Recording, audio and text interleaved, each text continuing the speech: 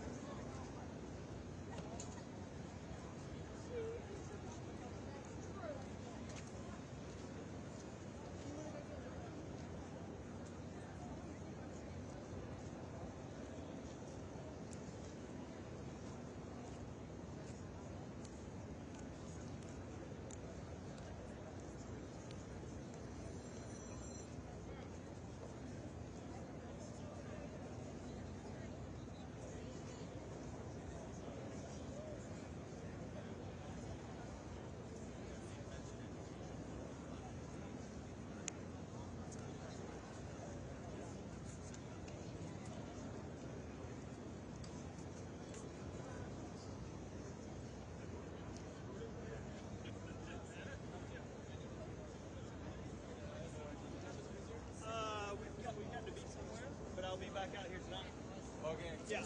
We'll be back. Yeah. Very quick. We'll be back. No, it wasn't that.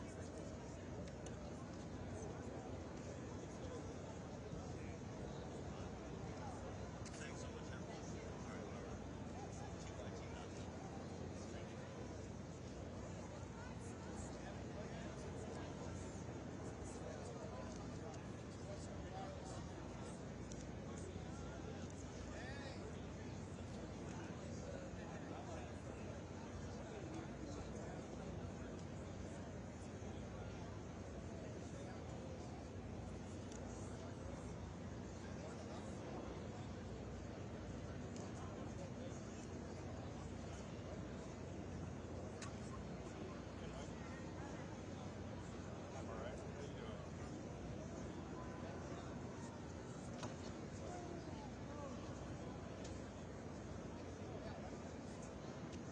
Jeez.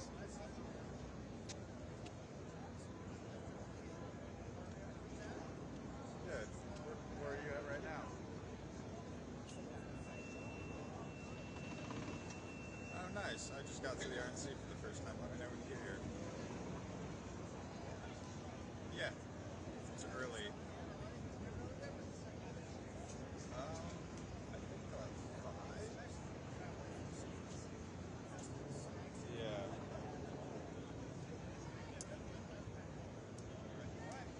No, I'm just hanging out outside. I just got here.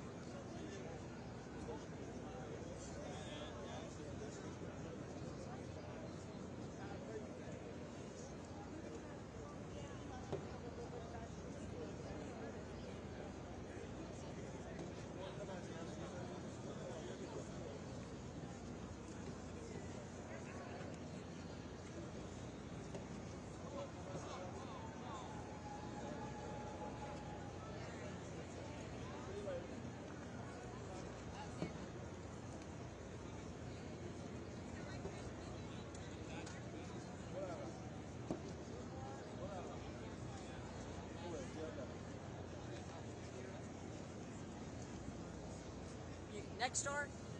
No. No. Okay.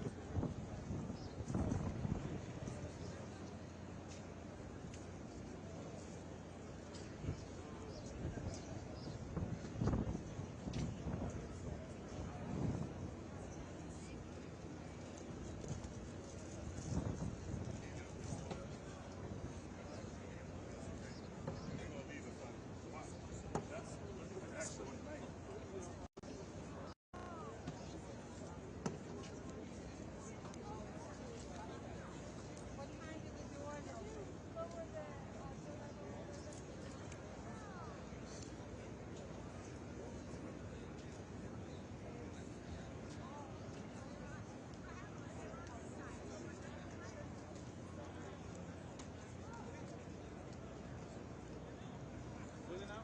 Say something.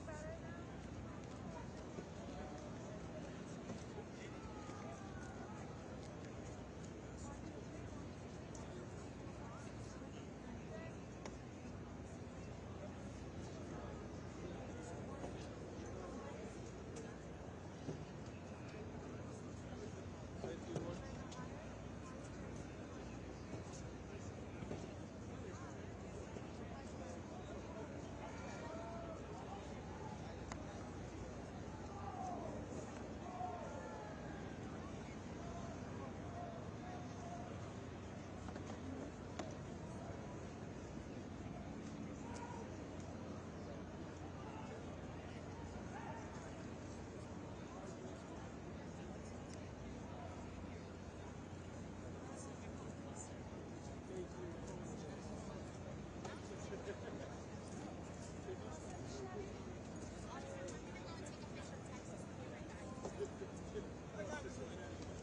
So sorry about that. Yeah.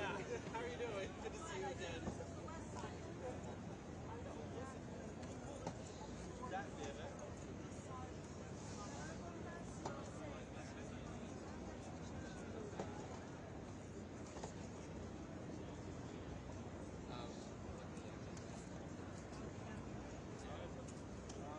So where is the uniform? Down, didn't get him. So back on next side.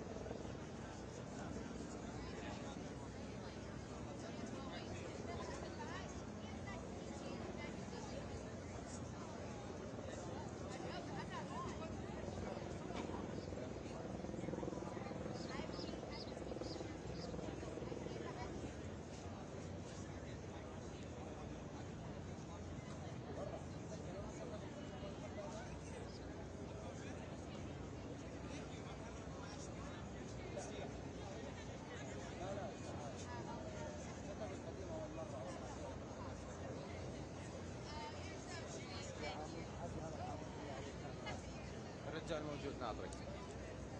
يلا هاش.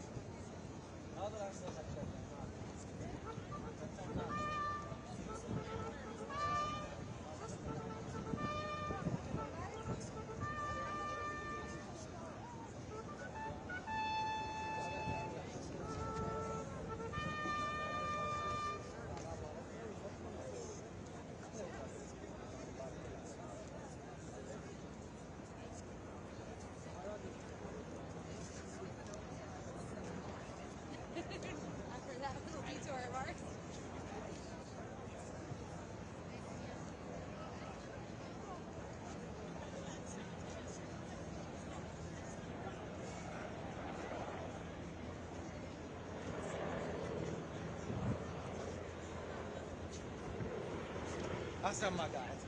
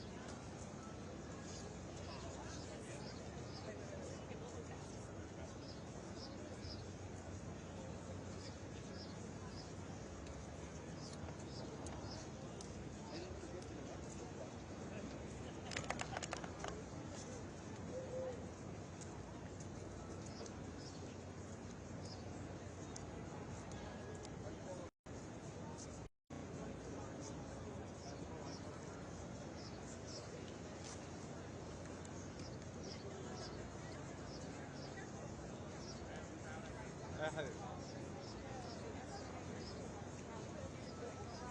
حسين اسماعيل؟ بيت. لحاله. بلا.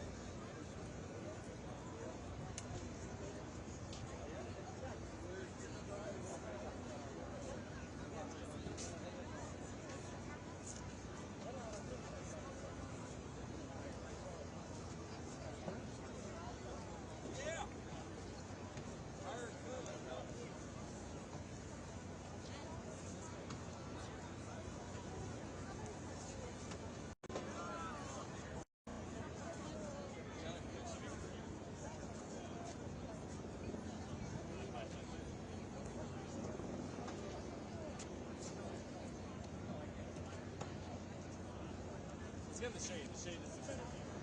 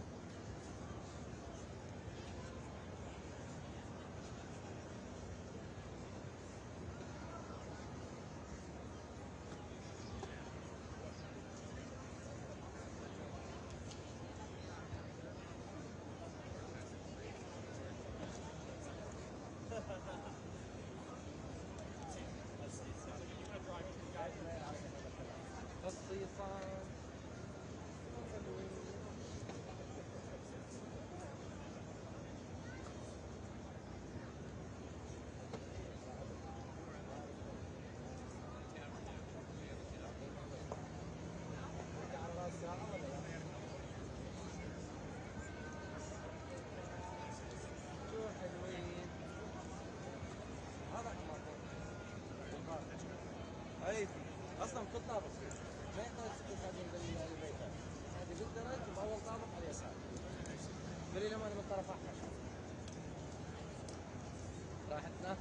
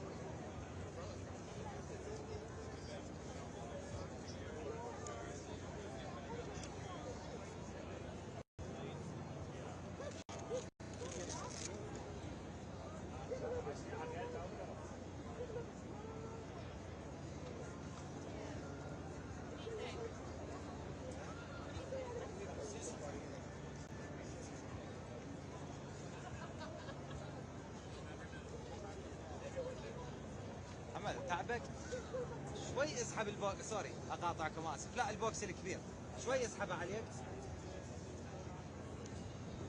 بعد شويه. يا ثانك يو حبيبي.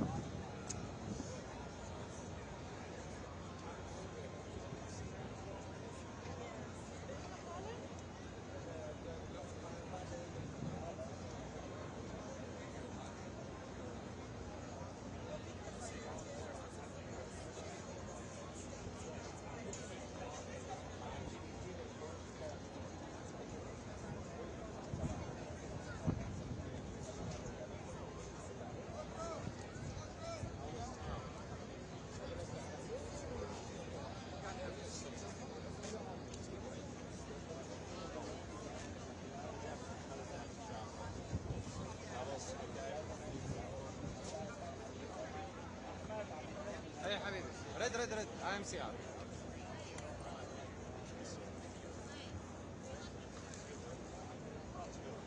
Dude, I'm sorry, but I literally waited down the whole I had a feeling that was going to happen. That's just why I figured having Eddie there was perfect. It worked great.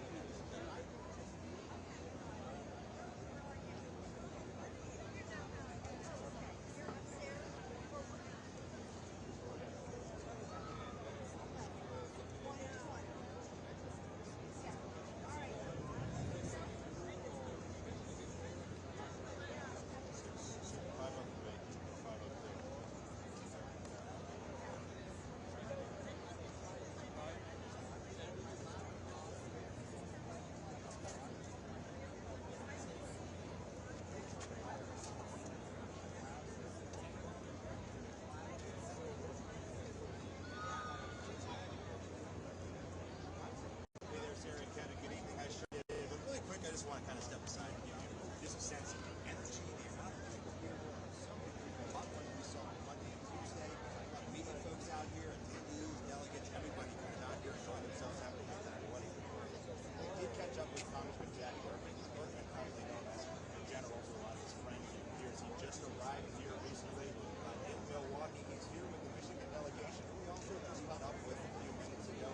Great people there. There are a lot of topics and a lot of different things that folks are talking about here. Of course, overshadowing this attempted assassination of former President Trump last Saturday in Buffalo, PA. Many lawmakers on both sides of the aisle calling for a kind of a tone down, if you will, in political rhetoric, especially during this really kind of vigorous, contentious campaign cycle. That's something I asked Congressman Burkman about. He said it's time to tone it down and focus more on policy and not so much on social attacks. Take a listen.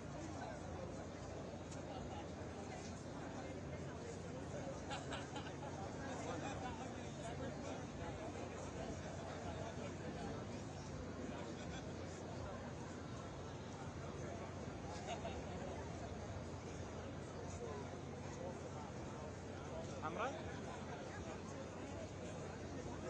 هلا فيها ضوء.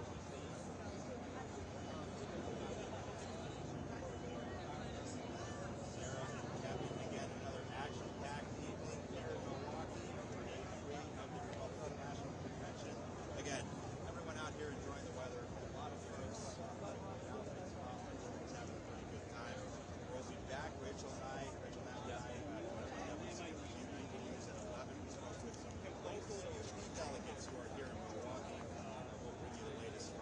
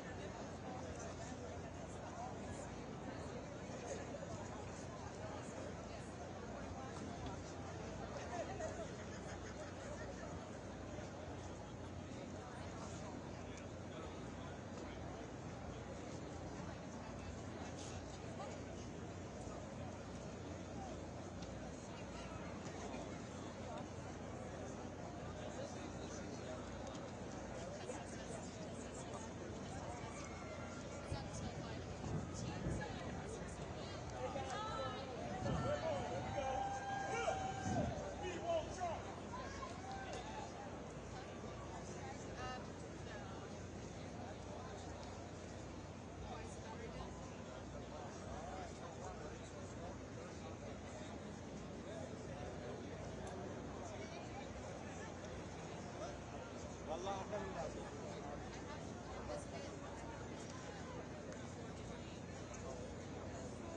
How many hits you got for the 7?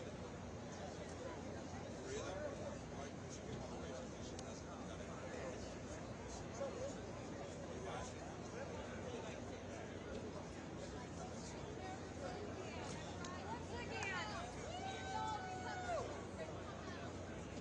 Yeah, I guess you guys got it. I think that's like get the politicians in between them. Perimeter And then she goes back to the he's so super interesting. I think so. Yeah, I got 7.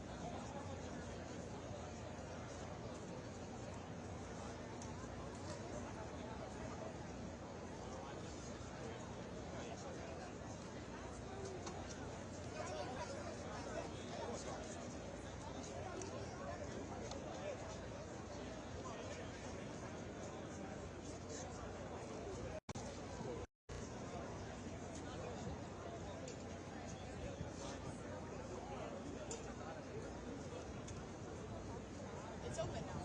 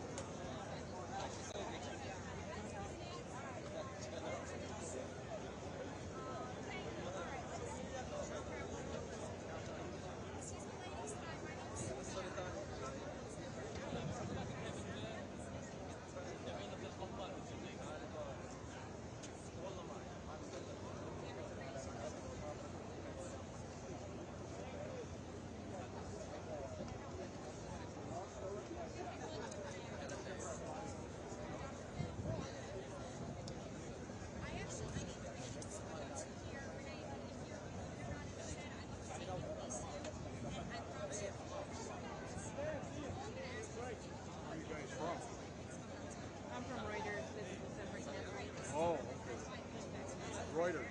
Where do you live? I'm from Phoenix. Phoenix? Yeah. Oh. Phoenix radio right over there. Two daughters live there. So I check it out. It's a lot cooler here. Yes. Very grateful to be here. Yeah. Welcome to Milwaukee. Thank you.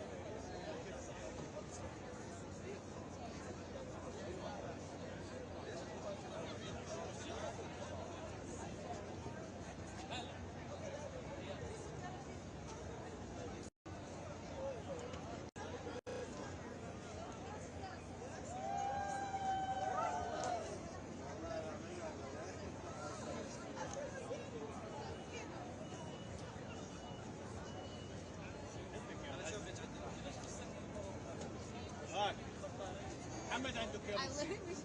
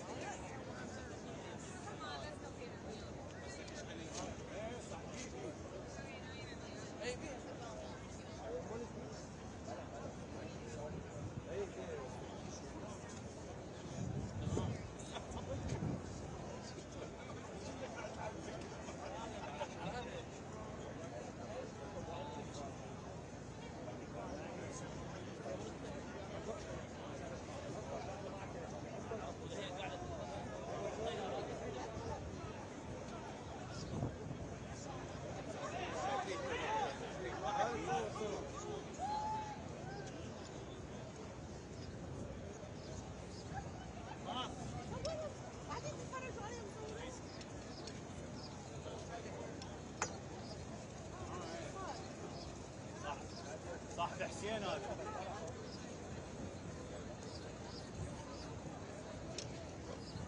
صورت الحمار عندك شيء غيره؟ هذا صاحب حسين.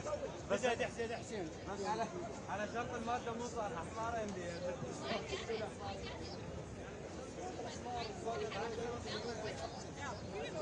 بس شوف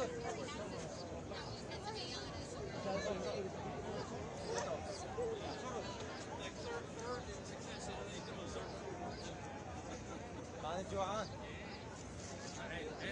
تسلم عينك. لا راح اكل فور كاميرا طيب.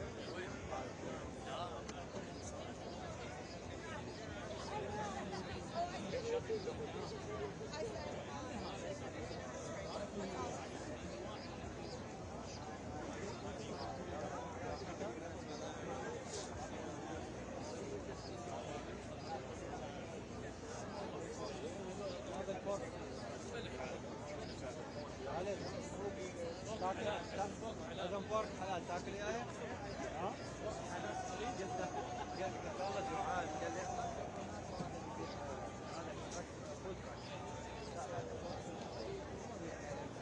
قال فورك حلال قلت له فورك ما عندي شيء ما راح اسوي اكل انا؟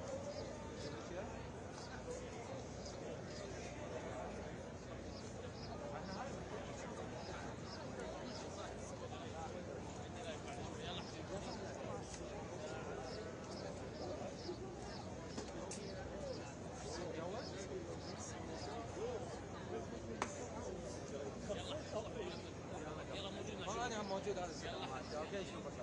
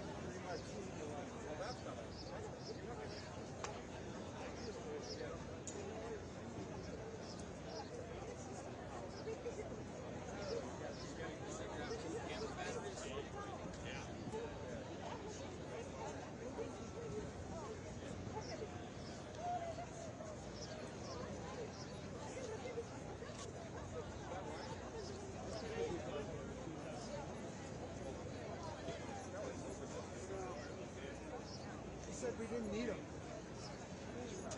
I'll shoot you guys ahead of me.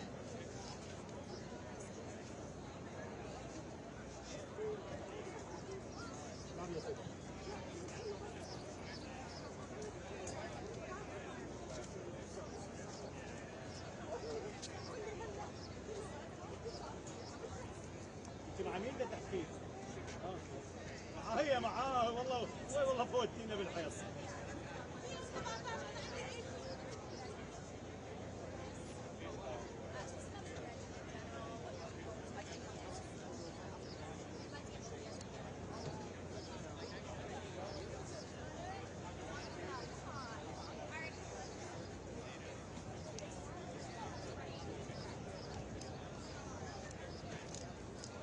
Buddy just took off, didn't he?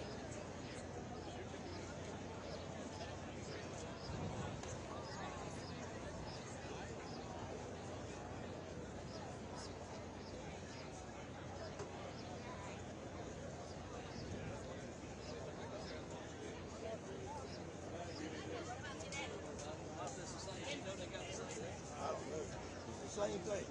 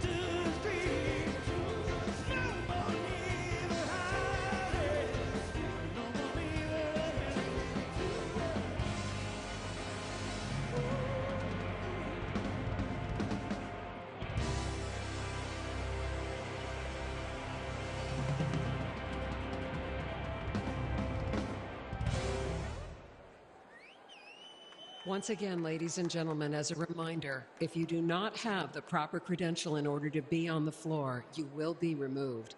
Escorts must remain with their guests at all times. Thank you.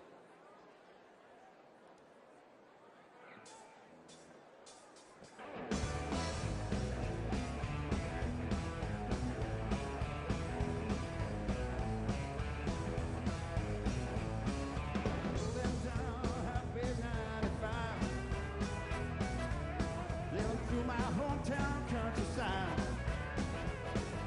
move on over, stand aside, my cruise control and overdrive. Come on, take my baby for a ride. Ooh, she's like a smooth stretch of highway. Ooh, she's like a cool summer breeze. If my motor's running right, we might lose control tonight.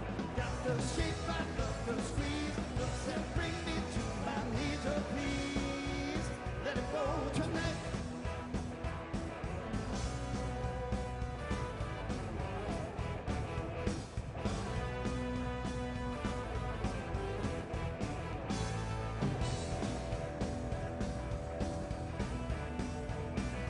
Might be doing more than 55 when I get my baby by my side. Down the floor and power by my cruise controls and overdrive. Come on, take my baby for a ride.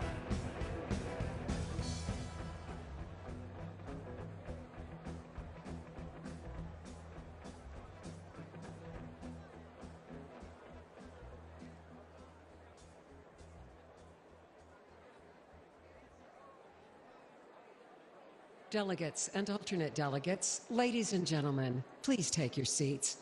The 2024 Republican National Convention will begin in a few minutes.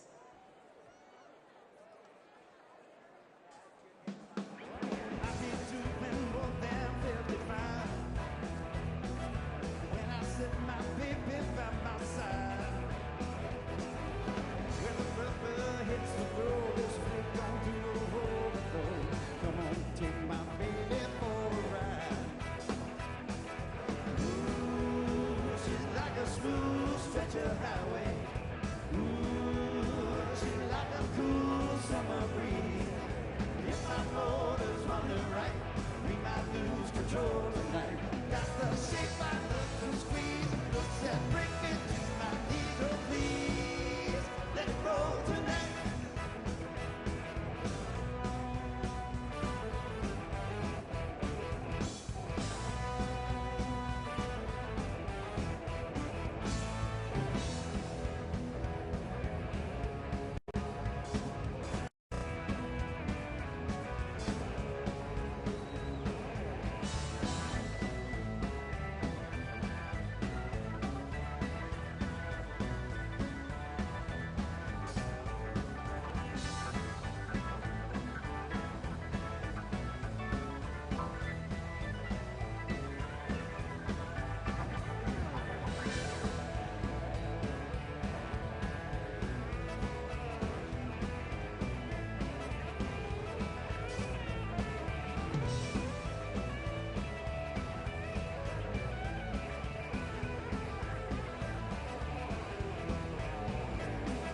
Now I know just how heaven feels when I get behind that steering wheel. Down the floor and power by, boy, the stoked I'm satisfied. Come on, take my baby for a ride. Ooh, she's like a smooth stretch of highway. Ooh, she's like a cool summer breeze. If my motor's running right, we might lose control tonight. Got the shape I love to squeeze. Looks that bring me to my knees. Oh, please, let it roll tonight.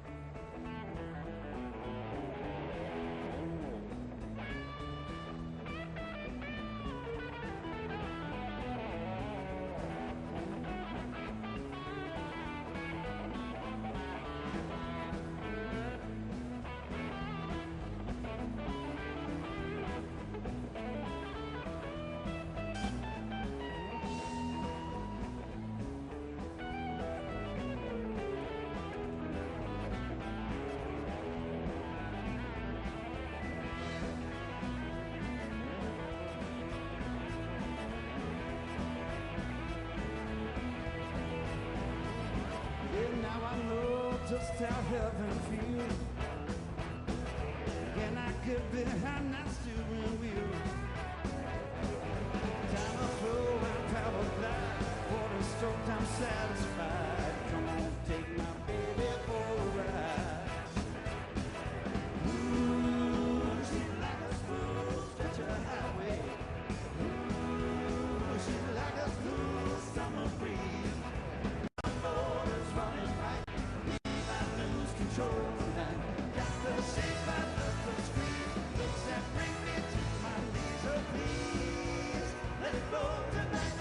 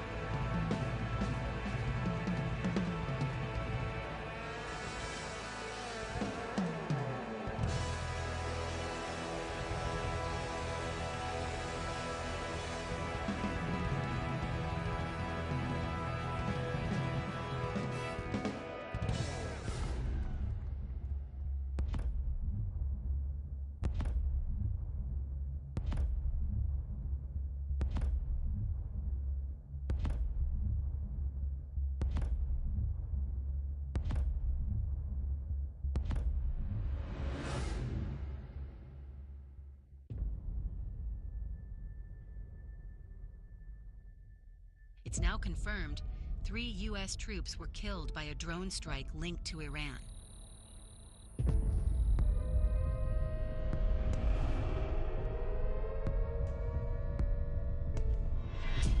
"31 Americans died today in Israel after an attack by Hamas.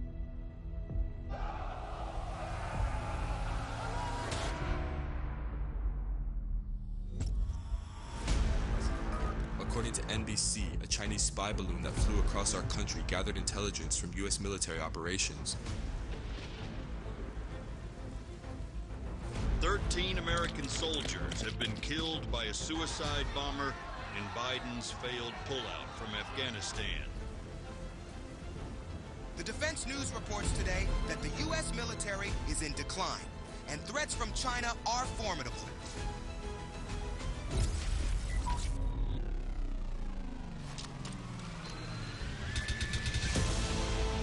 Prevailing view among Americans is that U.S. influence in the world is weakening, and China's is growing.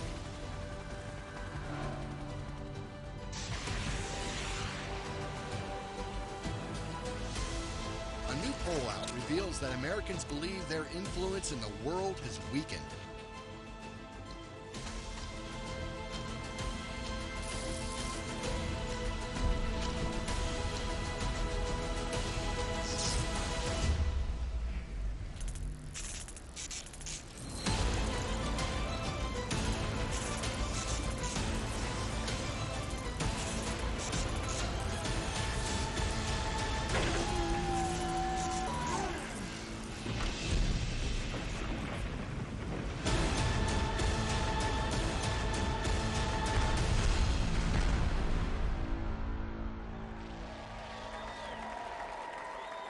Ladies and gentlemen, the chairman of the Republican National Committee, Michael Whatley of North Carolina.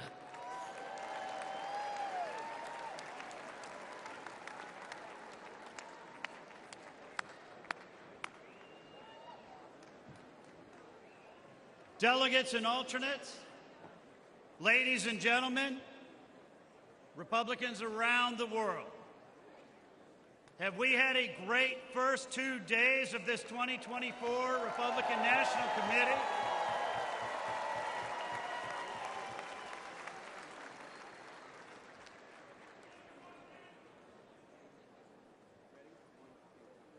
You know, when you think about where we are as a country today, you got to start by thinking about where we were 4 years ago. 4 years ago, Russia was in check.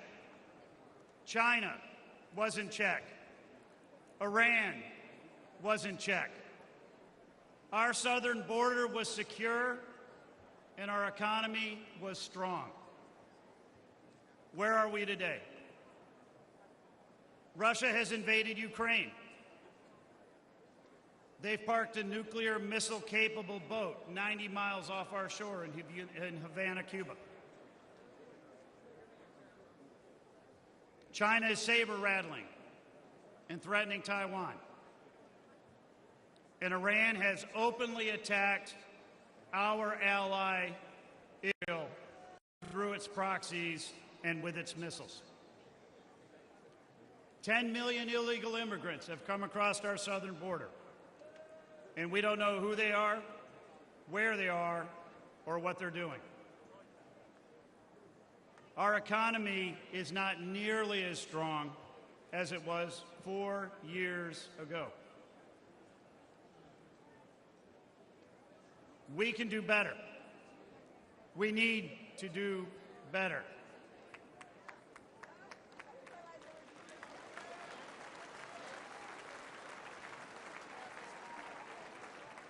Tonight, we are going to hear from great speakers from across the Republican Party. We are going to hear from President Trump's son, Donald Jr.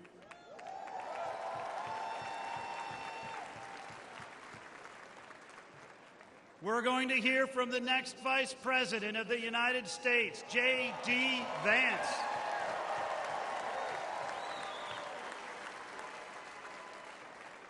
And we are going to hear from real Americans who are going to tell their stories about how we need to make America strong again.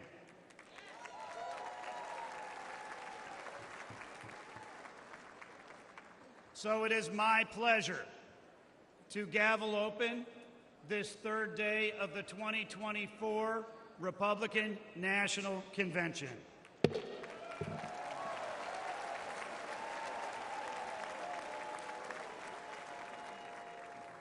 Offering today's invocation, please welcome Delegate Evelyn Nunez-Jones from California.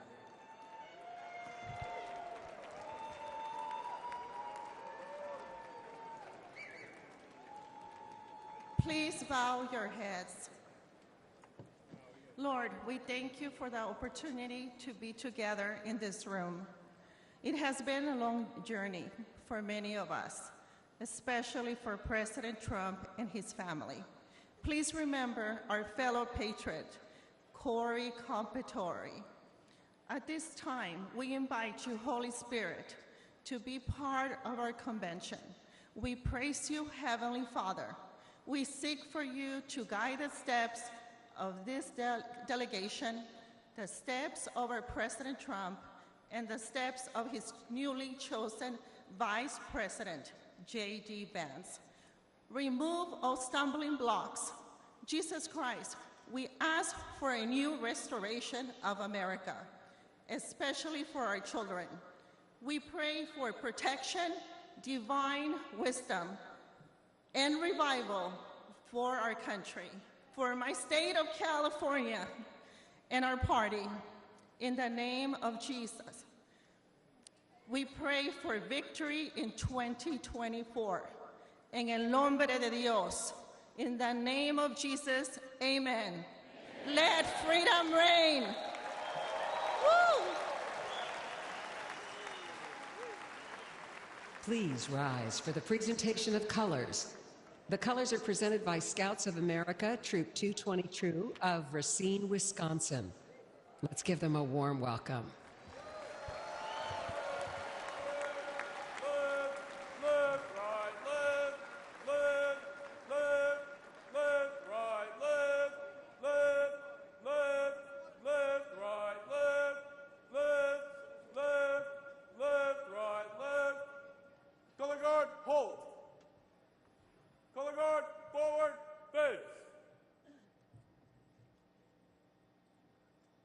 Please remain standing for the Pledge of Allegiance and the National Anthem.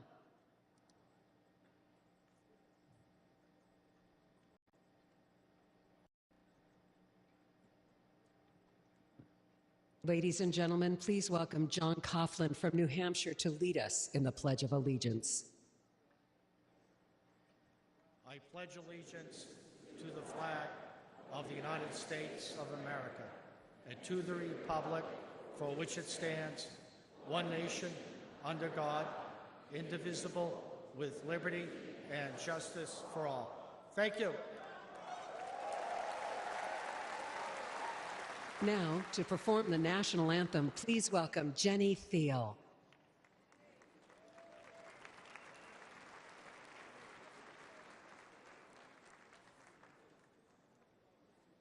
Oh, say, can you see by the dawn's early light what so proudly we hailed at the twilight's last gleaming, whose broad stripes and bright stars through the perilous fight o'er the ramparts we watched were so gallantly streaming, and the rockets' red glare, the bombs bursting in air, gave proof through the night that our flag was still there.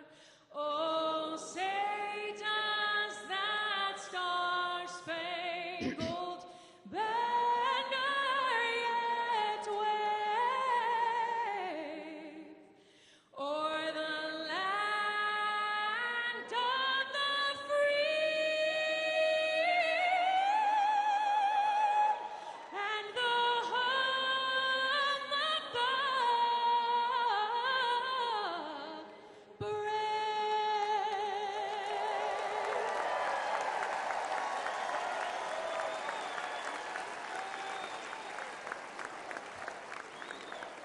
Please remain standing while the colors are retired. Right, nice. Color guard, forward, march. Left, left, left, right, left, left, left, left, right, left, left, left, left, right, left, left, left, left, right, left, left. Before his weakness, America had strength. Strength respected by our allies, feared by our adversaries. Strength that kept Russia out of Ukraine. The Middle East at peace. Iran's nuclear efforts stalled. Our borders safe and secure. Terrorist ISIS destroyed. And American soldiers out of war. Because that's what a strong leader does. And our soldiers always knew this commander-in-chief had their backs. He was there with them on graduation day, visited with them here and around the world, gave them their largest pay raise in a decade, and he never forgot them after they served, and made sure every vet finally got the health care they deserved. President Trump, he's making America safe and strong again. Ladies and gentlemen, please welcome Congressman Brian Mast of Florida.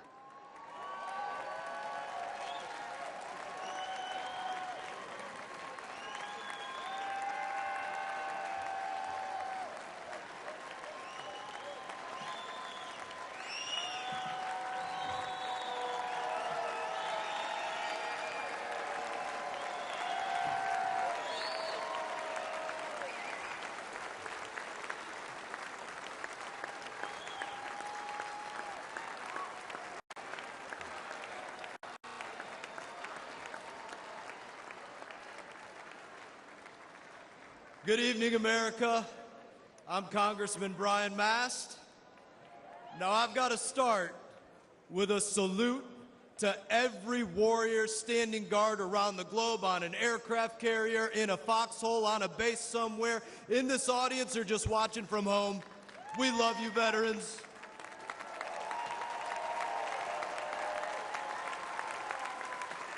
We love them. We love them.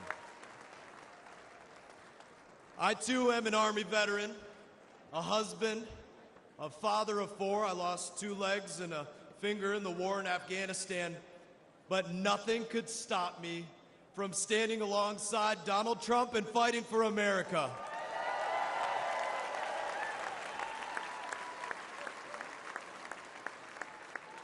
Every one of you American service members and every veteran knows the dangers when we join the armed forces, but we risk our lives because we believe in America. As president, Donald Trump rebuilt our military, deterred our enemies, and he made America strong again. Now, I'm not here to sugarcoat it. Joe Biden and Kamala Harris have once again weakened our armed forces, and through inflation slashed the size of our military budget just like they slashed the family budget. And at the same time, they've distracted our troops with millions of hours of so-called extremism training, and they've based promotions on adherence to left-wing political ideology rather than merit. They would rather lose a war than use the wrong pronouns, and we've had enough.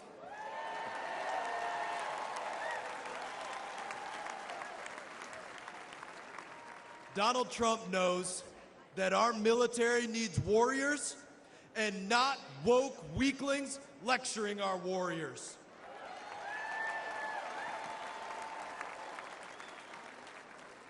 Biden and Harris's weakness invites aggression, and our enemies are on the march. Russia invaded Ukraine, Hamas attacked Israel, Iran is funding terror across the Middle East, and the Chinese Communist Party has Taiwan in their crosshairs. And with his botched withdrawal from Afghanistan, Biden delivered what President Trump rightly called the most embarrassing day in American history. And what's worse is that Joe Biden doesn't even remember that it cost the lives of 13 American heroes. But when their coffins arrived at Dover, he did remember to check his watch, didn't he?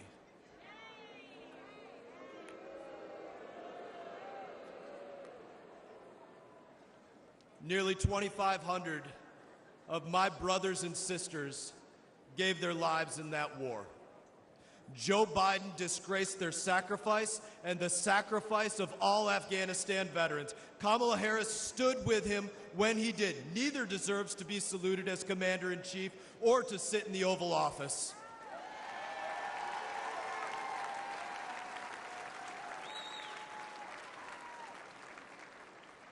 American veterans and American service members deserve better. America deserves better.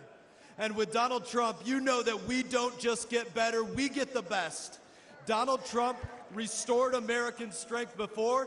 Donald Trump will restore American strength again. And with your vote, we won't just make America strong again, we will make America stronger than it's ever been. May God bless you, God bless our troops, and God bless the United States of America.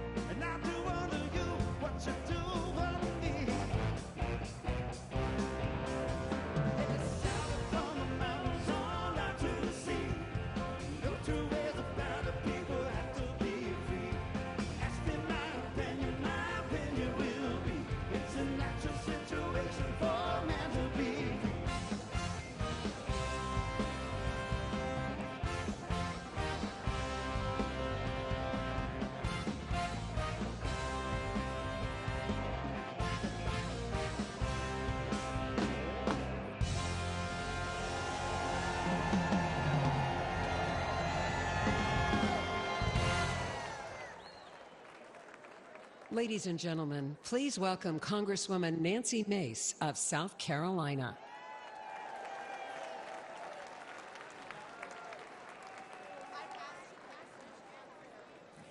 Good evening, America.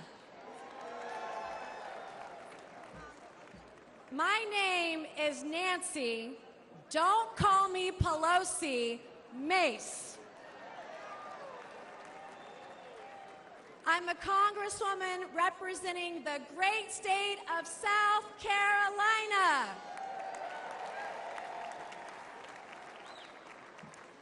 At the age of 17, I learned that dropping out of high school might not have been the best idea. So I took my first job at a fine dining establishment some of you may know as the Waffle House. Denny's was a little too highbrow. While Waffle House was an important part of my journey, it would not be my destination. I soon went from making waffles to making history. 25 years ago, this high school dropout became the first woman to graduate from the Citadel, the Military College of South Carolina.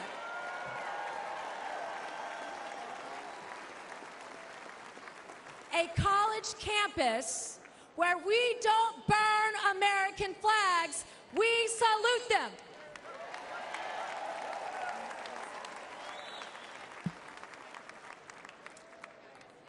I'm a single mom and a rape survivor. To women tonight who can relate, please know you have a friend and a sister in me. And I will fight like hell for you.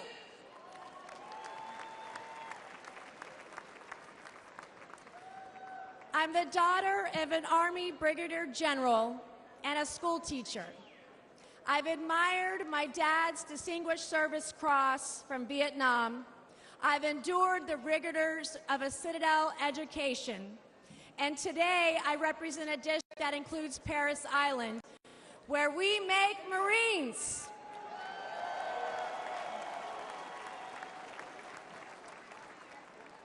What we're witnessing today is proof that strength preserves peace and weakness invites war. We can never project strength around the world when weakness stands in the White House.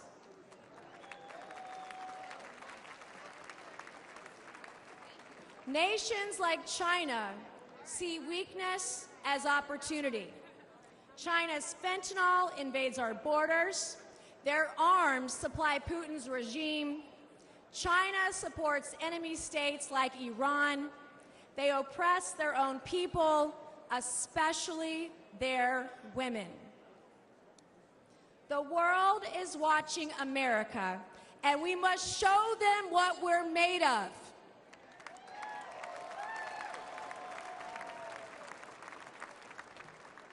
And I know a strong leader when I see one.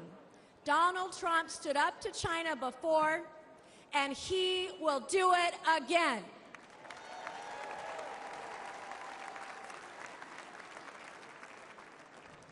Anyone who thinks they can take on Donald Trump or take down America is now on notice. Just as Trump quickly rose to his feet with a defiant fist in the air in Butler Township, Pennsylvania, when we re-elect him as president in November, America will soon be back on hers. We will be courageous, we will be resilient, we will be united, and we will be prepared to take on the challenges of this historic moment. Thank you, God bless you, and God bless the United States of America, and God bless Donald J. Trump. Thank you. Ladies and gentlemen, Please welcome Congressman Ronnie Jackson of Texas.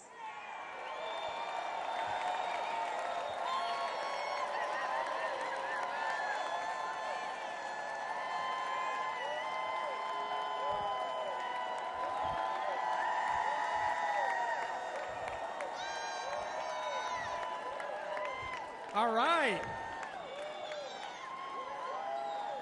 All right, all right. Good evening, everybody. Good evening, and good evening to my delegation from Texas.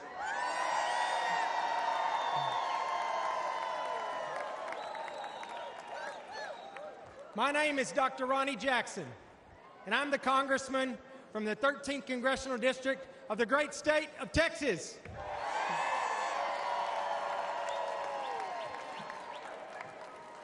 Prior to being in Congress, I served on active duty in the Navy for 25 years. I was a Navy deep sea diver, an emergency medicine doctor, and a combat physician in Iraq. During that time, I also had the distinct privilege of serving for 14 years as White House physician. But most importantly, I served as the appointed physician to the greatest president that this country has ever had, Donald J. Trump.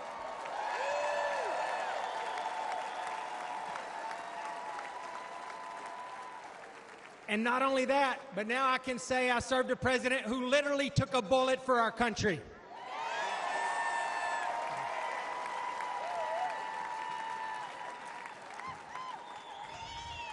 President Trump and I have been through a lot together over the years, but I have never, ever been prouder of his leadership than I was last Saturday. His warrior spirit and his display of will to keep fighting for our country, even after getting shot down, will go down as an all-time moment in American history. I know firsthand from my time at the White House that being a president is an unrelenting 24/7 job. Time off truly just doesn't exist. Our president needs to make clear and decisive decisions in a moment's notice. When the phone rings in the middle of the night, the president must be ready. Unfortunately, our current president is not ready for that call. Let's not kid ourselves.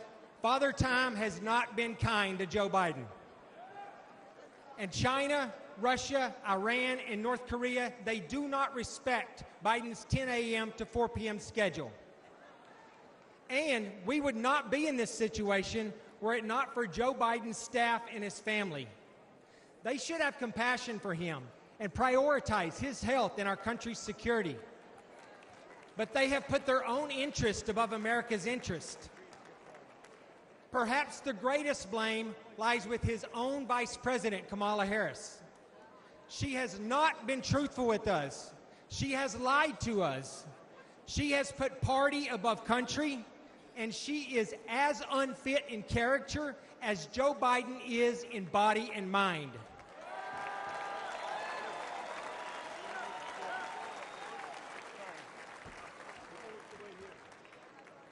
Between the wide open southern border, the botched Afghanistan withdrawal, record high inflation, and the devastating crime in our streets, this administration has now produced a legacy of failure, disappointment, and danger. There is simply too much at stake to have someone who can barely shuffle to a podium be the one that is responsible for the safety and the security of our country.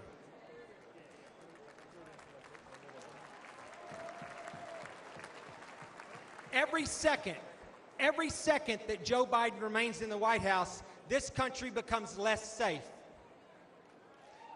However, under President Trump's leadership, we will restore our standing on the world stage. We will bring back our great economy we had. We will finally secure our southern border.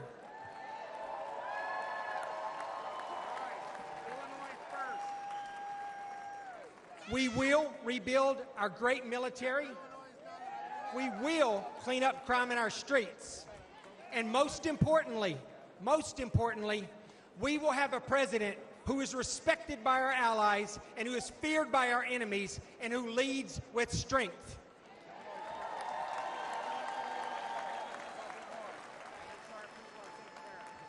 Let me close by saying, the path forward is simple.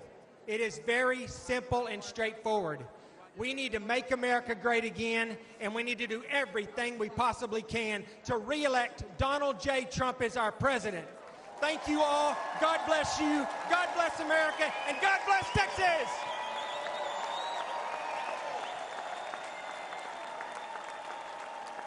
Ladies and gentlemen, please welcome former Acting Director of National Intelligence, Richard Grenell.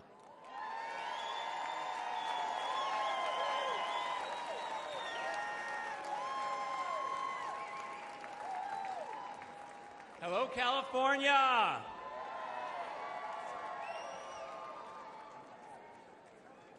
Last weekend, the American people bore witness to the instinctive courage of President Trump. We all know the contrast to Joe Biden could not have been greater. Tonight I want to talk to you about why President Trump's strength and grace, which now even his opponents struggle to deny, have consequences beyond American borders. From 2001 to 2008, I served as America's spokesman at the United Nations. Back then, Republicans believed America's duty was to spread democracy by military force. We were misled about weapons of mass destruction. We intervened in other countries' affairs and signed treaties that only benefited other nations. We spent too many years ignoring America's priorities. That's what happened when Washington stopped being the capital of the United States and started being the capital of the world.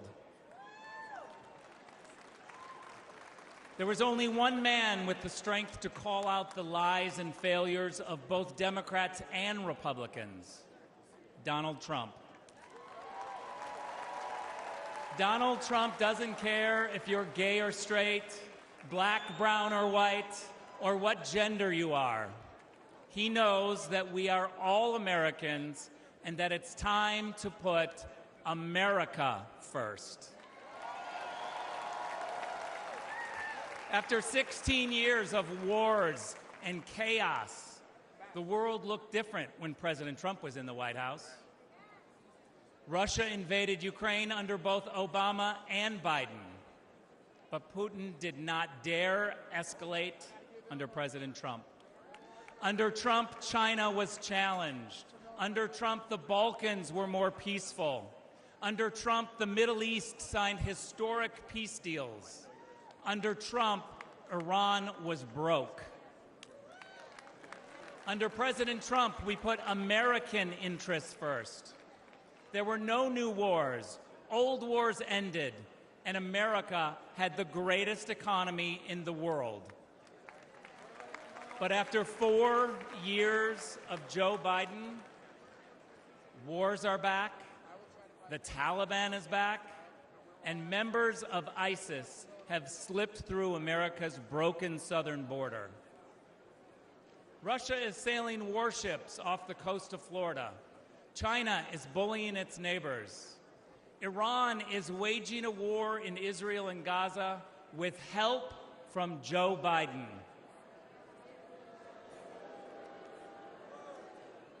And Joe Biden's radical supporters have overtaken our universities, burning American flags, cheering for terrorists, and calling for violent revolution. The reason the world is on fire is because President Biden is weak in more ways than one. But Donald Trump's opponents here and abroad now see clearly his incredible courage and resilience. They stand in fear and awe at the thought of his return. By voting for President Trump, you are casting a vote for the strength and grace that will bring peace and prosperity back to you, your family, America, and the world.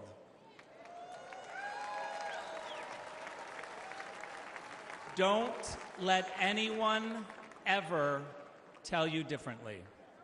Thank you very much. Ladies and gentlemen, please welcome Congressman Matt Gaetz of Florida.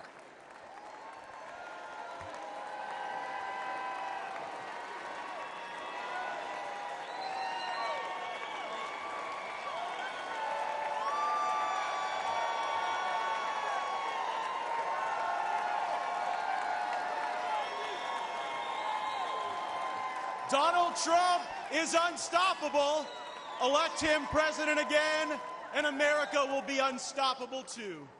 Meanwhile, Joe Biden's been out of it. Democrats have been hiding the real Biden for years. We saw people in the witness protection program more often than we saw unscripted Biden. Under sicker, lonelier, and poorer. Under Trump, we prospered, we were richer, inflation was low, and there were 2 genders. Under Biden-Harris, inflation has gotten so bad you can no longer bribe Democrat senators with cash alone. You have to use gold bars just so the bribes hold value. Oh, the swamp draining will recommence soon, and I will be President Trump's strongest ally in Congress to pass term limits, to stop taxpayer funding for political campaigns, to ban members of Congress for life from becoming lobbyists, and for the same reason you don't let the referee bet on the game, ban members of Congress from trading individual stocks. I am proud to stand before you, the only Republican in Congress who takes no lobbyist money, no PAC money. It's not good for me. I work for you, not them. President Trump, he'll never defund our police, but he will defund foreign aid to countries that hate us. And President Trump understands that if it isn't racist to check ID for a hunting license or welfare benefits or a fishing license, then it is okay to demand an ID to vote everywhere in this country in every election that's held.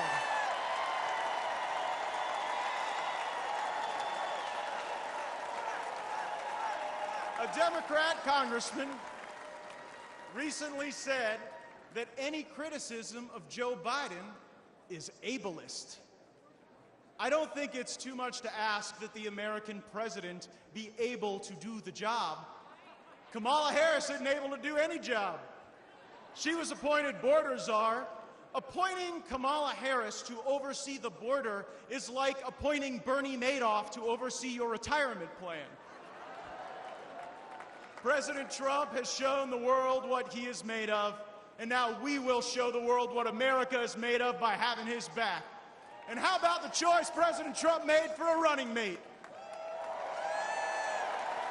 JD looks like a young Abraham Lincoln, but he's from Ohio, like General Grant. And like General Grant, JD Vance knows how to fight. So they can run Biden from the nursing home, Harris, George Clooney, Robert De Niro, whoever they want to run. We are on a mission to rescue and save this country, and we ride or die with Donald John Trump to the end. Thank you all so much. Thank you for having my back. Let's go get him. Ladies and gentlemen, please welcome former United States Ambassador to the Holy See, the Vatican, Callista Gingrich.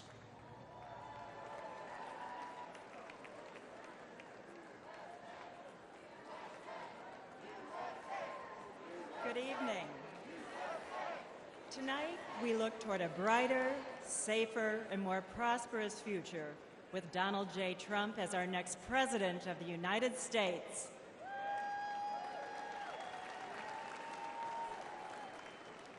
When I served as President Trump's ambassador to the Vatican, I witnessed the importance of having a president who stands up for religious freedom.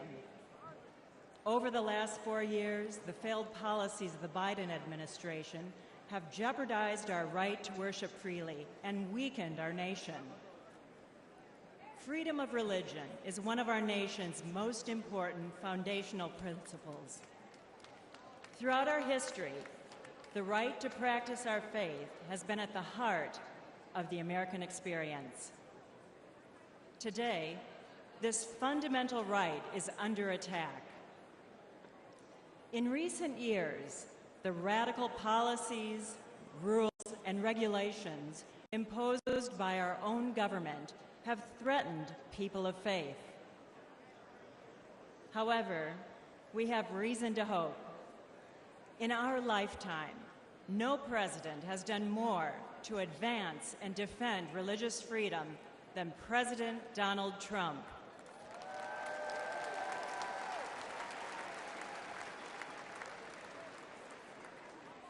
During his term, President Trump defended the rights of doctors, nurses, and teachers to act in accordance with their conscience. He appointed 3 Supreme Court justices committed to protecting our God-given right to worship.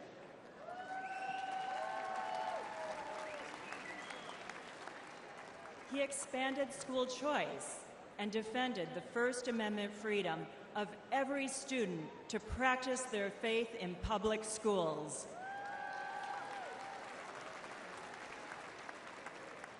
As president, Donald Trump signed an executive order that defined international religious freedom as a moral and national security imperative.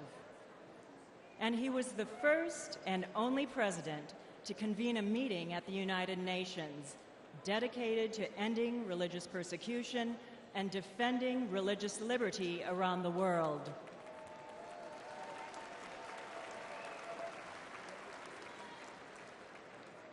Tragically, many of President Trump's policies have been replaced by the Biden administration's anti-faith agenda that uses the power of the government to impose its far-left ideology on religious believers.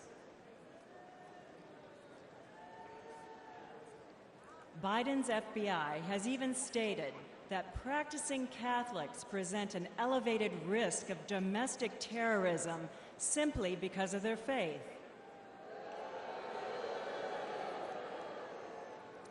Unlike President Biden, President Trump has a proven track record for promoting and protecting religious freedom at home and abroad.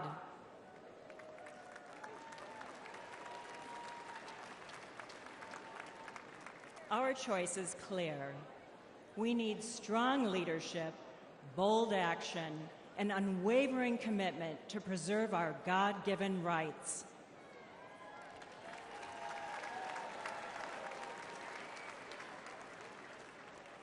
I am confident that President Trump will continue to fight for our founding principles and beliefs when he becomes the 47th President of the United States.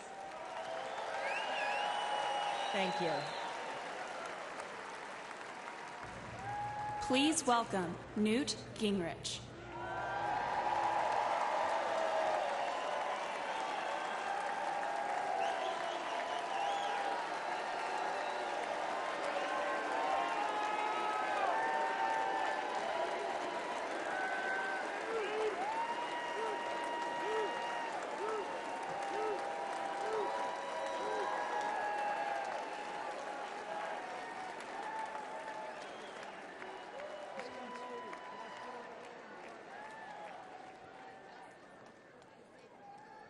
Thank you very much. That's a very warm welcome. You know, President Trump understands that the world is dangerous and that it takes an enormous effort to defeat anti-American and anti-freedom forces around the world. He also understands that when faced with multiple adversaries across the globe, the Reagan principle of peace through strength is the only road for safety for the America and the American people.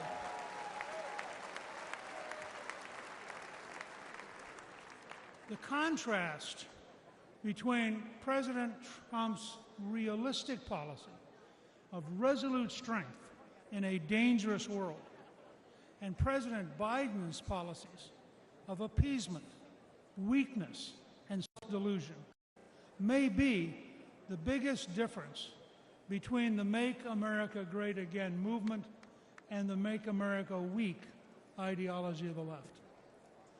We have to remember that the greatest threat to American safety is not Biden's brain. The greatest threat is Biden's policies and the people he appoints to implement them.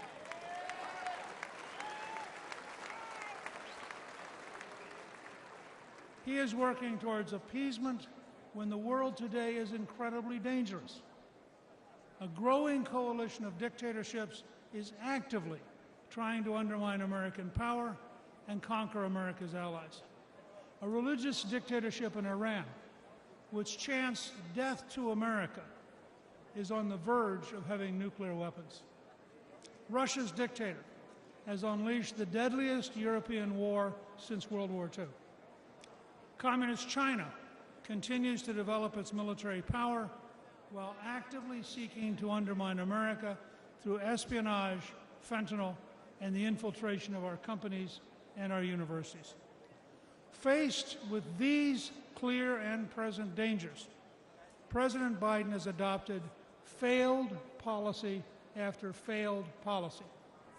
Where President Trump orchestrated an orderly end to the Afghanistan war with no American killed in nearly 2 years.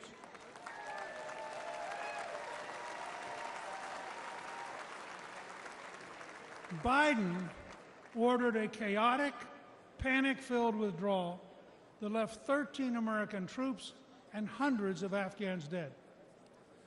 Where President Trump insisted on keeping Bagram Air Base, which is located within 1 hour of the Chinese nuclear facilities, President Biden gave it to the Taliban, who are now allied with Communist China.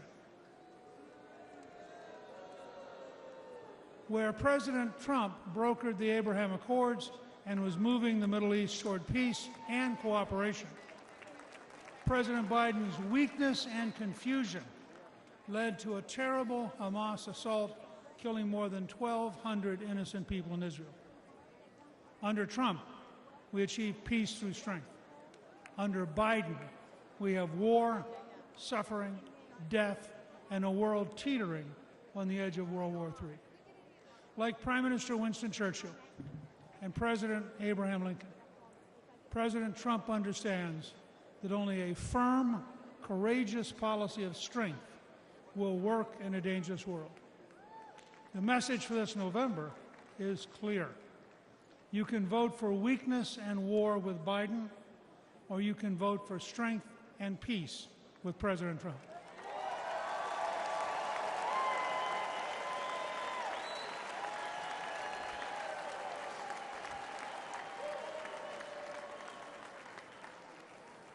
Let's dedicate ourselves to making America safe, strong, and proud again with President Trump.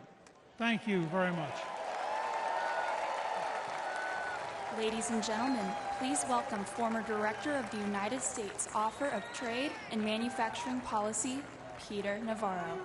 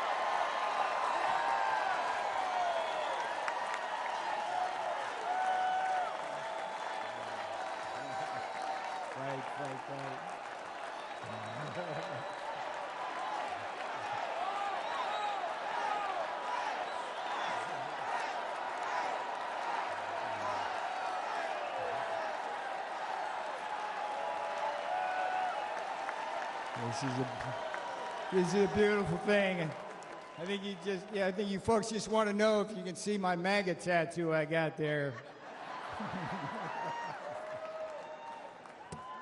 Yes, indeed. This morning I did walk out of a federal prison in Miami. Joe Biden and his Department of Injustice put me there. Tonight I'm here with you in this beautiful city of Milwaukee. I've got a very simple message for you. If they can come for me, and if they can come for Donald Trump, be careful, they will come for you. If we don't control our government, their government will control us. If we don't control all three branches of our government, legislative, executive, and judicial, their government will put some of us, like me and Steve Bannon, in prison and control the rest of us. Here's how it went. Here's how I got in prison. The legislative branch came for me first. Your favorite Democrat, Nancy Pelosi, created your favorite committee, the sham January 6th committee, which demanded that I violate executive privilege. What did I do? I refused. The J6 committee demanded that I betray Donald John Trump to save my own skin. I refused.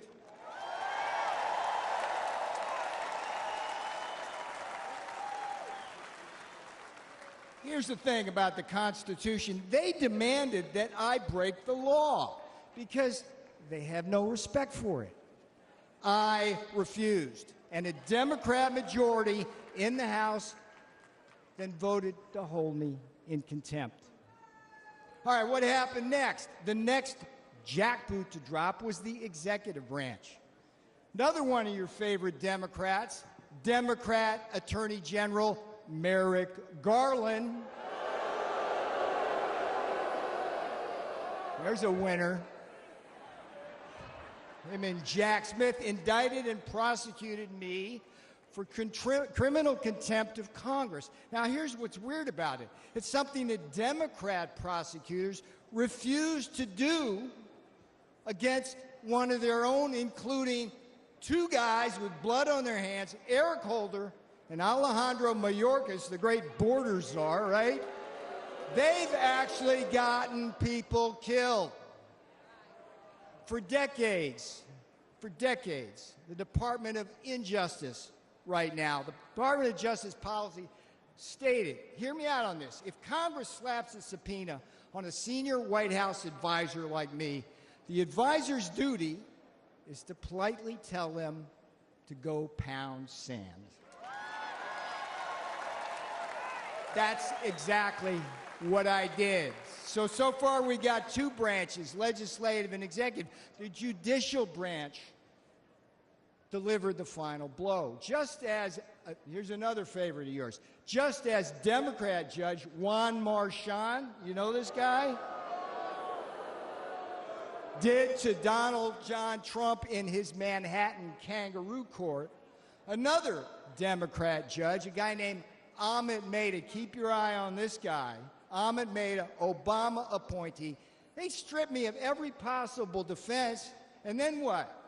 Just like in Manhattan with Donald Trump, they threw me to the wolves of an anti-Trump jury, and where? The D.C. swamp. They convicted me. They jailed me. Guess what? They did not break me.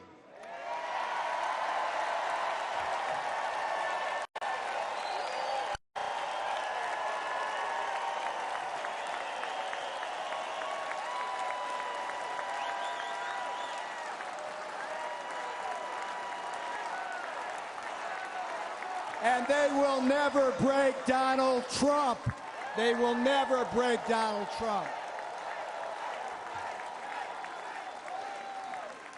All right, now here's the most important thing I'm going to tell you. You may be thinking this couldn't happen to you. Make no mistake, they're already coming for you. Joe and Kamala, they threw out the woke blue carpet across the Rio Grande, opened our borders to what? Murderers and rapists. When Donald Trump said it, thank you for saying that, when Donald Trump said murderers, rapists in 2016, they go, oh, racist, whatever. We read the papers. It's murderers and rapists. Murderers and rapists, drug cartels, human traffickers, terrorists, Chinese spies, and a whole army of illiterate, illegal aliens stealing the jobs of black, brown, and blue-collar Americans. They put them right on your front doorstep. Now, here's another thing Joe Biden did. You got to love this. The green new scam. We're in the heart here in Milwaukee, around all this. This is where the auto industry, that new scam is destroying our industry, leaving us at the mercy of the battery factories in Shanghai and slave labor in the Congo. Biden inflation. You're going to hear a lot of this because it's so friggin' true. Biden inflation is coming after what's left of your savings and eating your wages. And the Democrats, here's the thing. I'm sitting in prison thinking about this. It just eats at me as the Democrats come for your kids. They're indoctrinating them with poisonous attitudes on race and gender. And here's the thing, when politics fails, the investigations and prosecutions begin. They did it to me. They're going to do it to Trump. But hear me out. They've also done it to Catholics, pro-life activists, and parents who are just standing up for the kids at school board meetings. This is a tale of two Americas, and you know it wasn't this way when Donald Trump was president. I remember the days I was there. In Trump's America, you were safe and our borders were secure. In Trump's America, you were more prosperous, and you didn't have to choose between what? Food on the table, medicine in the cabinet, and a roof over your head. And in Trump's America, you didn't have to worry about being locked up for disagreeing with the government.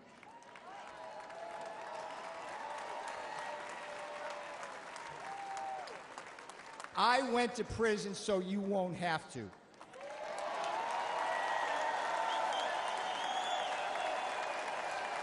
I am your wake-up call.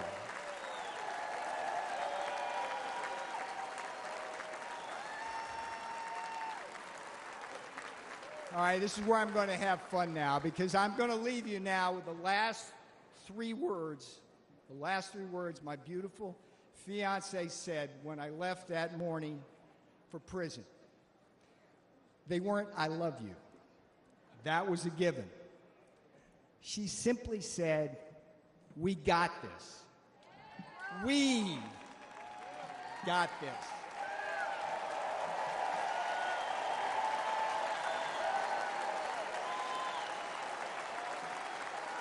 That's what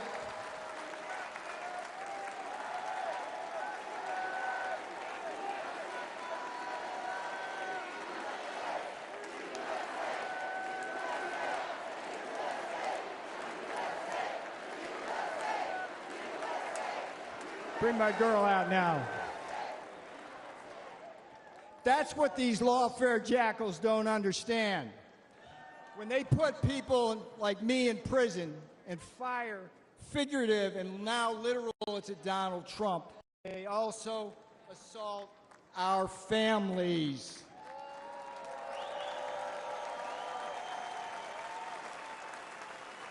On Election Day, America will hold these lawfare jackals accountable. Now, here's the sweetest thing that's going to come off my lips. Vote Trump Vance. 24 for Trump 47.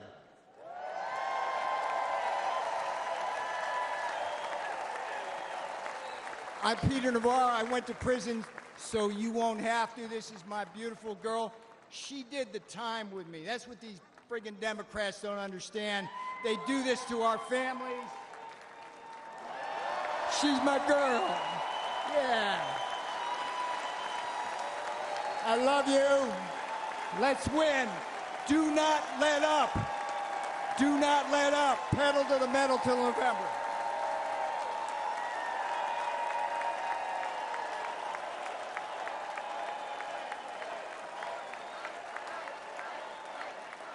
Ladies and gentlemen, please welcome Congresswoman Monica De La Cruz of Texas.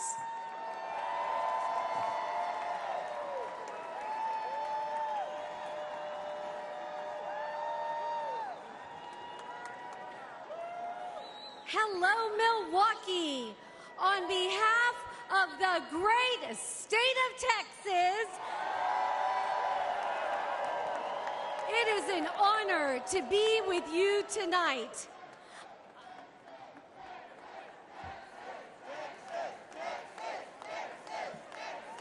I am the proud granddaughter of Mexican farm workers who came here with little more than faith in God. They never had much money, but they instilled in us strong Texas values. They taught me that through hard work, anything is possible in America. And then I proved it. By getting myself through school and building a successful small business. It wasn't easy, but I'm living proof that the American dream, el sueño americano, can become reality.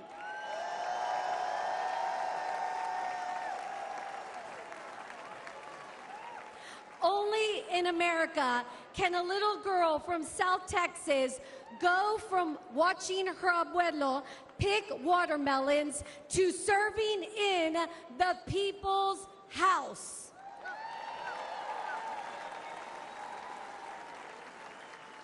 Now, as a mother, I often think about my kids' future, and I'm worried.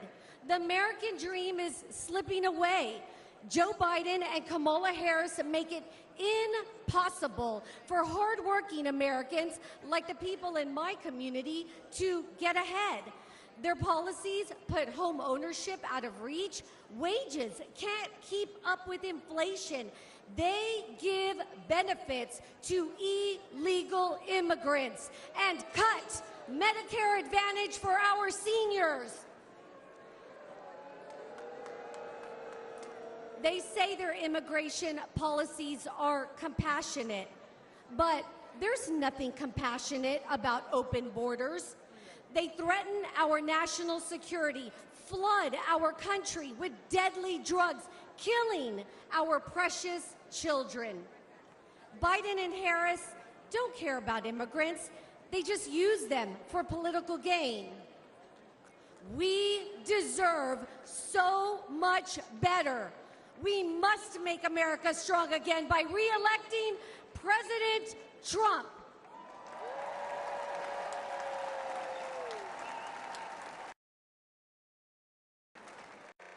Under his leadership, we can put hardworking Americans first again, end this border crisis. We can restore peace and prosperity, creating an amazing future with endless possibilities. And we can rebuild the most vital institution of all, the American family.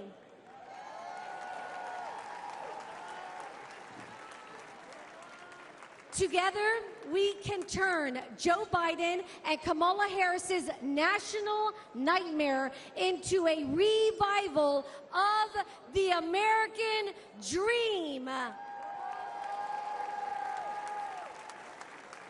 Thank you, Milwaukee. Good night. Ladies and gentlemen, please welcome former Acting Director of Immigration and Customs Enforcement, Tom Homan.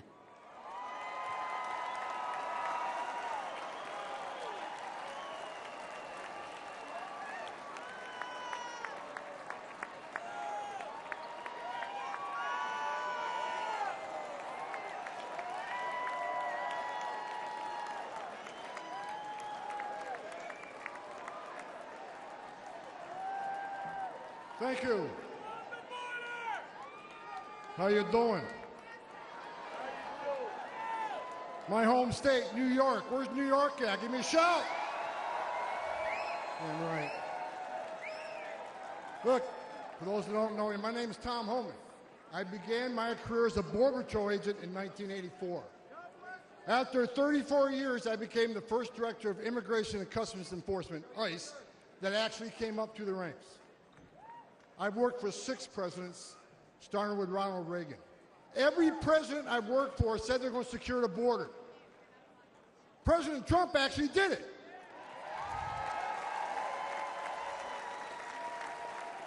He created the most secure border in our history, and that's a stone cold fact. The data proves it, and guess what? He's going to do it again.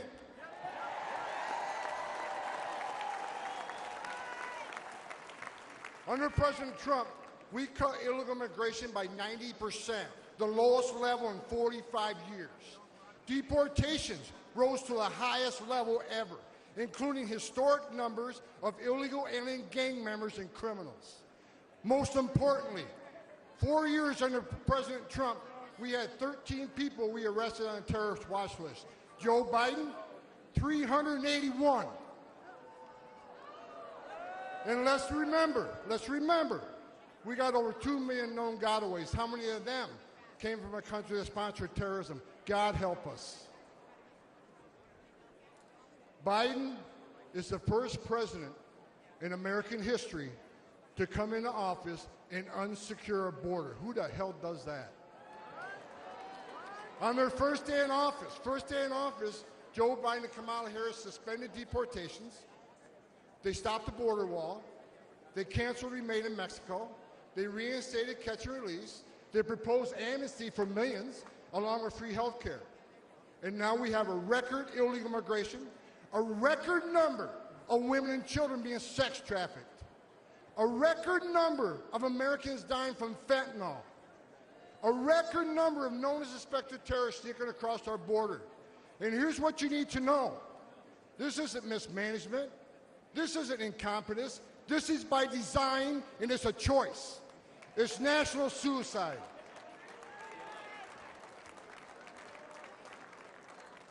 But you know what? On November 5th, the American people do have a choice, and they're going to stop this madness. I got a message. As a guy who spent 34 years deporting illegal aliens, I got a message to the millions of illegal aliens that Joe Biden's releasing our country in violation of federal law. You better start packing now.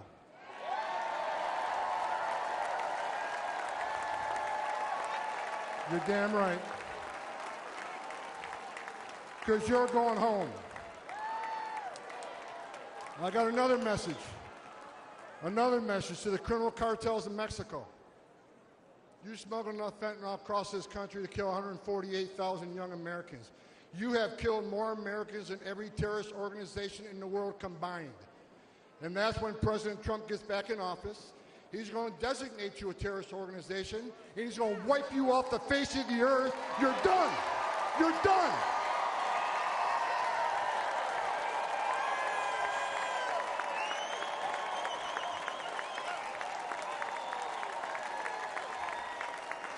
President Trump is going to end the Biden-Harris open border madness. We will stop the drugs and the crime from pouring into your neighborhoods. President Trump has proven to the American people that he's a warrior. And he's going to make America safe again, and you can take that to the bank.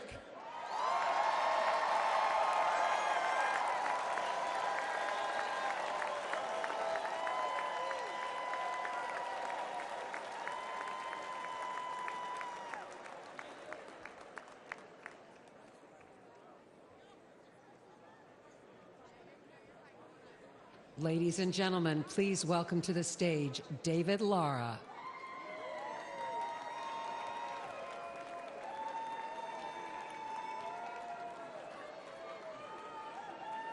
Hello, Milwaukee. Quiero dar un saludo a toda la comunidad y audiencia hispana. I am a proud husband and father of a small business in San Luis, Arizona. a town that sits directly on the U.S.-Mexico border. We are the front line of the Biden's border crisis. Small towns like mine bear the brunt of the chaos. Imagine crowds rushing the port, overwhelming Border Patrol when they know they don't have enough agents to detain everyone. Imagine strangers terrorizing your homes, your neighbors, your yards, and local schools going fearful to let children walk home. Imagine the fire department using off-road vehicles to bring your neighbors to the hospital because the ambulances are taken by so-called asylum seekers. Imagine being treated as second-class citizens, as chaos and crime overwhelm your streets. I don't have to imagine this. I've watched it with my own eyes. I've seen my town suffer because Biden and Kamala Harris want the illegal immigration crisis to continue. And no amount of suffering has changed their mind or convinced them to finally put Americans first. In San Luis, Mexican drug cartels use school children as mules. Let that sink in. Deadly drugs flow through our town, bringing crime and violence. San Luis wasn't always this way, and Joe Biden and Kamala Harris do not care. In fact, they seem satisfied.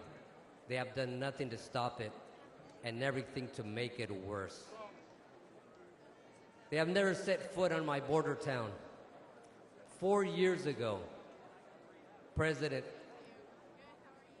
who believed in borders, and we have a president who traveled all the way to San Luis. We had a president who cared, and we can have that president again. We must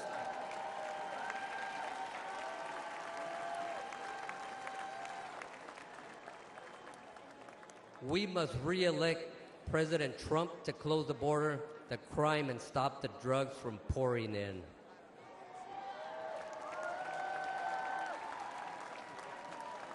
We must re-elect President Trump to imprison and deport violent gang members instead of coddling them, terrorize our nation.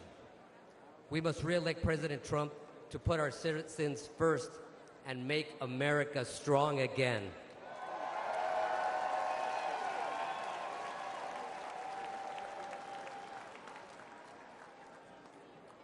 Los Latinos estamos con Trump. Thank you, Milwaukee. American Latinos for Trump.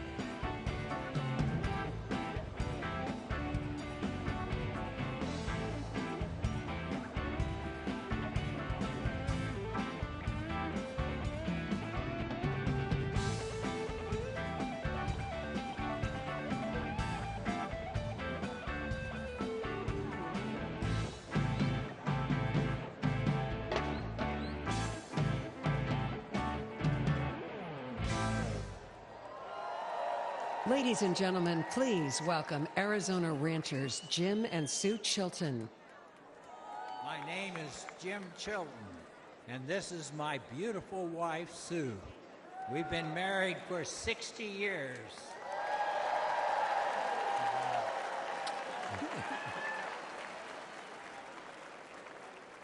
I'm a fifth-generation rancher from Arivaca, Arizona, the great state of Arizona. 5.5 miles of our ranch is the U.S.-Mexico border. It's a known route for drug smuggling and human trafficking. On the screen, you'll see footage from our ranch. Since Joe Biden took office, our hidden cameras have recorded over 3,500 drug packers and others dressed in camouflage marching north through our ranch.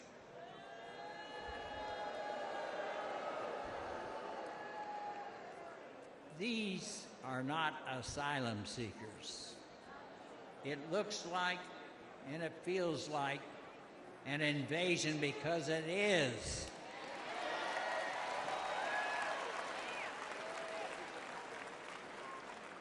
In April alone, over 5,000 additional unvetted aliens entered our ranch claiming economic asylum. We know firsthand that Biden's open border is our nation's greatest national security threat.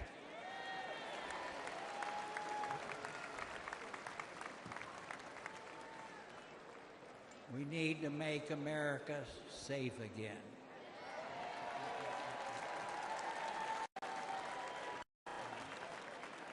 Every time Jim leaves the ranch house, I have to worry that he won't come back alive. Our house has been broken into twice. A Border Patrol agent was shot 5 times by drug smugglers on our ranch.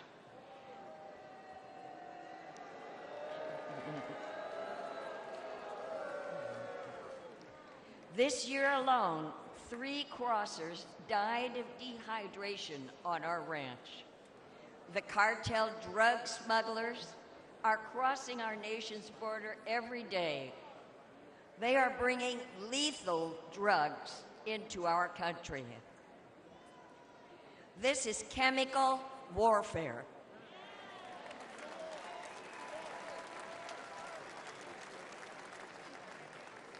It's killing Americans.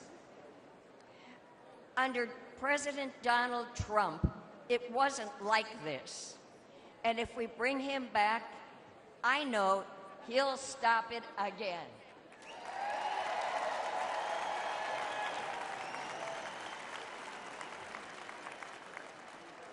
Biden, Harris, and the Democrats who support open borders are complicit in this death, in the death of tens of thousands of American citizens. When Joe Biden took office, the Trump wall was nearly complete on our ranch. But Biden halted the construction and stopped the installation of all the planned electronics. Since then, crossing on our ranch has increased 5-fold. 5-fold.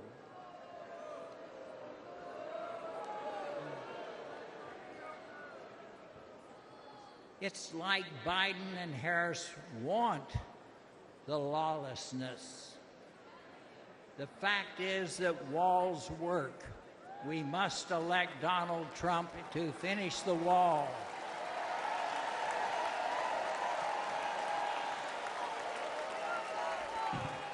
To stop the cartels.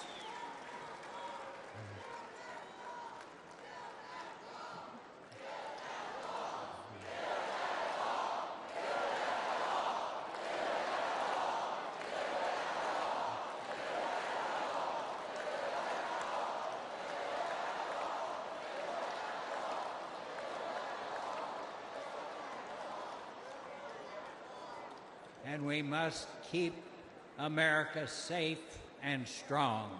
Thank you.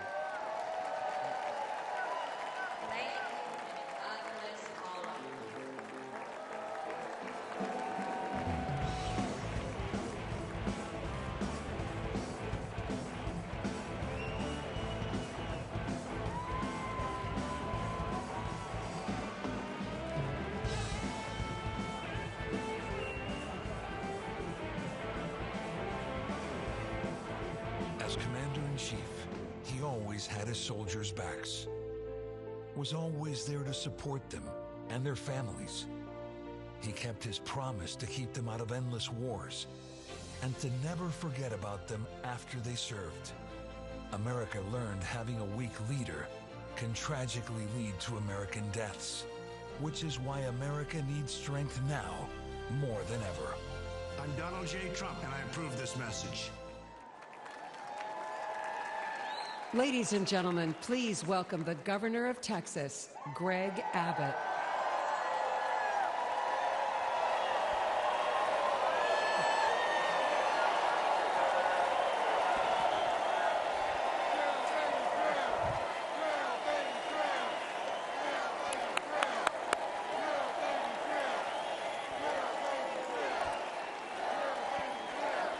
Thank you very much. Thank y'all very much. Thank y'all very much.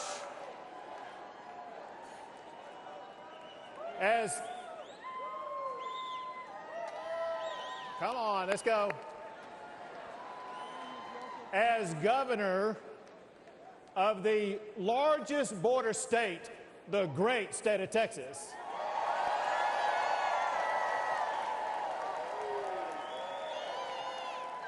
I can tell you, America needs a president who will secure our border. America needs Donald J. Trump.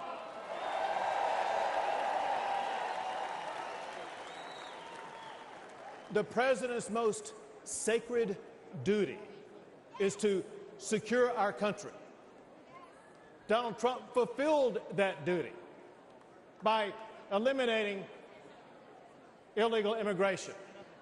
Under President Trump, we had the lowest illegal border crossings in about 4 decades.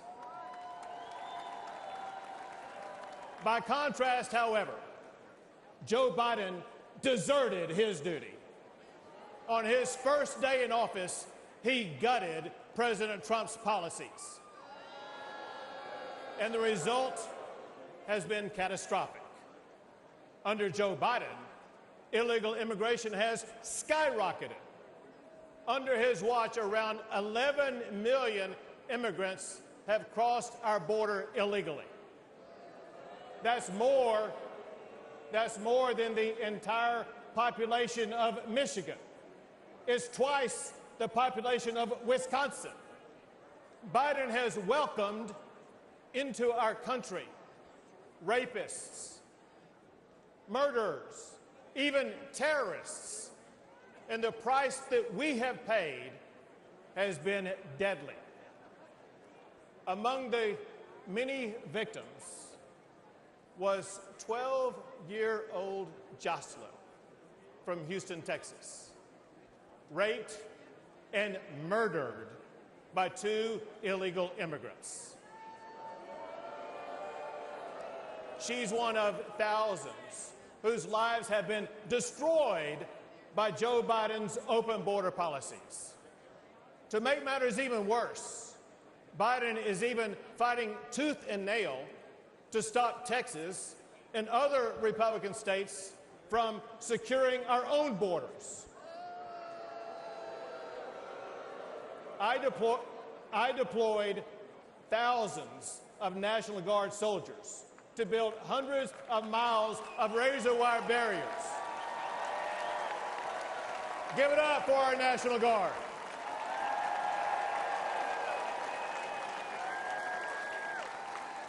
They built those barriers to stop illegal crossings.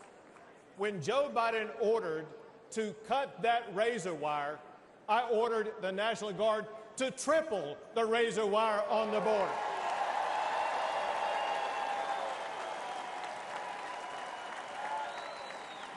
When Biden took 50 acres of Texas border property to illegally process up to 5,000 illegal immigrants a day, I directed the Texas National Guard to take back our land and wire it shut.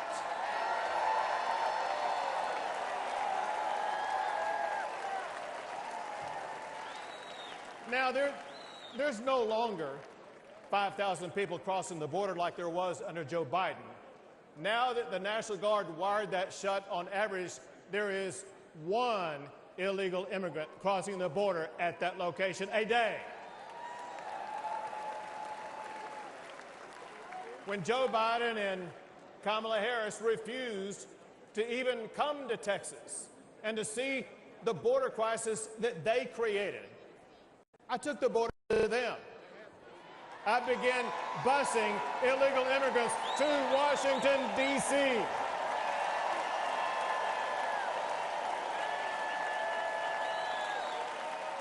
And we have continued busing migrants to sanctuary cities across the entire country.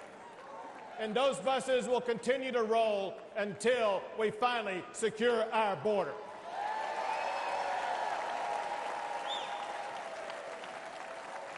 Fortunately, I see hope on the horizon, because on November the 5th, Joe Biden will be fired.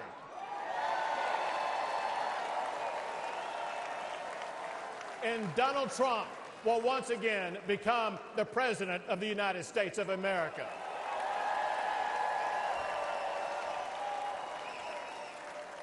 He will enforce the immigration laws.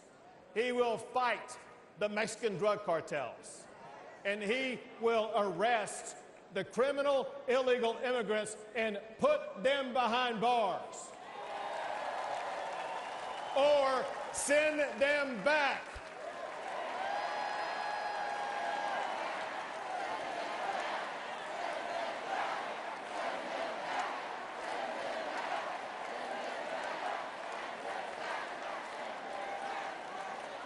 It is time to restore order at the border.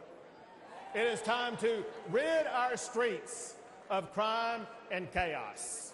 It is time to secure our nation by returning Donald Trump as President of the United States of America. Thank you all. God bless.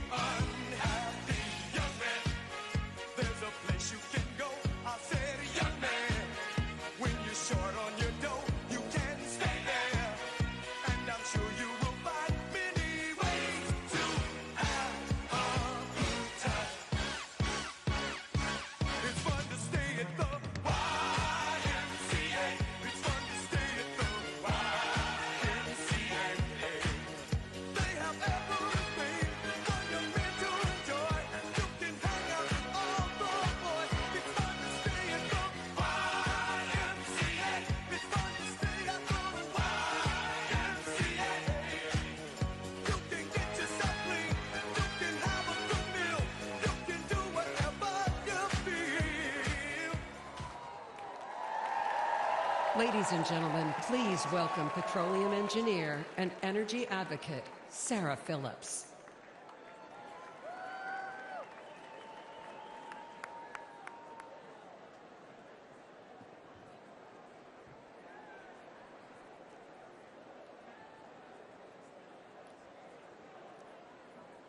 Good evening, Milwaukee. This past Saturday, I was at the Trump rally in Butler. I, in fact, was the first speaker on stage that day. As you can imagine, it was a terrifying experience, but nothing was going to stop me from being here to support President Trump.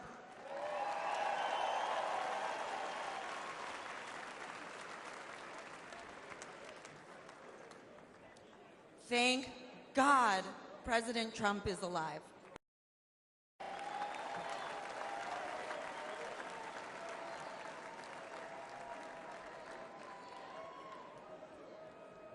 I'm Sarah Phillips, and I'm honored to speak to you about one of the most important issues in this campaign, energy.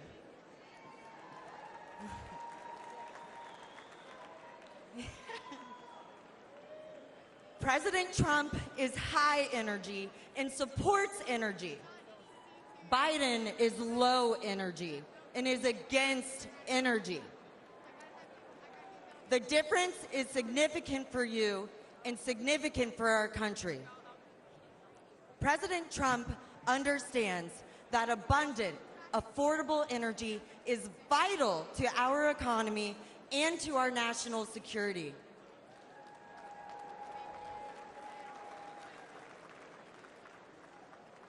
Meanwhile, President Biden is pushing the Green New scam.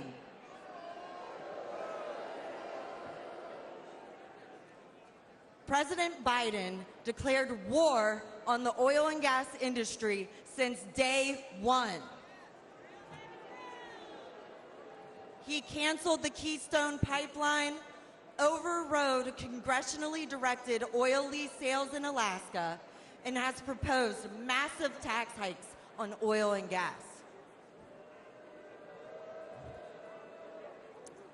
His campaign against responsible development of oil and gas is crushing everyday Americans like you and me. I know this firsthand. As a petroleum engineer who worked on the front lines as a roughneck, I have witnessed the safe and environmentally responsible way America develops oil and gas resources.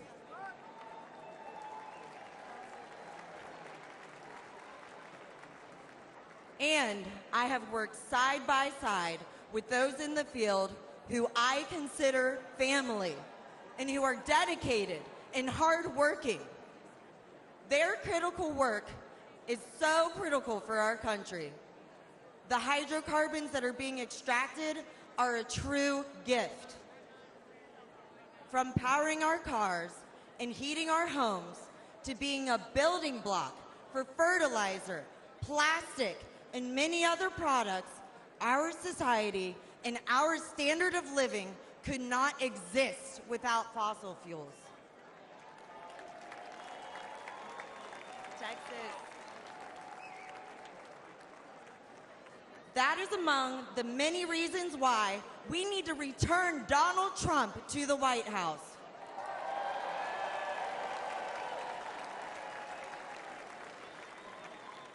With President Trump back in charge, we'll not only be energy independent, we'll be energy dominant.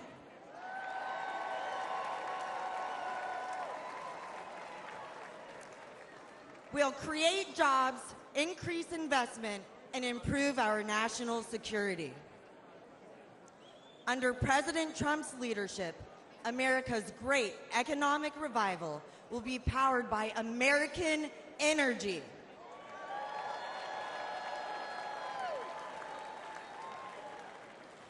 He did it before, and he will do it again.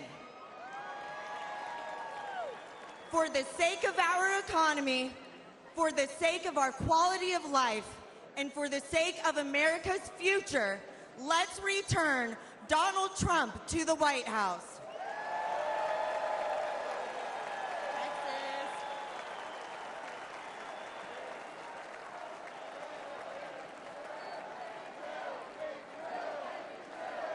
Drill, baby, drill. Drill, baby.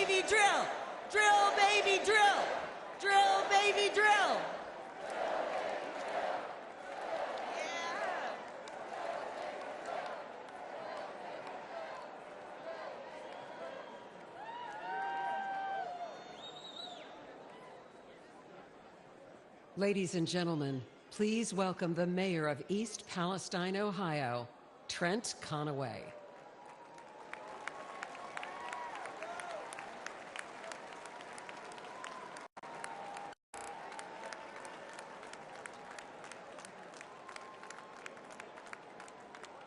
Good evening.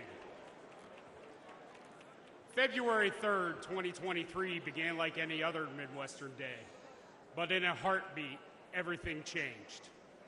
I'm Trent Conaway, the proud mayor of East Palestine, Ohio.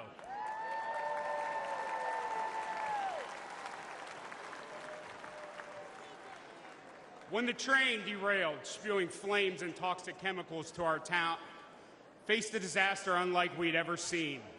And in the chaos, we witnessed a clear contrast between leadership and incompetence.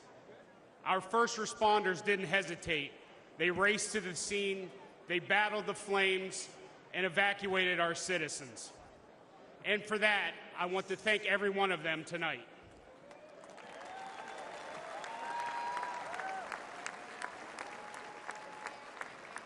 Unfortunately, the Biden administration's federal response was much different. It consisted almost entirely of meetings and press events. They talked and talked, but they delivered little help.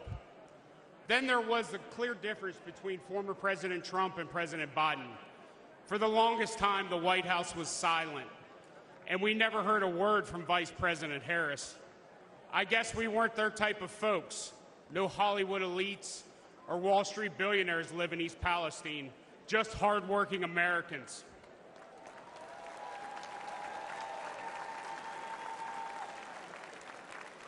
But Donald Trump cared. First, he called to ask permission to visit, not wanting to intrude, and then he asked how he could help. When he arrived with fresh pallets of drinking water, he met with everyone, from first responders to local officials and residents. He toured the derailment site. He listened to us, and he shared a meal with volunteers at a local McDonald's. His presence was genuine. His concern was real. After a year of criticism, President Biden finally did show up. His appearance was brief, forced, and scripted. He met with a select few and then left. We needed so much, and he delivered so little. I know a thing or two about train wrecks now, and let me tell you, that's what the Biden administration has been.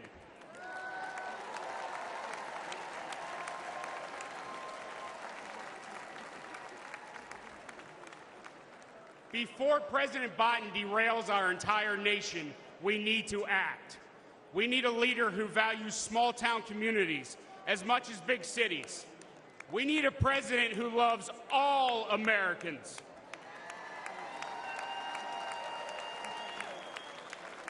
We need Donald J. Trump. Thank you. Ladies and gentlemen, please welcome the Governor of North Dakota, Doug Burgum.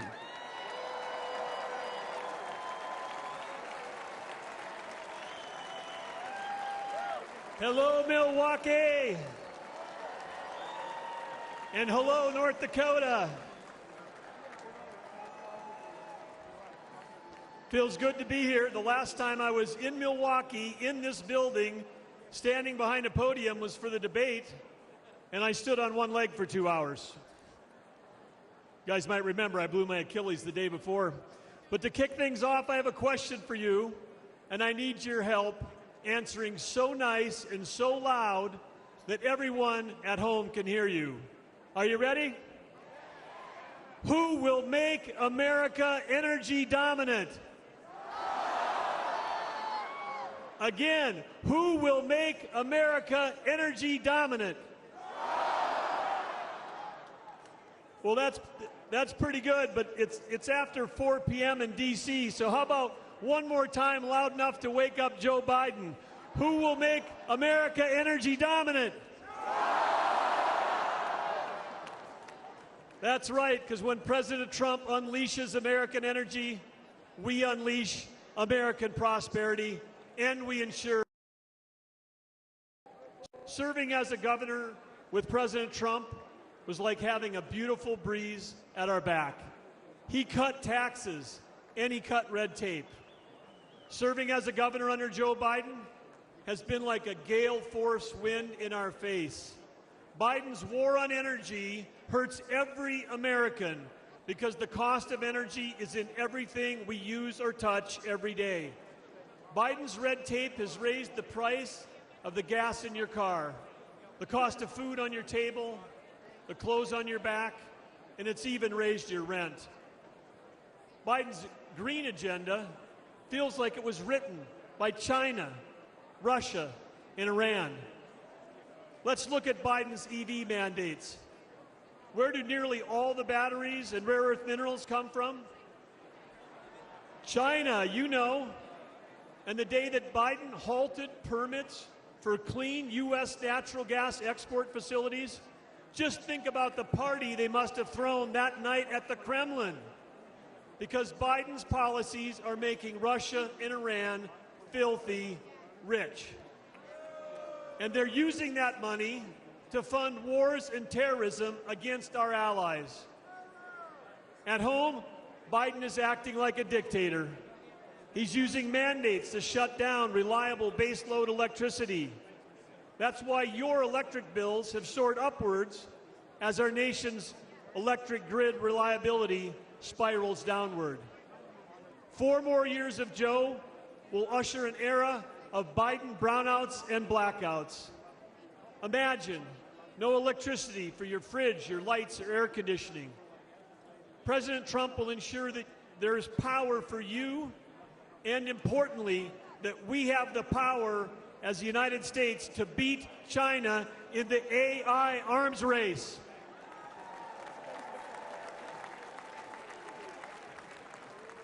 Unleashing American energy dominance is our path back to prosperity and peace through strength. Teddy Roosevelt encouraged America to speak softly and carry a big stick. Energy dominance will be the big stick that President Trump will carry.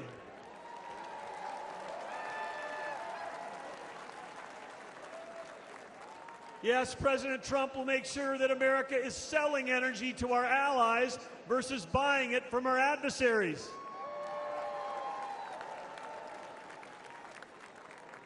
Innovation has always been the source of American greatness, and President Trump champions innovation over regulation. Last year, over that whole year, my wife Catherine and I traveled all across America. As all of you know, it's rural America that feeds the world, that fuels the world, and defends the world. Small towns with a huge impact, and rural America is Trump country.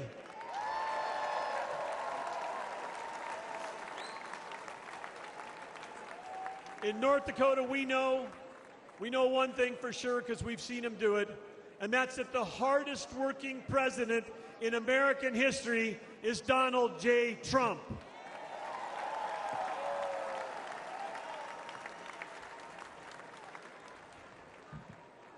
President Trump cares deeply about every American, rig workers, truck drivers, roughnecks, and yes, America's great farmers and ranchers. President Trump cares deeply about you.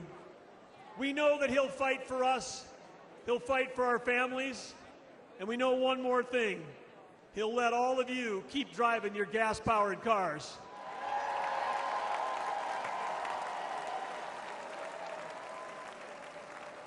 When President Trump unleashes energy dominance, he will make America affordable again. He will make America strong again.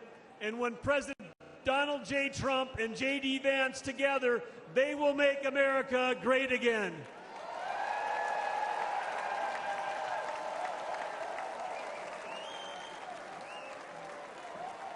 Ladies and gentlemen, please welcome former counselor to President Donald J. Trump, Kellyanne Conway.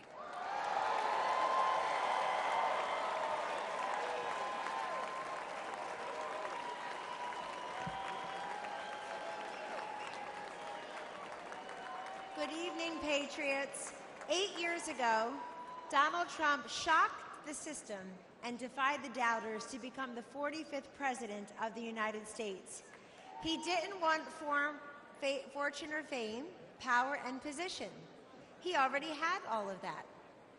Donald Trump and his family made enormous sacrifices to run and to serve as president.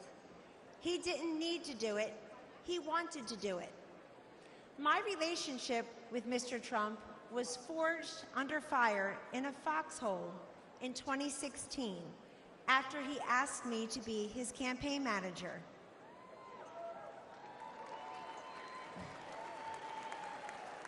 We had no idea that he was making history as the first successful presidential nominee ever to tap a woman to lead a campaign.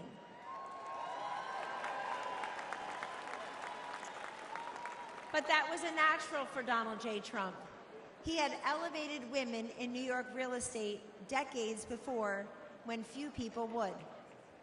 One morning, I was in an early senior staff meeting in the White House, and as I glanced around the table, something caught my eye. In that meeting were Sarah Huckabee Sanders, Mercedes Schlapp, Brooke Rollins, Ivanka Trump, and me. I soon realized that among us, we have 19 children. At the time, ages 2 through 16. Show me a C-suite in America where 5 working moms of 19 young children could have the highest rank in the company and work alongside the president.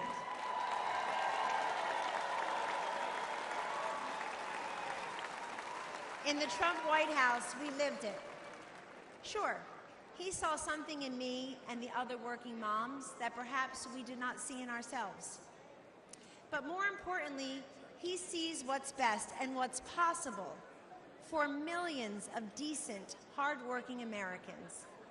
Now, 8 years later, he and his family have made the sacrifice again for him to run and serve as president. Donald Trump could be the envy of former presidents. He's a billionaire who could play golf every day at his own golf courses. He can enjoy a magnificent life with his incredible 5 children, his 10 amazing grandchildren, and that extraordinary, elegant, beautiful, brilliant wife. The former and future First Lady, Melania Trump.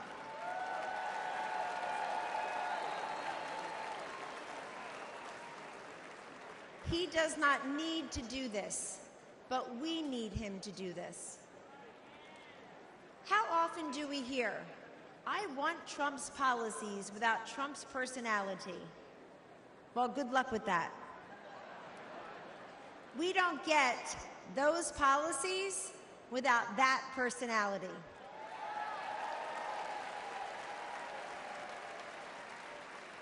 Taking out al-Baghdadi and Soleimani, ending the ISIS caliphate, recalibrating trade deals, restoring sanity, growth, and fairness in our economy, making our southern border more secure and sovereign, supporting school choice, protecting life, respecting workers, backing our blue, our military, and our border patrol. You get that through strength and toughness. Weakness emboldens our adversaries, enables failure, and empowers evil. The answer to weakness is strength. The antidote to division is unity. And the alternative to failure and incompetence to Joe Biden and Kamala Harris is to send them packing and send Donald Trump and J.D. Vance to the White House.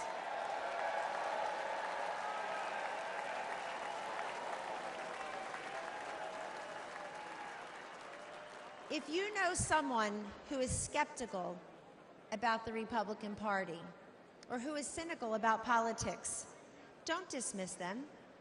Talk to them. We win through addition, not division. In Donald Trump's Republican Party, everyone is welcome. Yes. We have been called deplorable, irredeemable, mega-MAGA extremists, and worse. But Donald Trump sees you for who you are. You love your God, you love your family, and you love your country. In 2024, there should be no more hidden, undercover Trump voters. It's time to put that flag on your front porch, that red hat on your head, because we don't cave and we don't cower and we do not capitulate. Instead, we get up, we show up, we stand up, and we speak up. Ladies and gentlemen, this is your movement. This is your moment. And this is the man I know and the president we need for 4 more years. He picks the toughest fights and wins. He has stood by me, and he will always stand up for you. Thank you, God bless you, and God bless the United States of America.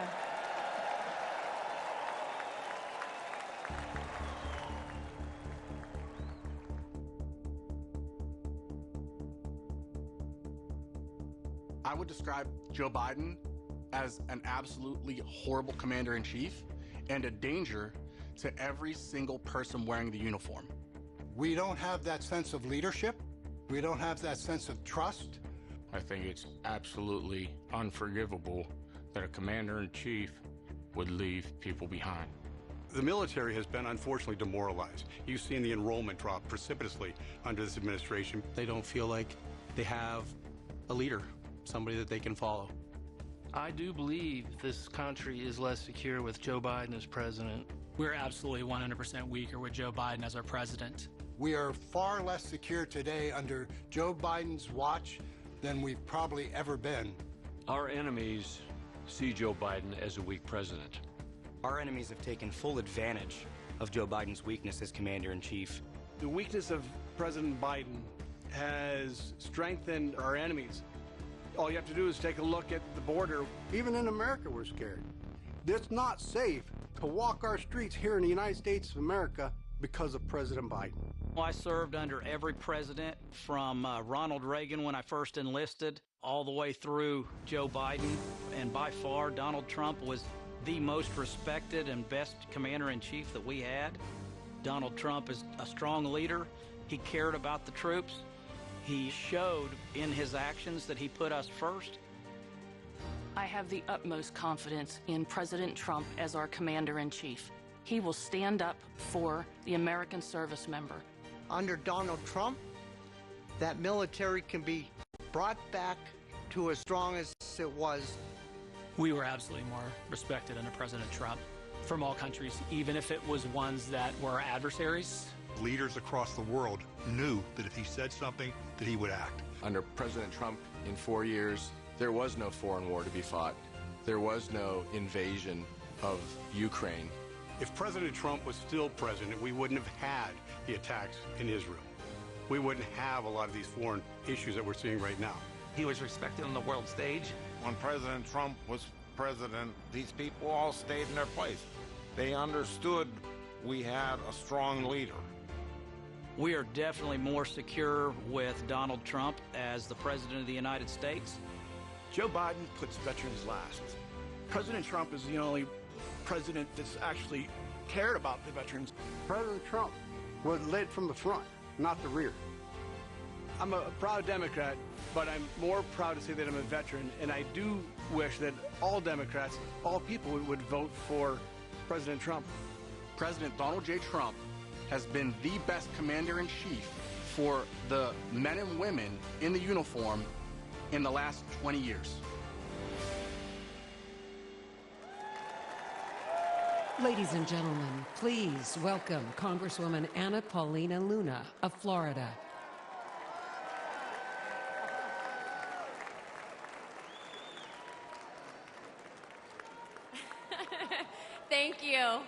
Thank you. I'm Congresswoman Luna, and I represent the great people of Florida.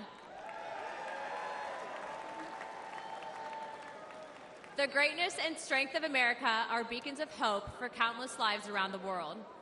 Our strength ensures our safety and security. My husband and I knew this when we joined the Air Force.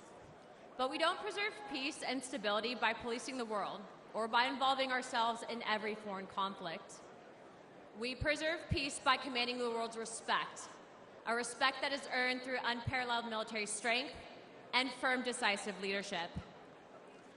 Over the past 4 years, the Biden administration has failed to uphold this standard.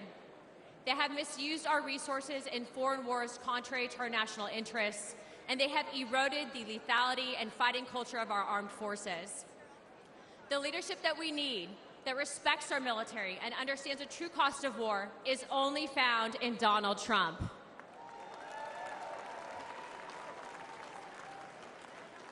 He will make America strong again. He will fight for the American warfighter, the American people, and America's interests. Hawks and globalist elites do not sway President Trump. He knows the cost of military action like I do. My husband was shot in combat by terrorists and continued to deploy in the fight against America's enemies. I know the fear and anguish of waiting for news about a loved one in harm's way and the pain of losing friends in combat. President Trump knows what it means to put your life on the line. Our service members and their families make immense sacrifices, and they deserve a president who respects that sacrifice and who would lay down his own life in defense of this great nation.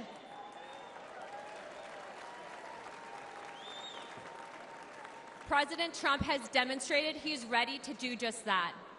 It is time that we all rise to his stature. The world needs a strong America, and America needs strong leadership. President Trump will provide it.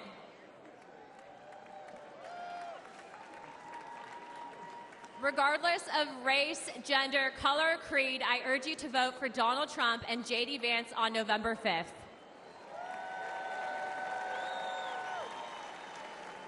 It's time to unite America. Thank you, Milwaukee. God bless the United States. Let's get him in.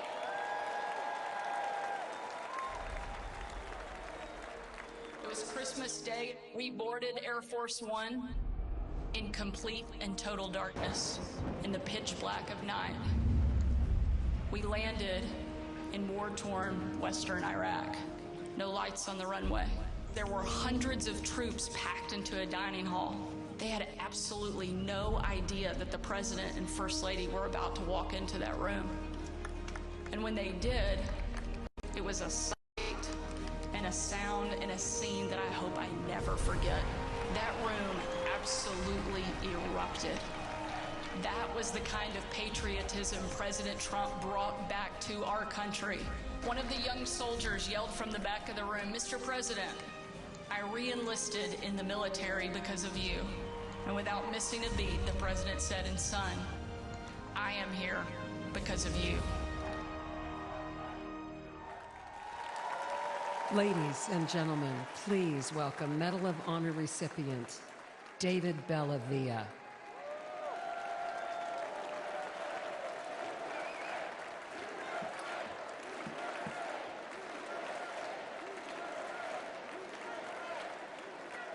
Thank you. In 2019, President Donald Trump awarded me the Medal of Honor for my service in Fallujah during the Iraq War. Thank you. Today, I speak across the country on behalf of our military services, and I ask parents, I look them right in the eye, like I'm looking at you, and I ask them, will you give America your sons and daughters to serve in the greatest force for good this world has ever seen, the United States military? I tell them what I learned when I was in combat. Your sons and daughters will be loved. They'll be our family. And that bond, that commitment is for a lifetime. Their response? Well, it's changed in the last couple of years. Now they say, what about the 13 heroes we lost at Abbey Gate in Afghanistan? Now they say, What about the desperate civilians falling off the transport airplanes? Now they ask, what about the American citizens we left behind for the enemy? They say to me, under Biden-Harris, we don't believe you. They no longer see their sacrifice as worthwhile, that their service makes us all better off. Are you better off than you were 4 years ago? I'll tell you what, we're all going to answer that question in November. Here's something for you. Let's ask it the other way around. Let's ask, are our enemies better off than they were 4 years ago? Iran and its proxies, Hezbollah, Hamas, the Houthis, China, Russia.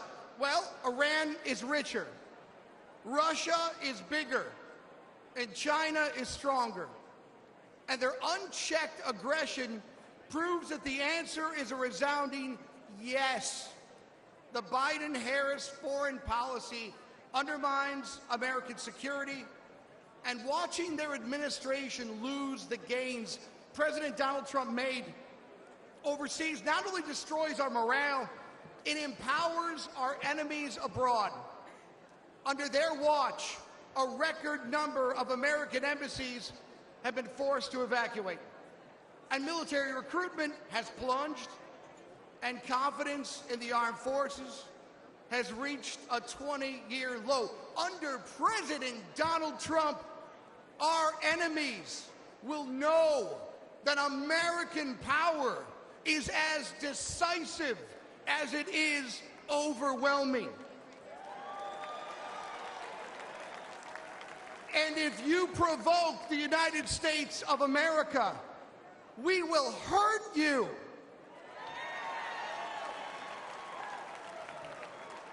And if you threaten citizens of the United States of America, we will hurt you for generations to come. Donald Trump is a commander-in-chief that I am confident to tell parents is at the helm. Donald Trump loves America. He too has bled for the nation that he loves. May God bless America. May God bless our Gold Star families. Thank you for what you've given this country. And may God keep President Donald Trump safe and in his hands. May God make America strong. May God make America great again.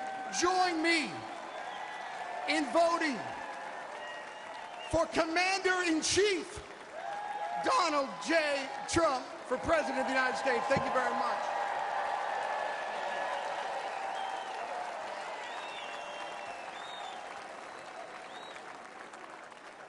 Ladies and gentlemen, please welcome Afghanistan war veteran, Scott Neal.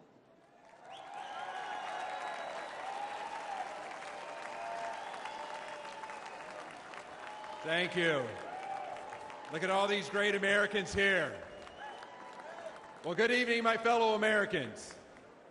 My name is Scotty Neal, and I'm a proud United States Army Green Beret veteran. Thank you. And the most important part is I'm a proud veteran entrepreneur. Almost 23 years ago, Al-Qaeda declared war on America September 11th, 2001. Weeks later, Green Berets from the 5th Special Forces Group became the first Americans in uniform to deploy to Afghanistan, and I was one of them. Thank you. Deep in enemy territory, some of us rode on horses. Some of us went further behind the lines to track down the terrorists who killed our fellow Americans. Today they call us the horse soldiers. Thank you. For the next 17 years, we were on the forefront of this country in Iraq, in Africa. Again and again, we deployed for our fellow Americans. Some of us sacrificed our bodies. Some of us sacrificed our lives for the American people. And for me, America was worth it. Thank you. Thank you. Now, after leaving the military, I wanted to live the American dream I had been defending. And I wanted to start a business with my friends that I served with. Today, my company's known as American Freedom Distillery, and we make horse soldier bourbon.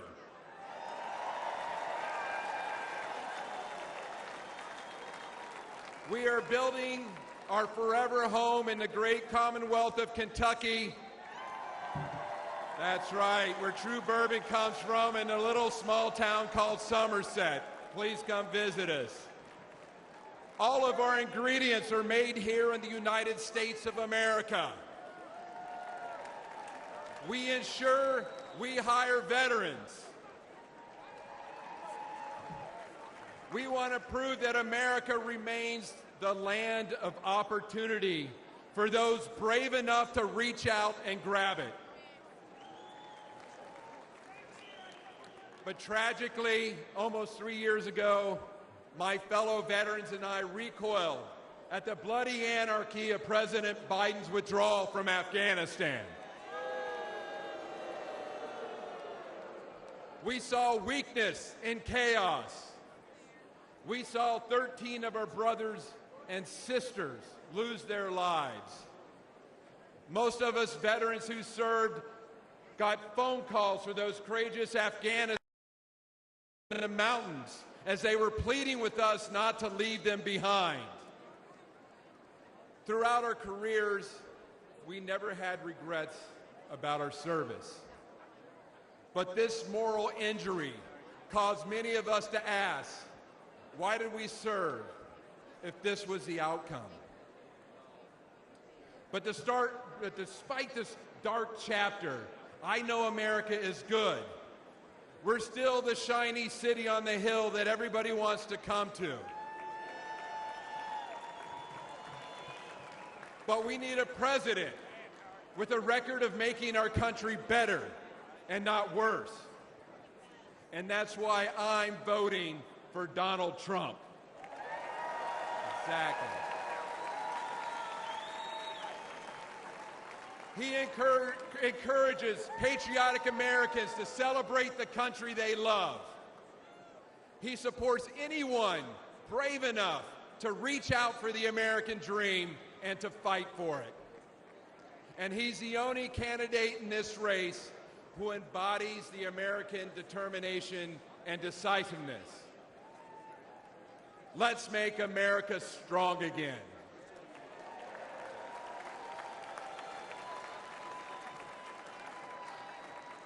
Let's vote for Donald Trump. Thank you. Dio presso liber. God bless America.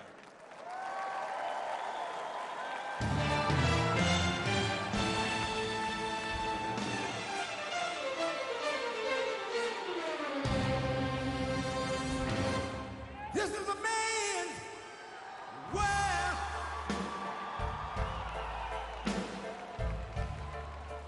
This is a man's world.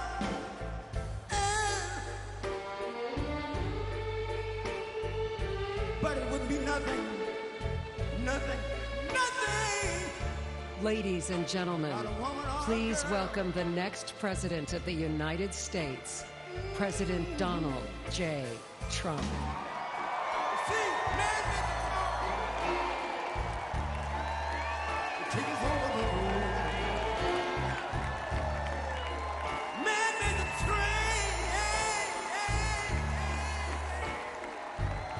The heavy load.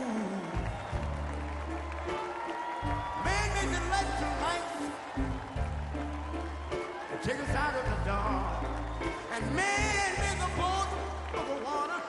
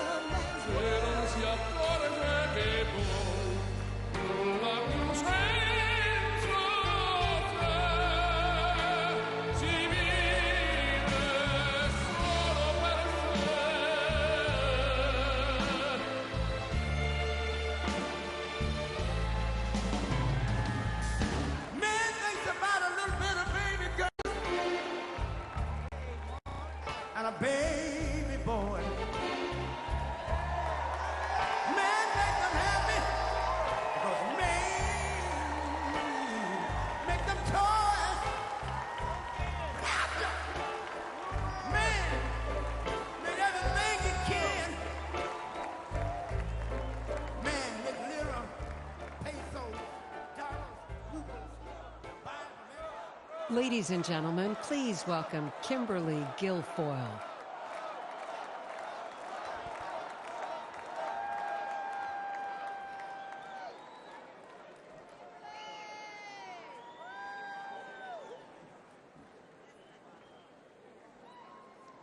Good evening, ladies and gentlemen.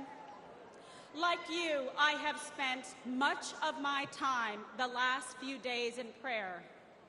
And I know that God has put an armor of protection over Donald Trump.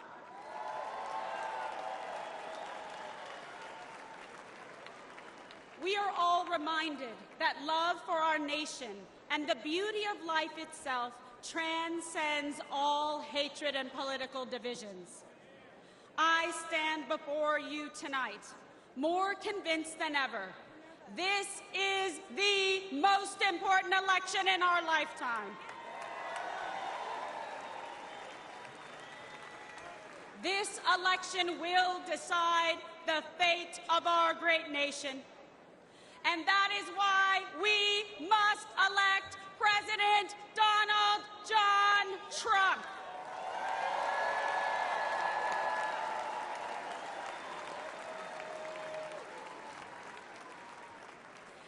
This is not just a choice between Republicans and Democrats.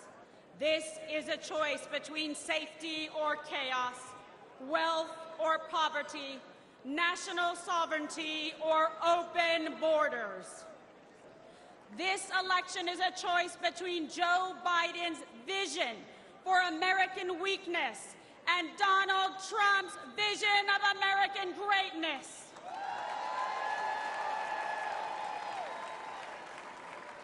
Donald Trump will once again make our country strong, safe, and prosperous.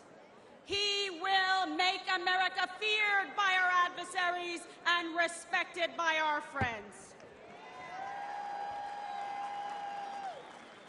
And most importantly, he will always put America first.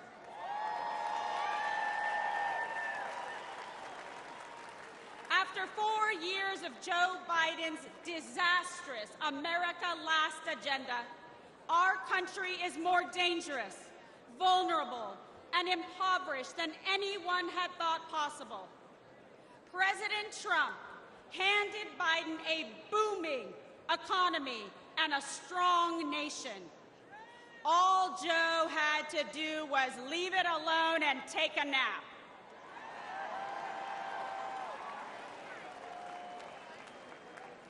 But Joe just couldn't help himself. Joe Biden cannot lead America. He cannot even lead himself off a stage.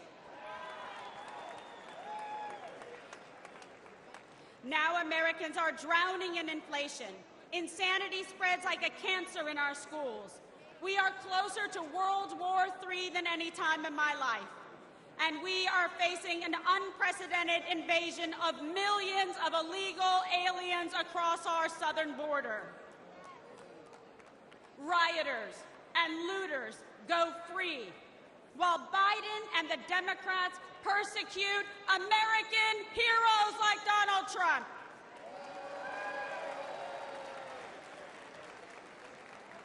Tens of millions of Americans are made to feel like enemies in our own country. An enemy for wanting to defend our border, for not wanting our children indoctrinated in school, for not wanting to erase our history, for praying to our God, saying what we think, and fighting for what we believe. It is no wonder that the heroes who stormed the beaches of Normandy and faced down communism sadly say they don't recognize our country anymore. This is not an accident. The powerful elites in the swamp will say anything to crush and destroy the America First movement. But we will never give up, and neither will Donald J. Trump.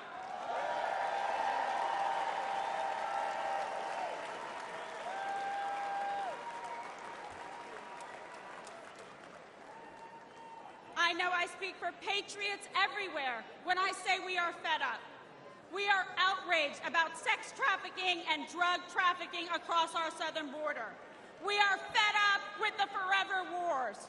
We are done being told by the radical left to sit down, shut up, and obey. The Democrat vision for America is governed by fear, hatred, and political oppression. Our vision is defined by a love of our country, love for our fellow citizens, and our love of freedom.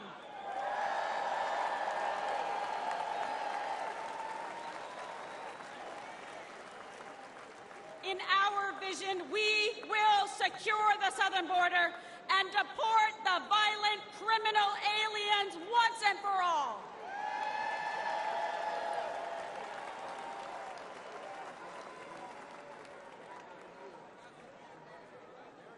In our vision, America will combat foreign aggressors and ensure our service members are protected, not abandoned, as they carry out their dangerous missions abroad. Because we know we can only have peace through strength.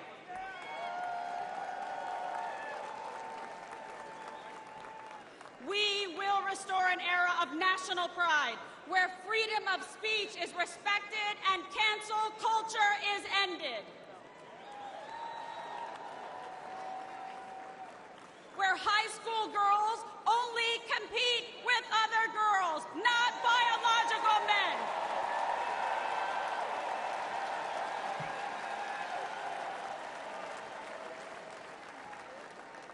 Where struggling cities never put criminal illegal aliens above our heroic veterans and brave law enforcement. Where our streets are not ruled by gangs and rioters, but governed by law and order. Where students are freed from failing schools and corrupt teachers' unions through universal school choice.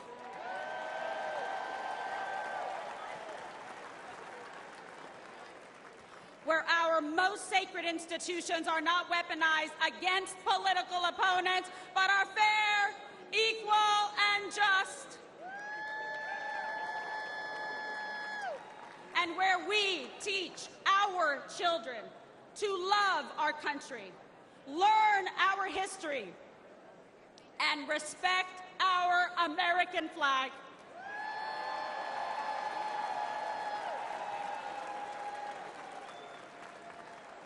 I believe in America. I believe in our freedom and liberty. And I believe in Donald John Trump.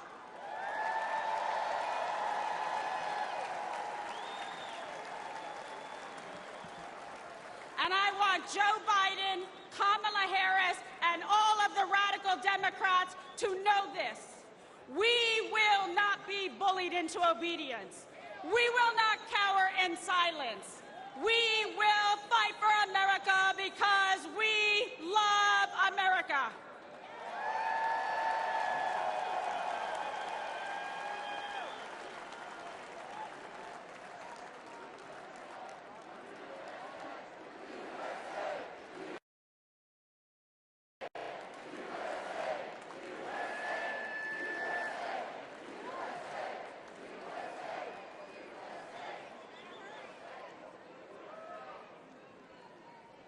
I stand before you as a working mother, a former prosecutor, a Catholic, and a proud Latina.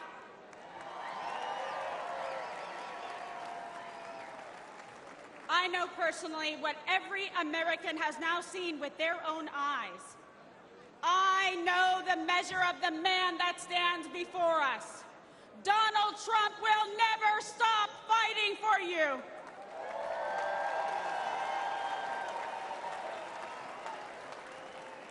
So join me in voting for Donald J. Trump for president again.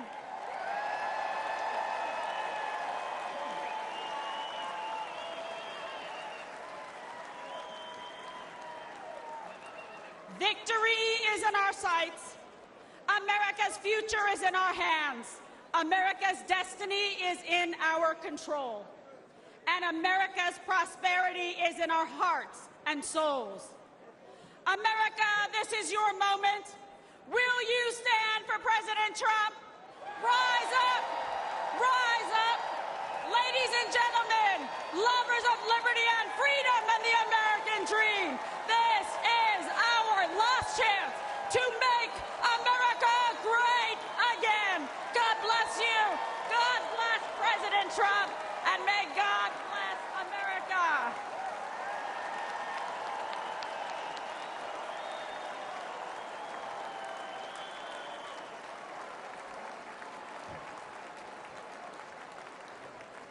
Ladies and gentlemen, please welcome Congressman Michael Waltz of Florida.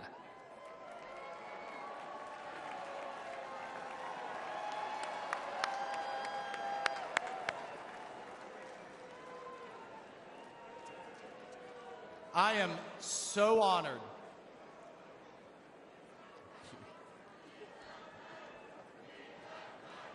Thank you.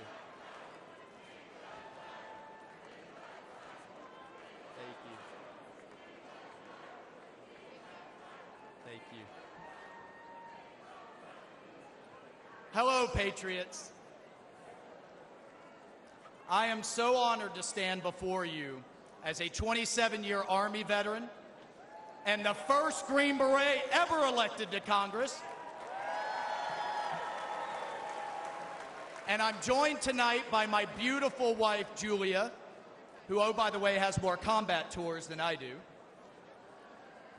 Look, folks, we have deployed all over the Middle East, all over Africa, all over Afghanistan, and I have never in my lifetime seen the world falling apart like it is under Joe Biden. And that's because under President Trump, we had a president who defeated ISIS, broke Iran, stood with Israel, always stood with our allies, made China pay.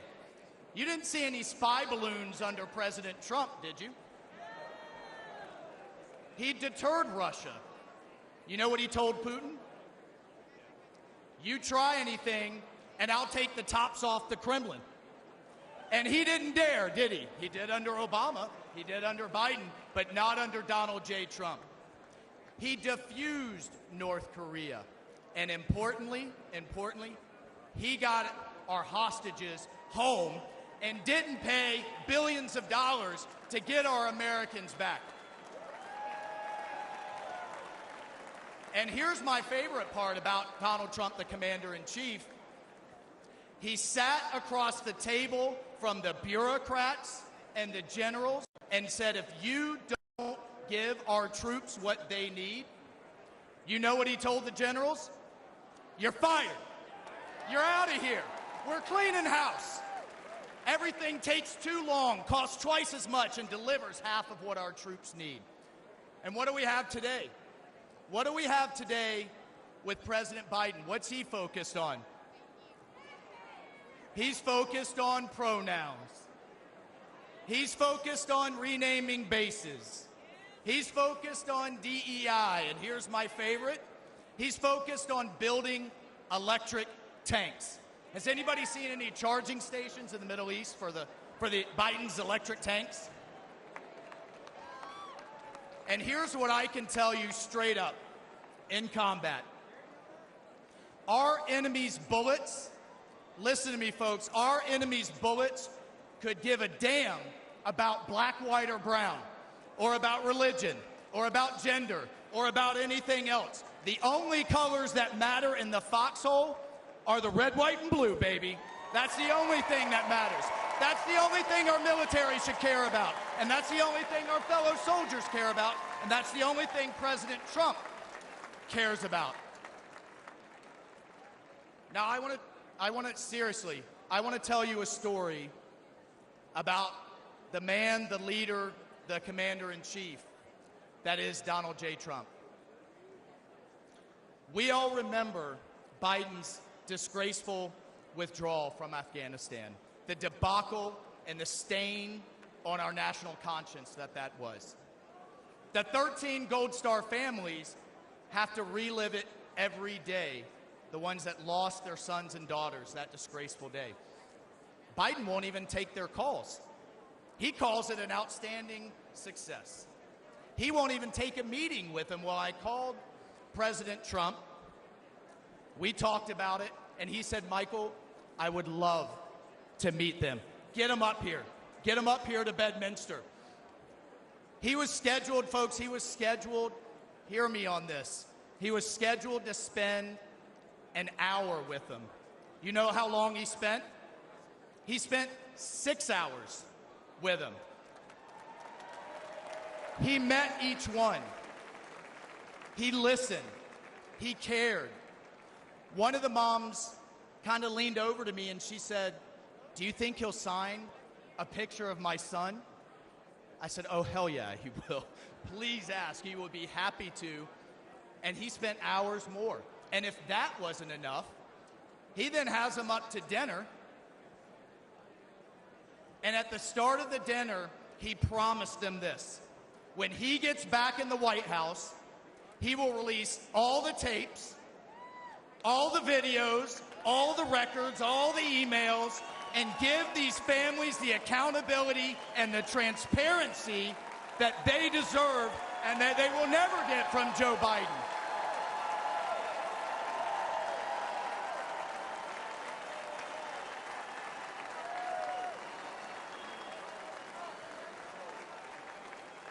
And then God bless this man. This is why I love this man so much. He had them laughing. He had these moms that have been through so much crying. He had them, I love this, we saw DJ Trump in action playing Sinatra, playing Phantom of the Opera. He had these moms dancing with their husbands. 2 of them came up to me afterwards and said, this was the best thing that had happened to them since they had lost their sons. That night with President Trump. Mr. President,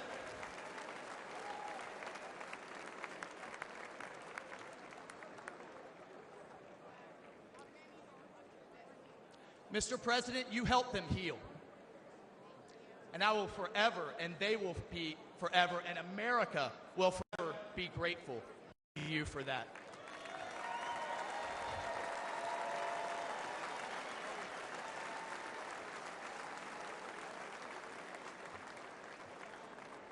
Patriots, that's the Donald Trump that I've come to know. That's the Donald Trump and the commander-in-chief we all know. That's the Donald Trump the media never wants you to see. That is the Donald Trump we must have as commander-in-chief back in the White House this November. We need it, the country needs it, the world needs it, because we will once again have peace through America's strength. God bless you. I salute you. Let's go fight, fight, fight, and let's win.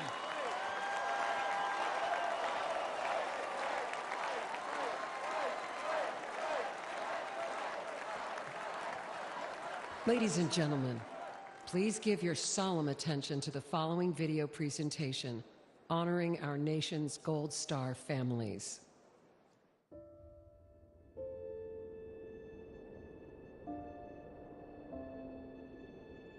I'm Jim McCollum. I'm the father of Marine Lance Corporal Riley James McCollum, and I'm here to speak for him. My name's Alicia Lopez. I'm Herman Lopez, and we're the parents of our son, Hunter Lopez, a U.S. Marine stationed in Camp Pendleton, San Diego, California, who passed away on August 26, 2021 in Kabul, Afghanistan. My name is Abby Sanchez, and I am the voice for my brother, Corporal Humberto Sanchez. My name is Coro Briseno, and I am Corporal Humberto Sanchez's mother. My name is Stephen Nakui. I'm here for my son, Kareem Nakui. I'm here today to give my son a voice. My name is Cheryl Jules. I am Sergeant Nicole G's aunt. She was a U.S. Marine that was killed in the Kabul, Afghanistan withdrawal. My name is Christy Shamblin, and I'm here for Sergeant Nicole G. United States Marine who was killed in the Afghanistan exit. My name is Kelly Barnett. I'm here to give a voice to my son, my best friend, Staff Sergeant Taylor Hoover. And my name's Darren Hoover, and I'm here to give voice as well for our son, Staff Sergeant Taylor Hoover. When we started hearing that the Taliban was moving in, that there wasn't more military being deployed, and that they had decided that the Taliban was our security, that was when I became terrified. They were just kind of left there, hung out to dry. From Afghanistan, where there are significant casualties, including some Americans from a I was at suicide work attack outside the country. and heard about it. Instantly had that just chill go through me, and I started sending messages. I'm talking to people. I'm calling his girlfriend. I'm saying, well, have you heard from him? Calling his sisters. Have you heard from him? You know, we're texting. We're saying, please, just send us a text. Just whatever. Just let us know that you're okay. When all the explosions went off, I had messaged her and I said, hey, you know, I know you can't say anything, but, you know, just an emoji, just a bubble.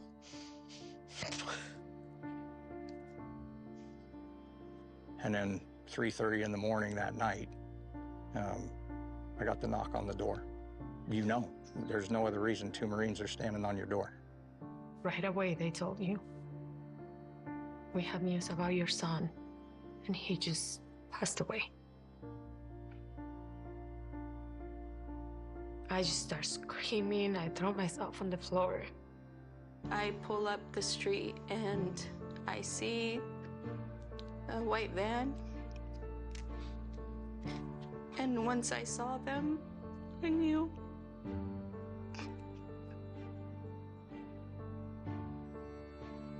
It's surreal. Seeing all those flag-draped guns in the back of a C-17 is something you'll never forget. And it really drives home that, you know, these young men and women gave the ultimate sacrifice. They had all the families within this large room. The president showed up, and that was, it wasn't what I was expecting. You know, this guy's sitting across from me on that tarmac, and he keeps looking at his watch. Biden did not want to be there. I don't know what he wanted to do, but he did not want to be there. He looked at his watch multiple times. I saw it 3 times. He didn't say anything about Riley. And to this day, he has yet to say those 13 kids' names. And that makes me so upset because those kids were serving their country. Those kids, they were giving their life for this country. And I always said they were thinking that their commander-in-chief was gonna have their back because they were fighting for this country, and that didn't happen. The administration, the White House, our president has never once mentioned their names, not one of them. Honestly, I don't feel like Joe Biden cared. He just had no empathy for us at all. I do think incompetence played a huge factor in what happened. Bad decision, bad leadership, and it all starts at the top. Joe Biden should not be leading this country. There was no point in making that hard deadline August 31st. It was 100% a political stunt. He let my son down. He let the 13 down.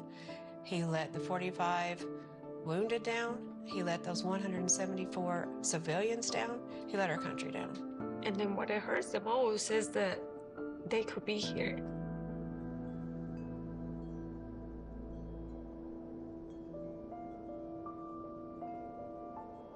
We fully understand we can't bring back our kids, but there are thousands and thousands more out there that are going to come home the same way if something doesn't change. We're the United States of America. We can do better by our men and women that are risking their lives for this country. We can do better for them than that.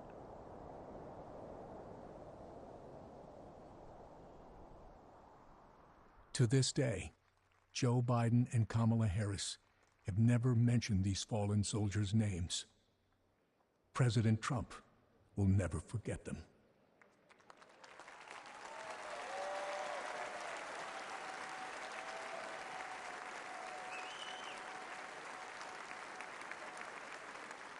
Ladies and gentlemen, please welcome to the stage the Gold Star families of our fallen heroes.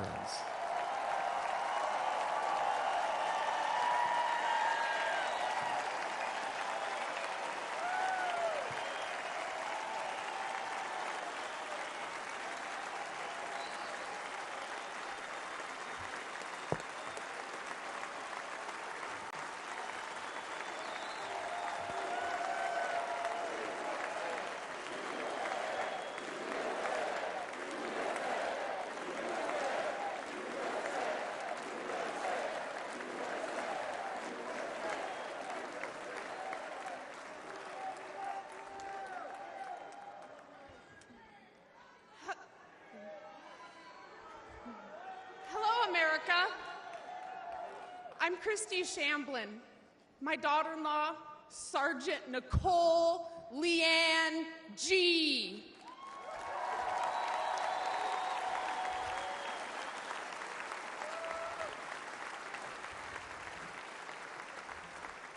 Was a United States Marine, and she was killed at Abbey Gate in Afghanistan, alongside 12 of her brothers and sister in arms.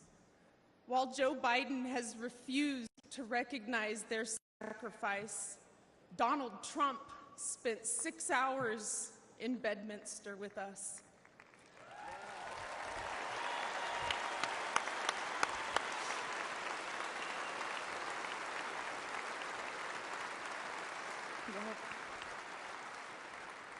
He allowed us to grieve.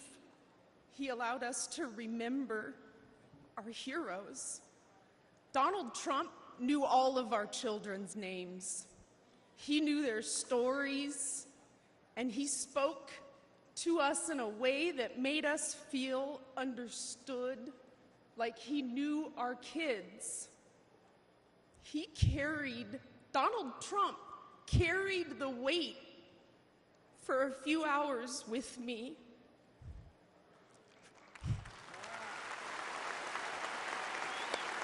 Yeah.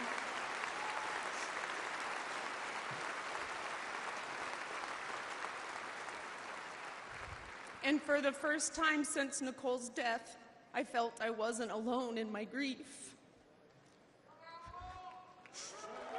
Thank you.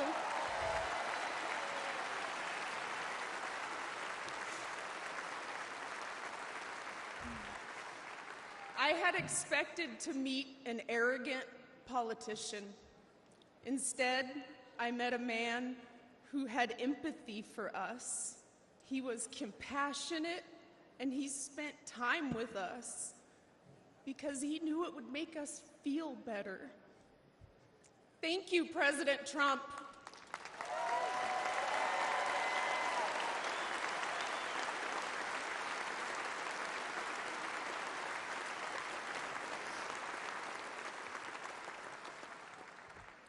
I'm Cheryl Jules, Nicole's aunt. Joe Biden said the withdrawal from Afghanistan was an extraordinary success. An extraordinary success. Look at our faces.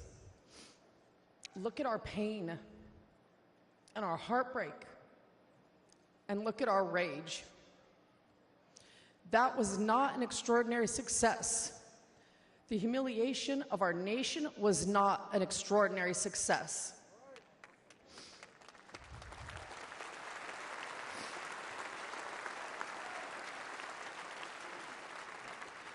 Joe Biden may have forgotten that our children died, but we have not forgotten. Donald Trump has not forgotten.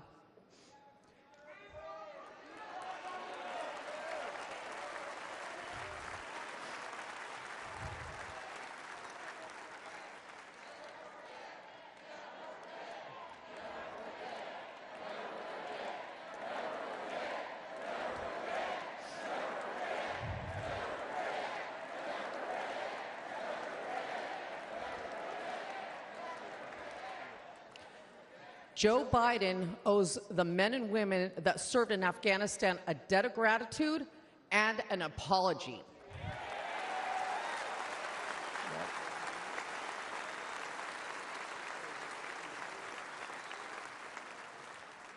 Donald Trump loves this country and will never forget the sacrifice and bravery of our service members. Join us in putting him back in the White House.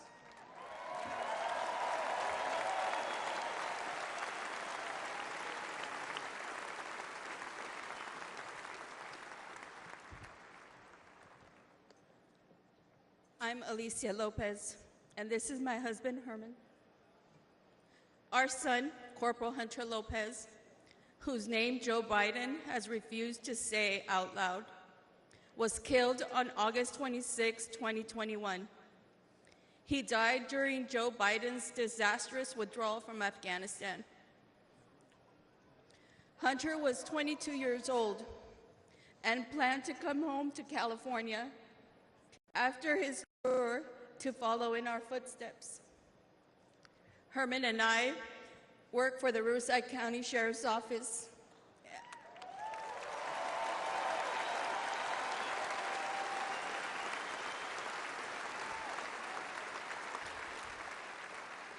And our family has a tradition of service in law enforcement.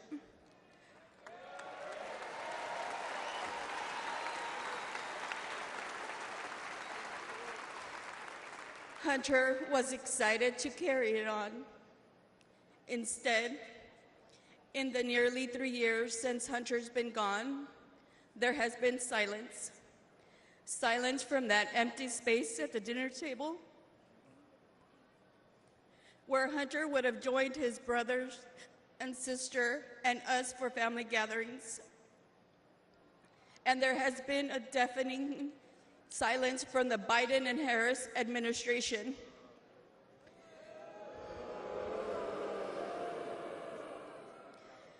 Despite our pleas for answers and accountability, they have pushed us away and tried to silence us. The Biden administration has not owned up to the bad decisions. They have not been transparent about their failures.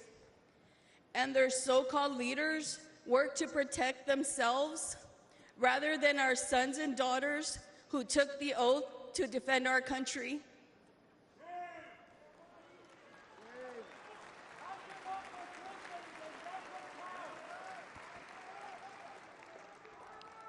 Thank you.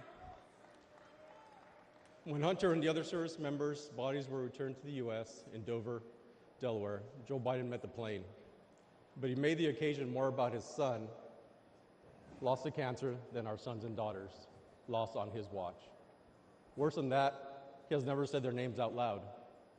And during last month's debate, he claimed no service members have died during his administration.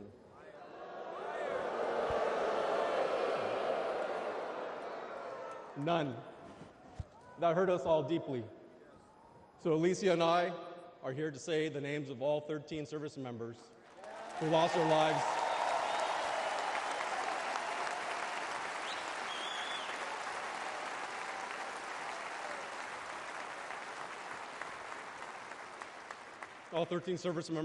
lives at Abbey Gate. David Espinoza.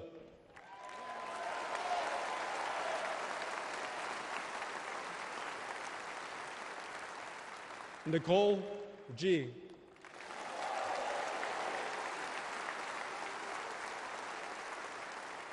Taylor Hoover.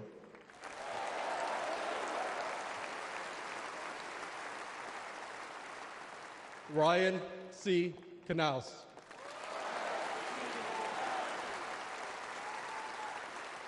Riley McCollum.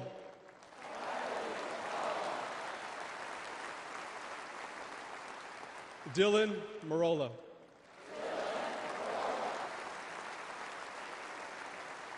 Kareem Nakui. Dagan Page.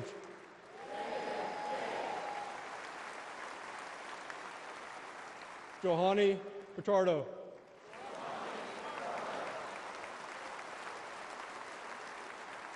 Humberto Sanchez.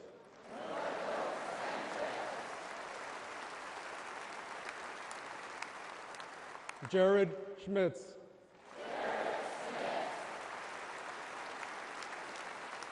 Maxon Soviak. And my son, Hunter Lopez.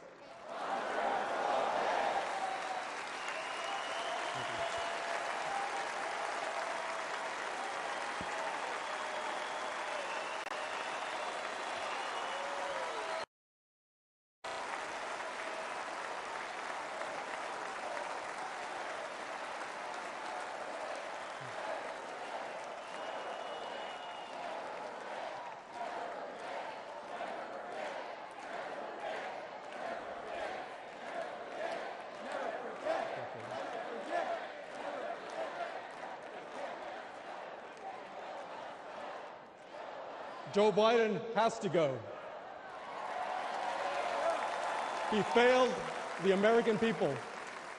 He failed the Afghan people and our military service members. He failed our family, and he failed Hunter.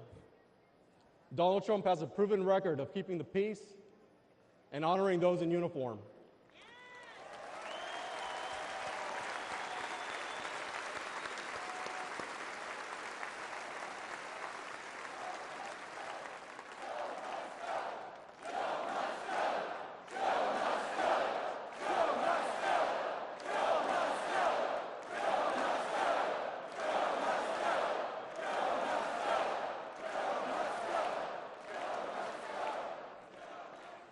All of us on this stage recognize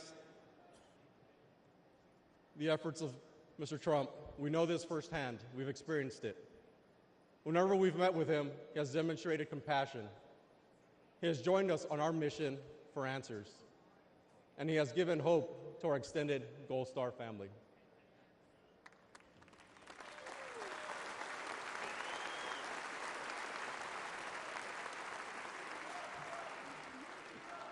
Now, we have another son serving in the Army.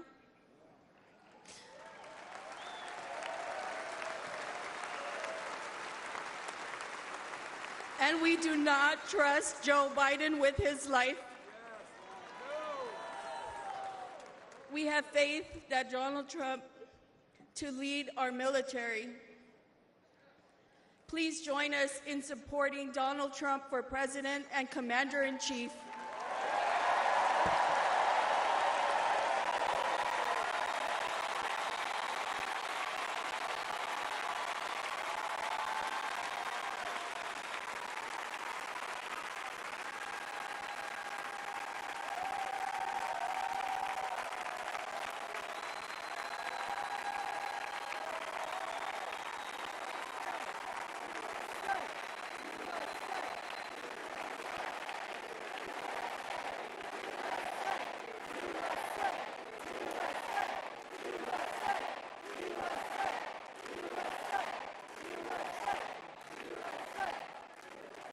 While campuses struggle to get control of their students, at UNC Chapel Hill, they are bringing order back. Students restoring the American flag and singing the national anthem.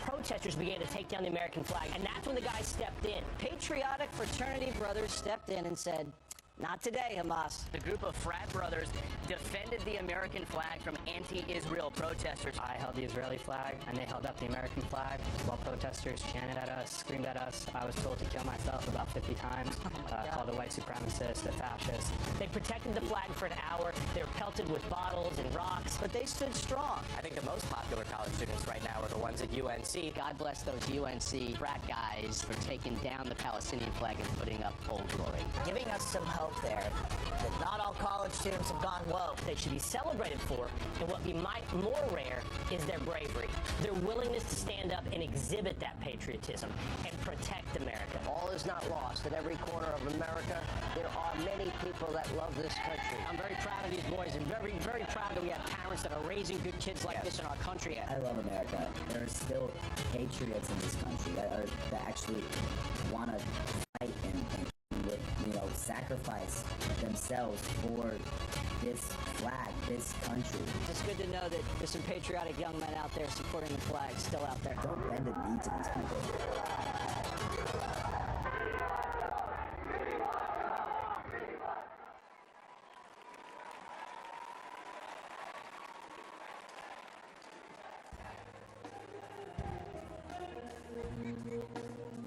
Ladies and gentlemen, please welcome country music star Brian Kelly and Anthony McGahee and Praise Motivated Choir. Granddaddy came back from war with a purple heart and a couple scars. A lot more like him out there never made it home.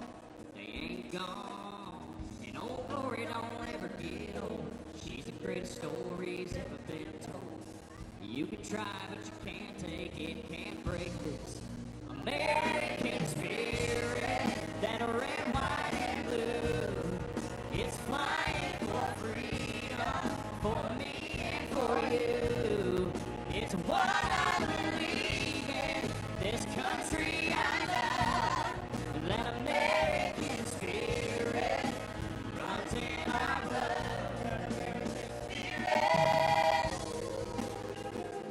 Ladies and gentlemen, please welcome the fraternity brothers from the University of North Carolina, Chapel Hill, who protected our American flag. Service members and the brave defenders, the event doctors and the first responders, the earnest strivers and the giggle lifers, all right on. American spirit, that red, white, and blue. It's flying for freedom, for me and for you. It's what I believe in, this country I love. That American spirit runs in our blood.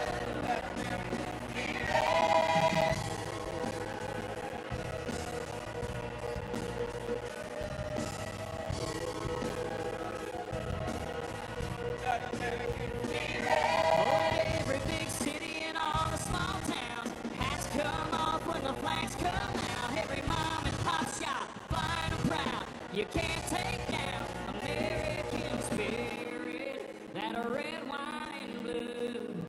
It's flying for freedom, for me and for you. It's what I believe in, this country I love. That American spirit runs in our blood. Come on. Oh, and every big city and all the small towns has come off when the flags come out. Every mom and pop shop flying proud. You can't take down American spirit. Oh, American spirit.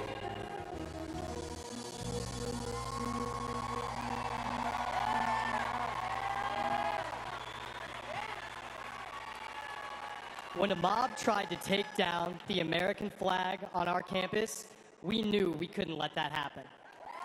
We stood guard, we held it up, and we did not let it fall.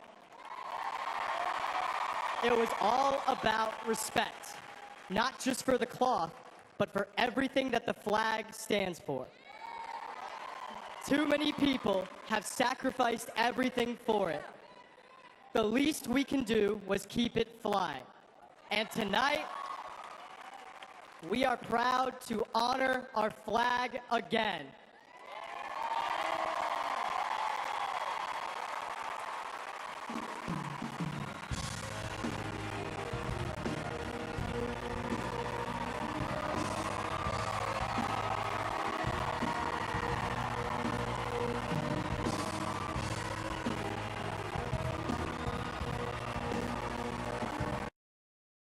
First day that we take back the White House from crooked Joe Biden, the worst president in the history of our country. I believe that we're going to have 4 of the greatest years in the history of our country. I will once and for all secure our elections. We're going to go to paper ballots. We're going to have same-day voting, voter ID. We're going to do it properly. We're going to have good, secure, beautiful elections. We never want what happened in 2020 to happen again. But until then, Republicans must win. and we must use every appropriate tool available to beat the Democrats. They are destroying our country.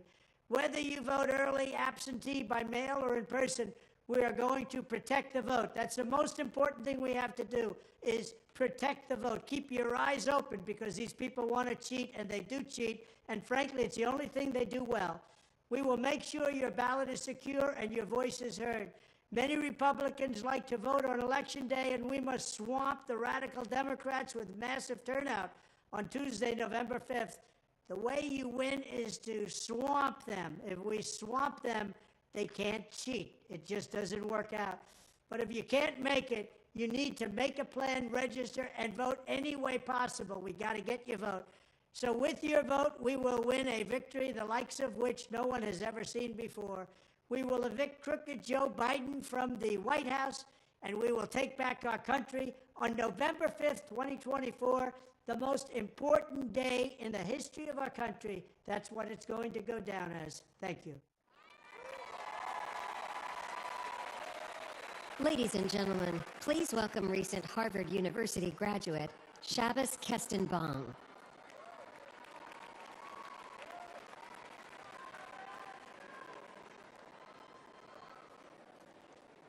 My name is Shabbos Kestenbaum. I am a proud first-generation American. I am a proud Orthodox Jew. And as of 5 months ago, I am the proud plaintiff suing Harvard University for its failure to combat anti-Semitism.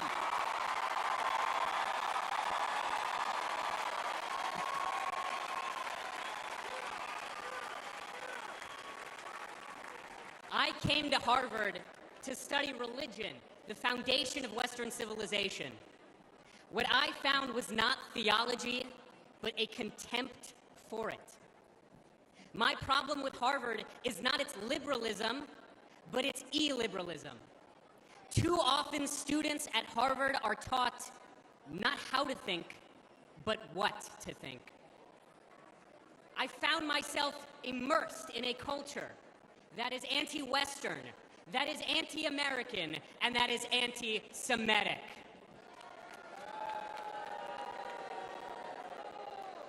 After October 7th, the world finally saw what I and so many Jewish students across this country experienced almost every day. When I planted 1,200 Israeli and American flags on campus, they were all vandalized within 24 hours. I was harassed by my peers merely for being a Jew and have received countless death threats online. Students and professors have openly called for new Hamas-style attacks against the United States. And perhaps most damning, when Hamas terrorists butchered 45 American citizens on October 7th, when they took 12 Americans hostage, Harvard refused to immediately and unequivocally condemn this atrocity. My fellow Americans, the anti-Semitic bigotry, unfortunately, extends far beyond the universities. Although I once voted for Bernie Sanders, I now recognize that the far left has not only abandoned the Jewish people, but the American people.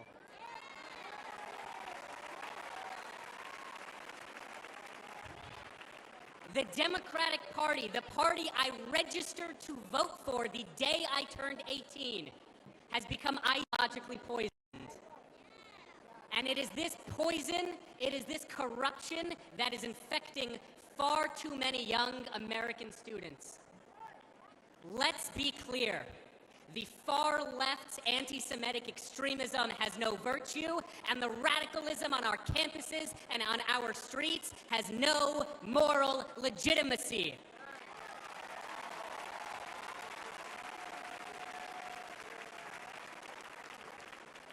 Sadly, The far left-wing tide of anti-Semitism is rising. But tonight, we fight back. I am proud to support President Trump's policies to expel foreign students who violate our laws, harass our Jewish classmates, and desecrate our freedoms.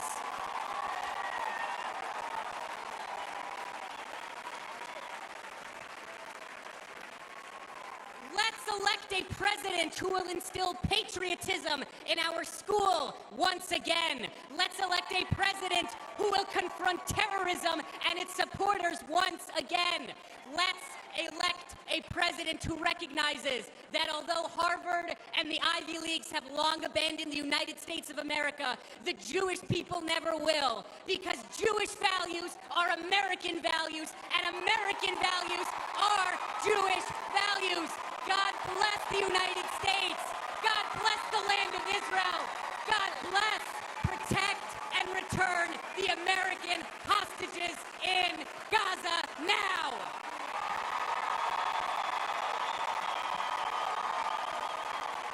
Ladies and gentlemen, please welcome the parents of an American hostage held in Gaza, Orna and Ronan Nutra.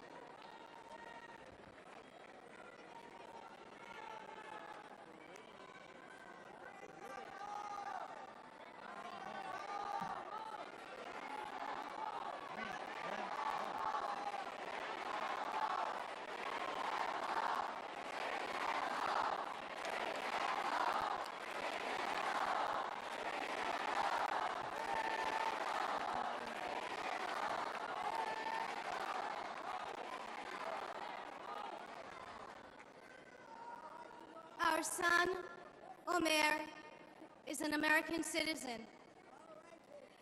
For 285 long days and nights, Hamas terrorists have been holding Omer imprisoned in tunnels underneath Gaza. Omer, which is a biblical name and means in Hebrew the first crop, is our firstborn. He was born in New York City 1 month after 9/11. 8 months pregnant, I walked across the Queensboro Bridge towards home that day.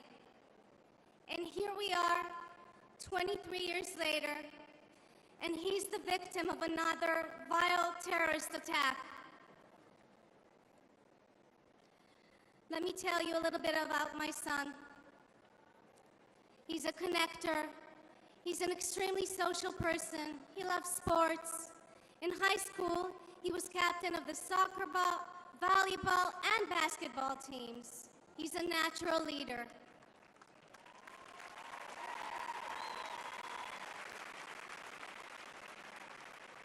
And he cares deeply about others and about helping them grow. He turned 22 on October 14th, 2023. And instead of celebrating with us and with his friends, he spent his birthday as a hostage of Hamas terrorists. Imagine, over 9 months, not knowing whether your son is alive, waking up every morning, praying that he too is still waking up every morning, that he is strong and is surviving. I recite Psalm 23 in his merit every single day. Gam ki elech begei tzal mavet, lo erara ki ata imadi. I walk through the shadow of the valley of the shadow of the death. I will fear no evil, for thou art with me. Thy rod and thy staff, they comfort me. Bring them home. Bring them home. Bring them home. Bring them home. Bring them home.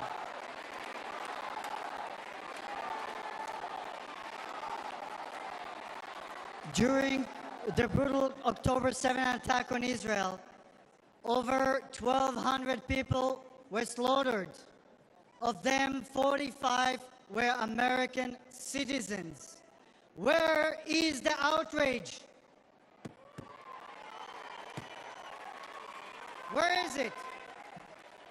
This was not merely an attack on Israel. This was and remains an attack on Americans. Omer is one of 8 American hostages and one of 120 hostages still left in Gaza. Citizens of 24 countries and 5 different religions, still held by Hamas, denied basic human needs, their lives threatened every day. President Trump called us personally right after the attack when Omer was taken captive. We know he stands with the American hostages. We need our beautiful son back. And we need your support. We need your support to end this crisis and bring all the hostages back home.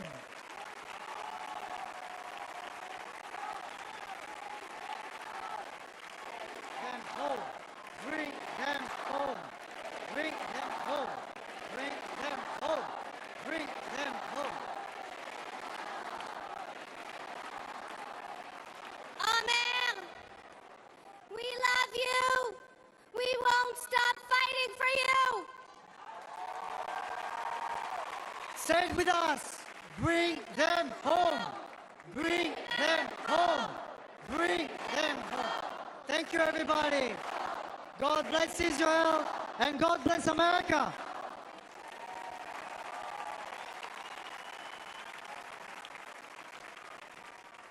Ladies and gentlemen, former paratrooper, congressman, and New York State gubernatorial candidate, Lee Zeldin.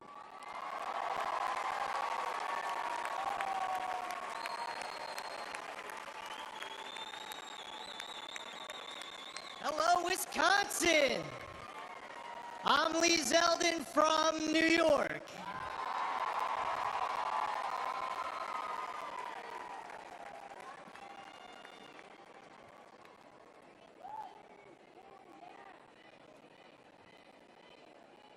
A nation led by President Trump is a nation stronger, safer, and more secure.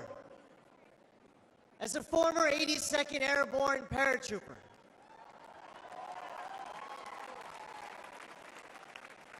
I want a military focused on being the world's greatest fighting force, not its biggest social experiment.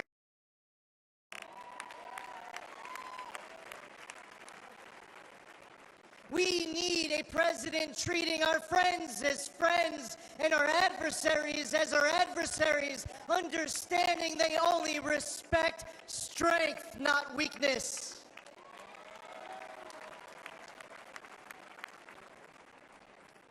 I was on the House Foreign Affairs Committee under 3 presidents, but only one ended wars without starting new ones.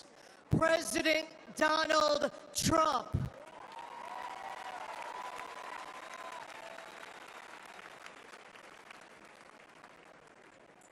As one of 2 Jewish Republicans in Congress, it was amazing to witness history-making progress, strengthening the U.S.-Israel relationship under President Trump, moving our embassy in Israel to Jerusalem,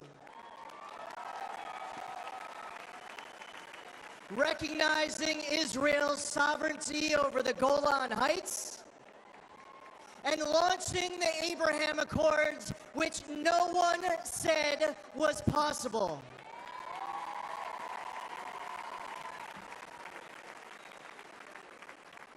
Soleimani and the ISIS caliphate were eliminated. President Trump withdrew from the Iran deal. stop those insane ransom payments, and crippled Iran with maximum pressure.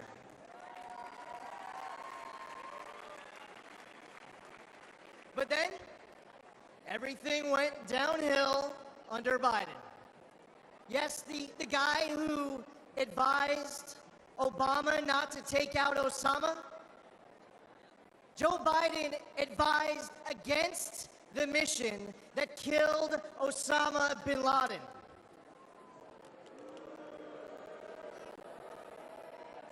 As an American, and especially as a New Yorker, that's unforgivable. Even in his prime, he had bad judgment. And it's only gotten worse with age. We cannot count on Biden to make this kind of crucial 3 a.m. decision. Heck, we can't rely on him at 3 in the afternoon.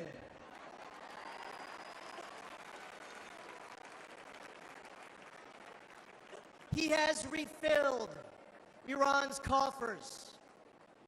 Since October 7th, Biden has pandered to anti-Semites who cheer Hamas's attack. All while Americans are still being held hostage in Gaza. Biden turned 13 Blue Star families into Gold Star families with his fatal withdrawal from Afghanistan, and then he lied about it during last month's debate, claiming that no service members had died under his watch.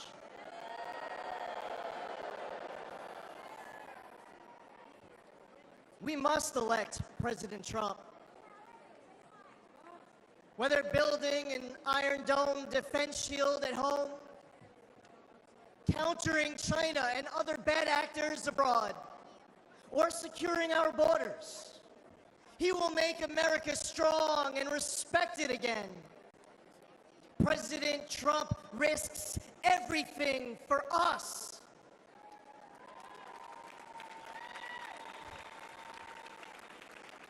We need him back in the White House now more than ever before.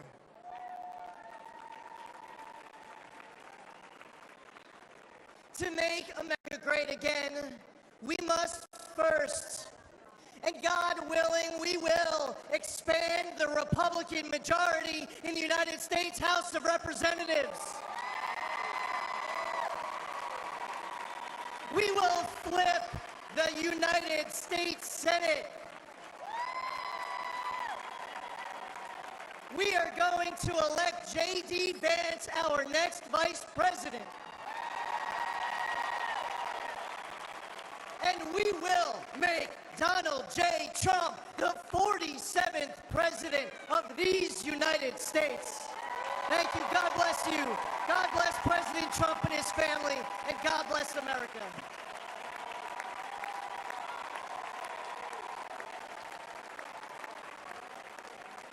We are gathered here on freedom's altar, on these shores, on these bluffs, on this day 75 years ago. 10,000 men shed their blood and thousands sacrificed their lives for their brothers, for their countries, and for the survival of liberty. Those who fought here won a future for our nation. They won the survival of our civilization. These men ran through the fires of hell, moved by a force no weapon could destroy. The fierce patriotism of a free, proud, and sovereign people. And they showed us the way to love, cherish, and defend our way of life for many centuries to come. And our children and their children will forever and always be free.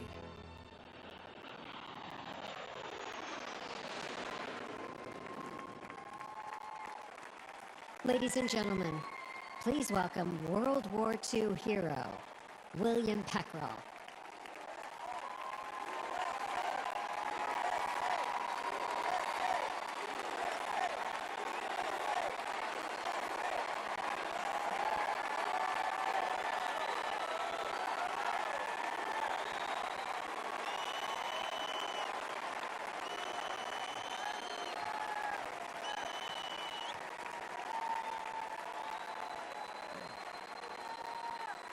Thank you very much. My name is Bill Peckrell. I'm a proud Wisconsinite. I'm a proud husband of 76 years old to my wife, Rosemary.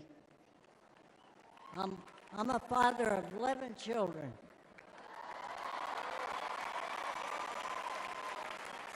6 girls, 5 boys. Our family across 5 generations and a proud World War II veteran.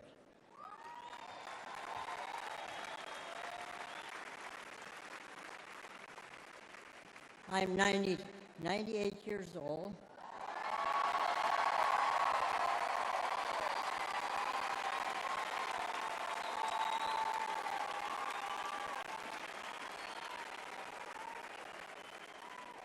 Some call us the greatest generation and witnessed the horror of the Nazis' war camps. In the Battle of the Bulge, my friends and I fought to stop the Nazis' last major push in the Western Front.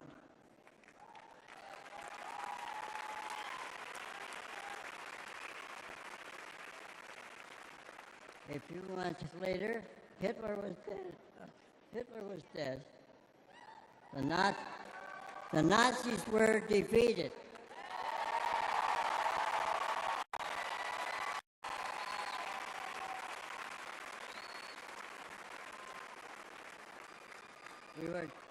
We gave thanks to Almighty God for delivering us from evil.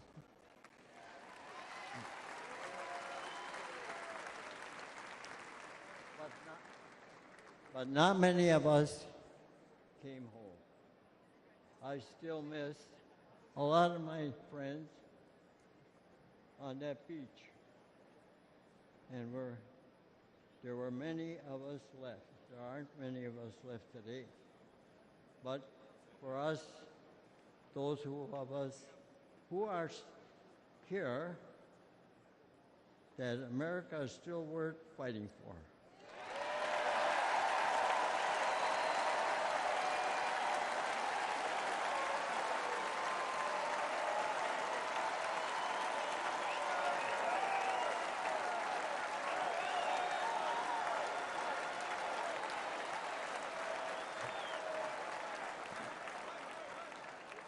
It hurts my heart to see what our current president and vice president have done to the country I love so well.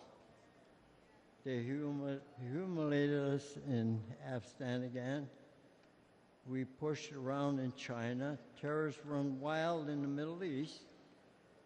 And they let our own southern border get overrun.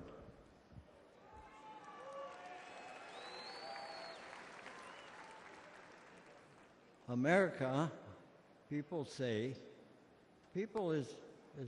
America is an idea, but I believe America is much more than that. America is our home.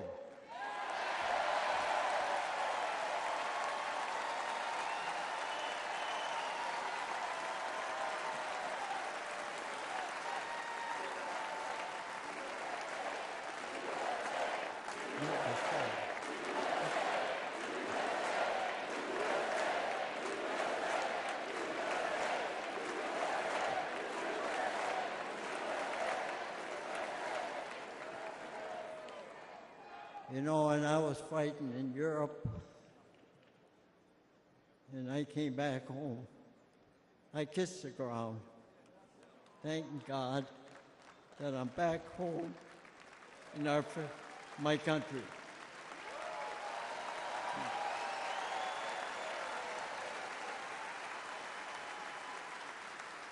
And where I come from, when somebody comes for me or my home, you dig in your boots in the ground and never look back.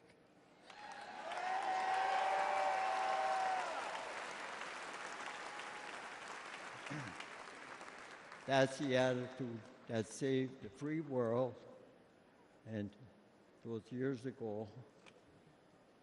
And President Trump, back in Commander-in-Chief, I would go back to re-enlist today.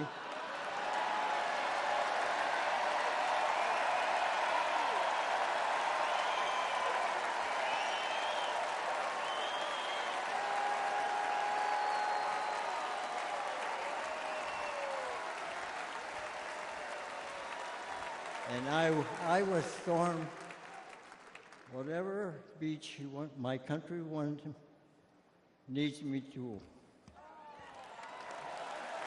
fight again. God bless you. God bless our home and the United States of America.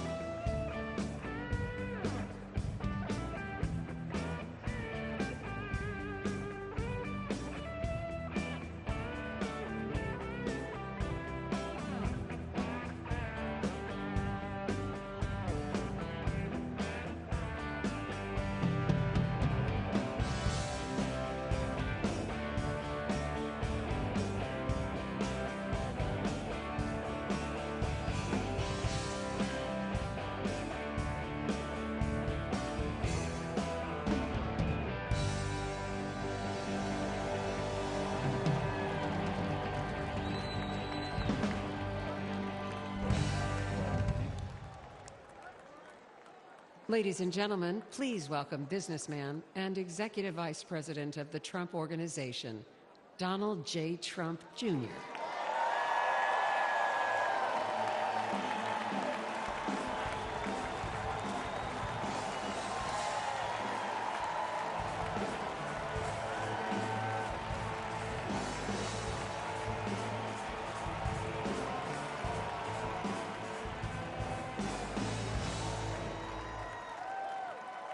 Good evening, America. Before I begin my remarks, I'm going to do something a little uncharacteristic. A Trump is going to give up the microphone. Doesn't happen often. You may never see it again.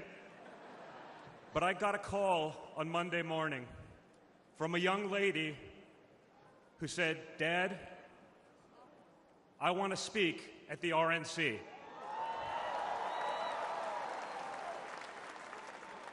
I want to speak at the RNC because I want America to know what my grandpa is actually like.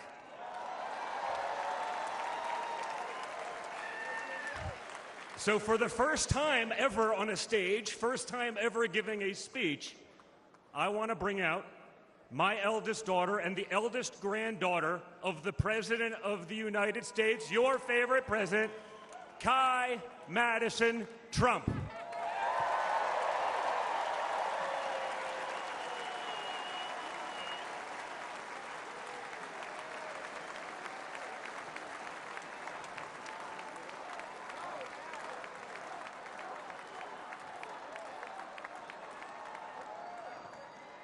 Hi, everyone. My name is Kai Madison Trump. I am the granddaughter of Donald Trump.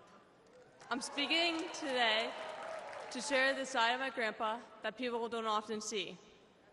To me, he's just a normal grandpa. He gives us candy and soda when our parents aren't looking. He always wants to know how we're doing in school. When I made the high honor roll, he printed it out to show his friends how proud he was of me.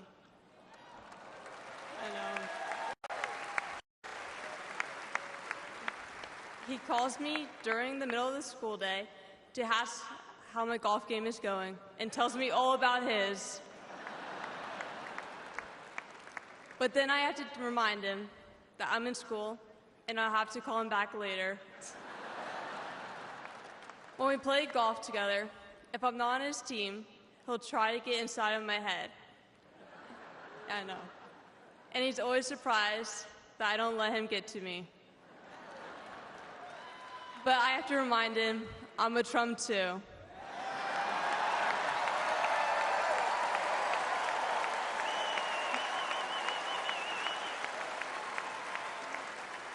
Even when he's going through all these court cases, he always asks me how I'm doing. He always encourages me to push myself to be the most successful person I can be. Obviously, he sets the bar pretty high, but who knows, maybe one day I'll catch him. On Saturday, I was shocked when I heard that he has been shot, and I just wanted to know if he was okay. It was heartbreaking that someone would do that to another person. A lot of people have put my grandpa through hell, and he's still standing.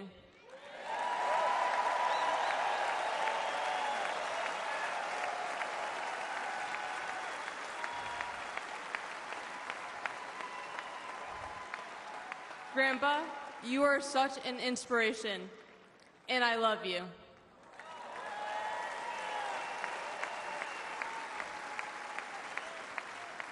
The media makes my grandpa seem like a different person, but I know him for who he is. He's very caring and loving.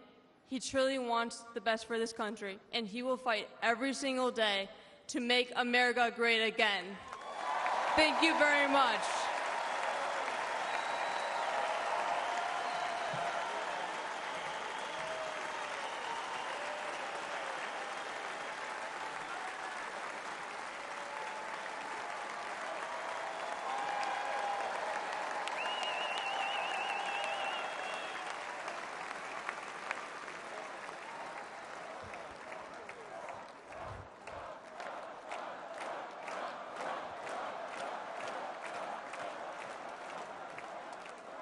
A lot of proud moments this week for my family. Thank you again, guys. Really appreciate that. That's not easy. That's the first time. I mean, this is what we call a large crowd for a speech, so incredible work, Kai. Now, back to business. Guys. Thank you, sir. Tonight we gather here in Milwaukee at one of the most crucial moments in American history. Just days ago, something that once seemed unimaginable became a terrifying reality. My father came under literal fire as an incredible, patriotic rally turned into a tragedy. On a field in Butler, Pennsylvania, a brave firefighter died. Others were injured, and as those bullets rained down, we came millimeters away from one of the darkest moments in our nation's history. But we did lose an American hero that day. We wish that he were with us tonight. But his memory will live on forever in the hearts of his family, his community, and the nation that he loved.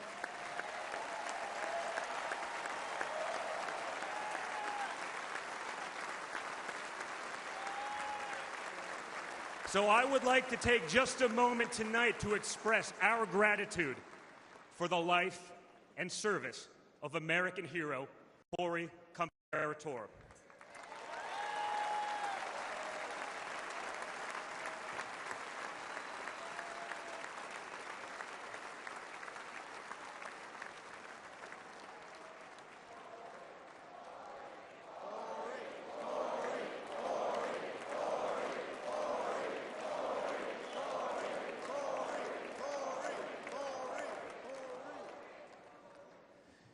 They say you can't truly know how you'll respond in a moment of danger until you're actually confronted with it. So what was my father's instinct as his life was on the line? Not to cower, not to surrender, but to show for all the world to see that the next American president has the heart of a lion.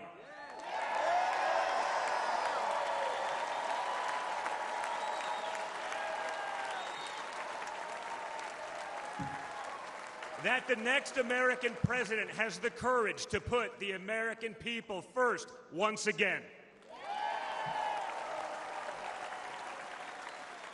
And in that moment, my father didn't just show his character, he showed America's character. When he stood up with blood on his face and the flag at his back, the world saw a spirit that could never be broken.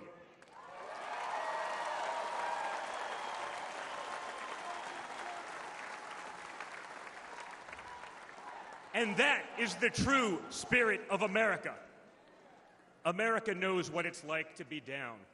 We know what it's like to be confused and to be afraid. Long before the attempt on my father's life, every American I met was filled with fear and anxiety. They were afraid our country was being torn apart. They were anxious about the massive and chaotic invasion of illegal aliens across our border.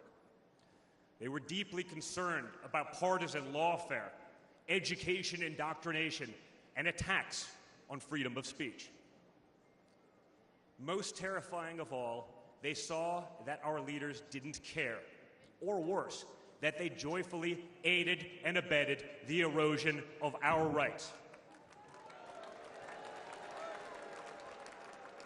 And the lies.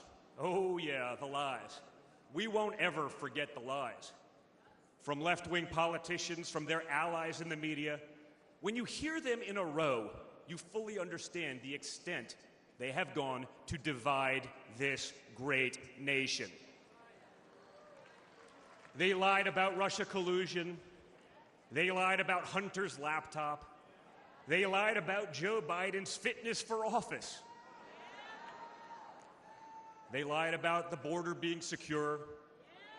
They lied about inflation being transitory. They lied about how they would safely withdraw from Afghanistan. They lied about Biden being a, quote, moderate. And they told one nonstop lie after another about my father. But they could only run away from reality for so long. All hell has broken loose in America, and it's impossible to hide anymore.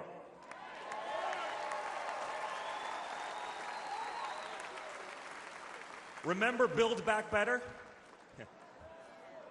Instead, we got broke, bumbling Biden. Nothing is built, nothing is back, and nothing is better.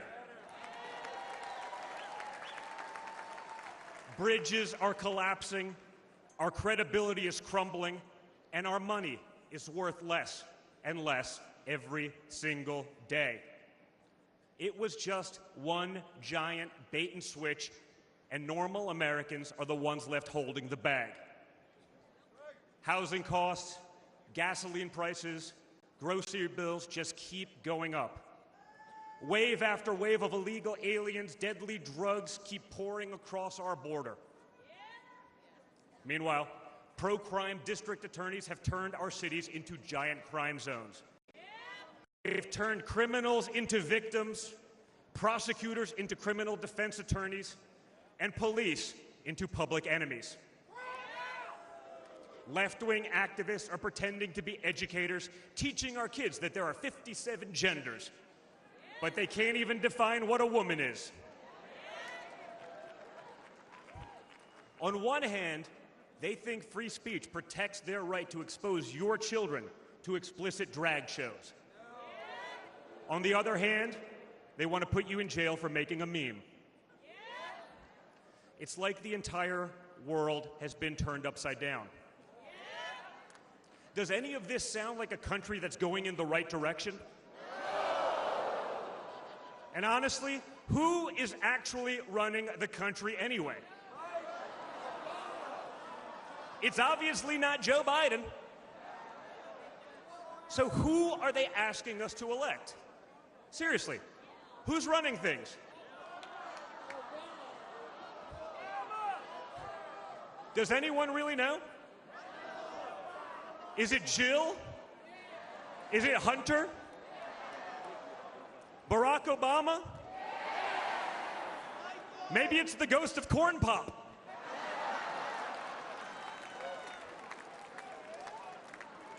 Whoever is running the show, the only thing they are effective at is persecuting my father. They twisted, contorted, and corrupted the criminal code to turn bookkeeping errors into felonies. They concocted new legal theories out of thin air.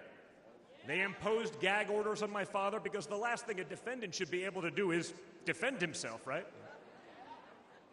They punished him for merely speaking the truth. They say they hate Vladimir Putin, but it sure seems like they've spent a lot of time copying his playbook.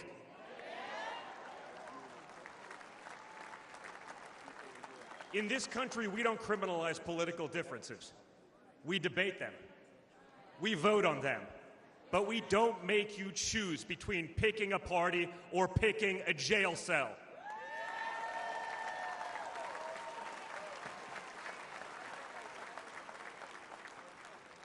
There was a time when the Democrats really wanted what was best for America, even if they had a different way of getting there. It was the party of Franklin Roosevelt, John F. Kennedy, Martin Luther King Jr. You may have disagreed with that party, but at least you could respect it. But this new extreme Democrat Party, they want us to somehow believe that the only way forward is going backwards, where hiring decisions are based solely on race, where justice is only for those with the right opinions, where streets are a luxury only for the elite, where economic opportunity exists only when you know the right people. Right now, the America we all grew up with, the America that we love, feels like an old photograph where you sit down with your children and tell them what life used to be like. You look back at that America and remember a country that was confident and proud, an America that knew who it was and what it stood for. And it could all feel like a distant memory. Somewhere along the way we stumbled. Somewhere along the way we lost ourselves. But we can't live on nostalgia. Yes, America was great, but our greatest days are yet to come.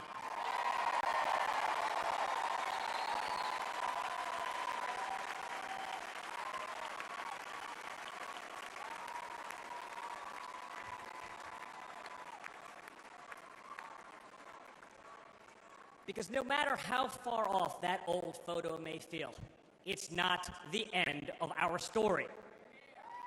We're like that man who stood on that platform and felt the bullet pierce his flesh just days ago in Pennsylvania.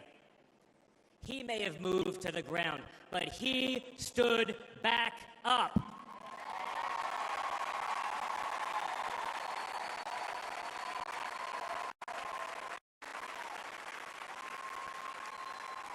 And when he did, my father raised his fist into the air. He looked out at the crowd, and what did he say?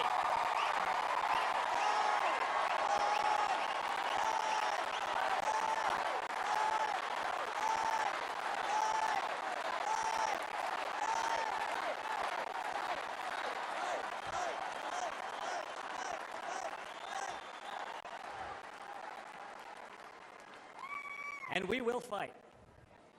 We will fight. We will fight with our voices. We will fight with our ideas. And on November 5th, we will fight with our vote.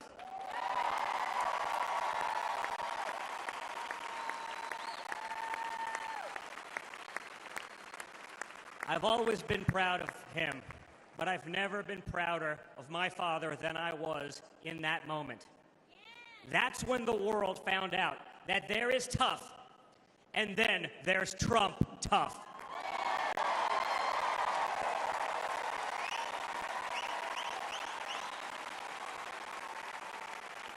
And the good news is, America is Trump tough.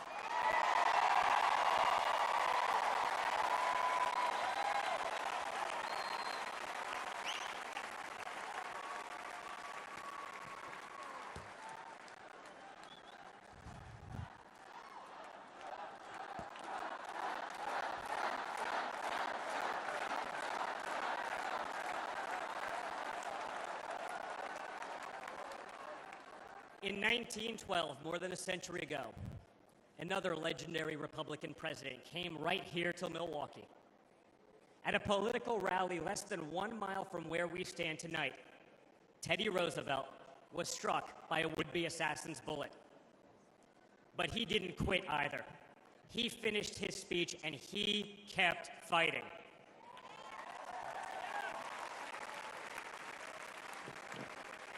My friends, I don't believe in coincidences, but I do believe in God's plan.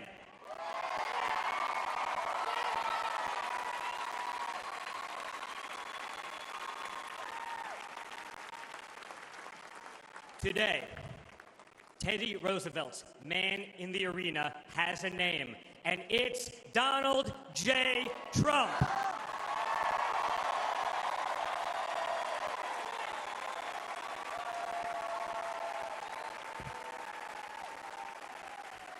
Remember, my father didn't have to run for re-election this year.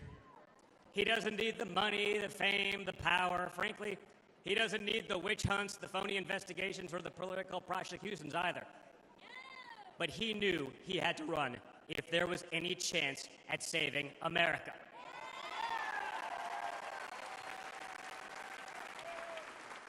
He's not doing it for himself. He's doing it for everyone here tonight, for everyone watching at home.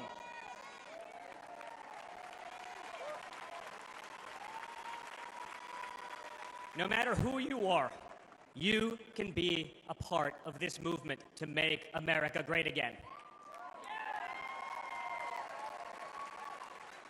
Look at me and my friend J.D. Vance, a kid from Appalachia and a kid from Trump Tower in Manhattan. We grew up worlds apart, yet now we're both fighting side by side to save the country we love. And by the way, J.D. Vance is going to make one hell of a vice president.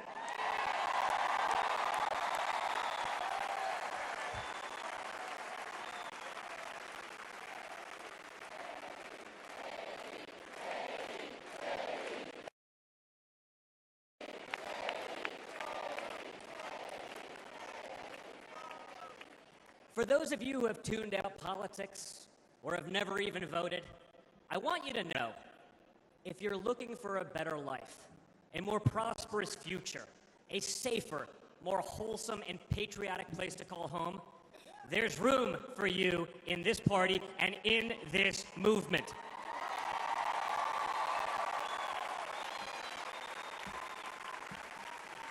In fact, you're the ones who matter most of all.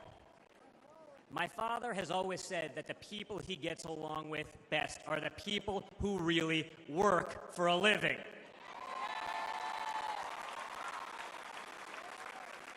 It's because of his background as a builder in construction, right? In construction, it doesn't matter how smart your architect is if you don't have the best guys laying the bricks.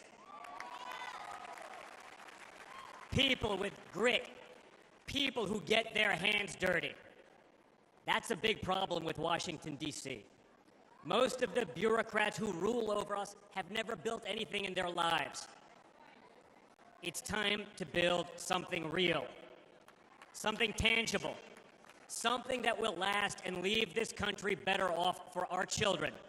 That's my father's mission.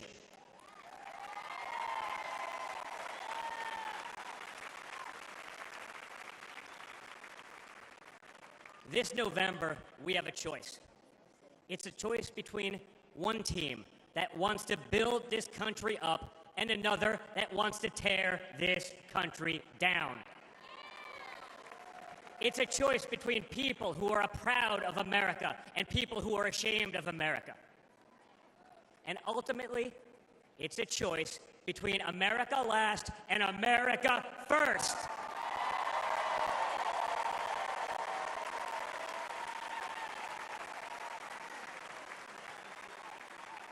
So if you love this country from the bottom of your heart, if you want to bring back common sense, if you want to save the American dream, if you want to stand up and fight for the future of our nation, you must re-elect my father, Donald J. Trump.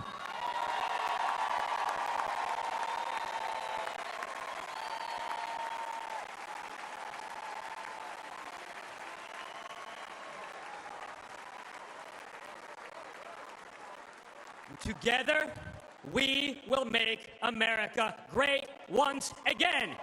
Thank you. Thank you, Wisconsin.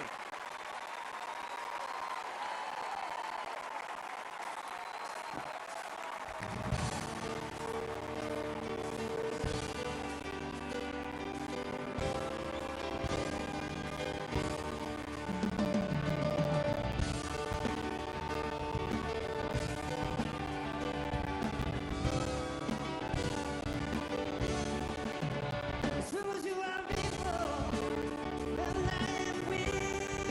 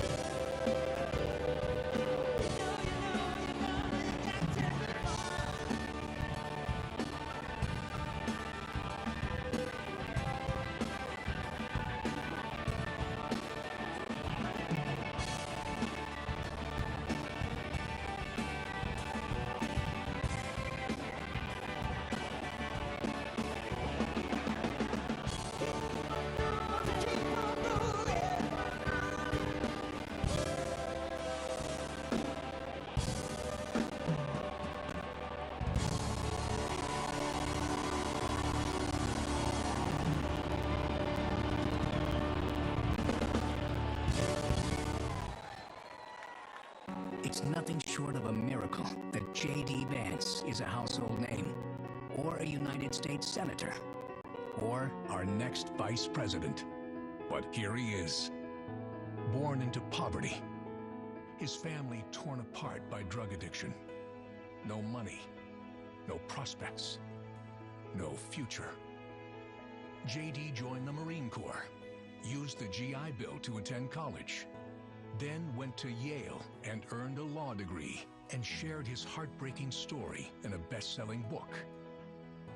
Only in America is this story possible. But today, for many families, the American dream is now gone. And this is the team tough enough to bring it back. J.D. Vance understands that working families have become the forgotten families. Under Biden, wages are going down while prices skyrocket, forcing the majority of Americans to live paycheck to paycheck. Working families will have J.D. Vance fighting for them. Seniors, J.D. will have your backs too. No more deciding between putting food on your table and paying for the prescriptions you need.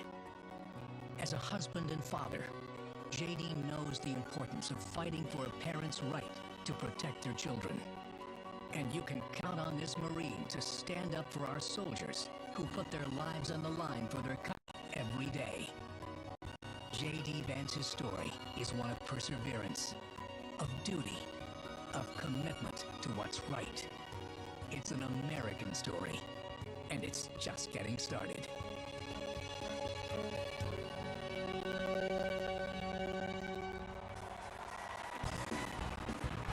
Ladies and gentlemen, please welcome Usha Vance.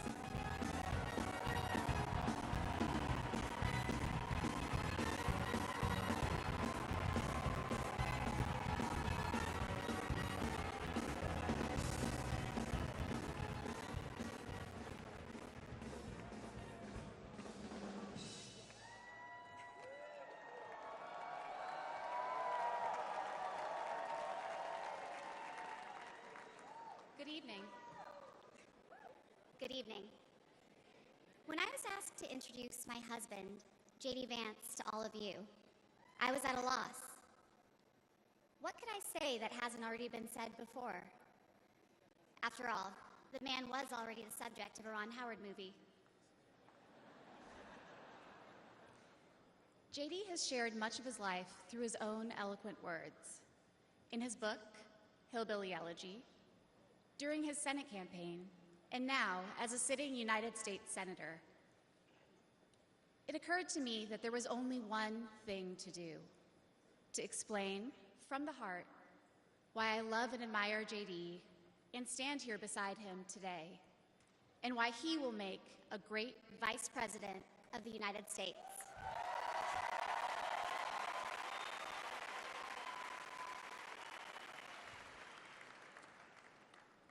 I met J.D. in law school when he was fresh out of Ohio State, which he attended with the support of the GI Bill. We were friends first because, who wouldn't want to be friends with J.D.? He was then, as now, the most interesting person I knew. A working class guy who had overcome childhood traumas that I could barely fathom to end up at Yale Law School. A tough Marine who had served in Iraq, but whose idea of a good time was playing with puppies and watching the movie Babe. The most determined person I knew with one overriding ambition: to become a husband and a father, and to build the kind of tight-knit family that he had longed for as a child. My background is very different from JD's. I grew up in San Diego, in a middle-class community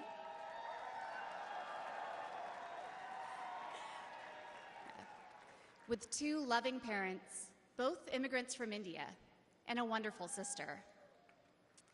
That JD and I could meet at all, let alone fall in love and marry, is a testament to this great country.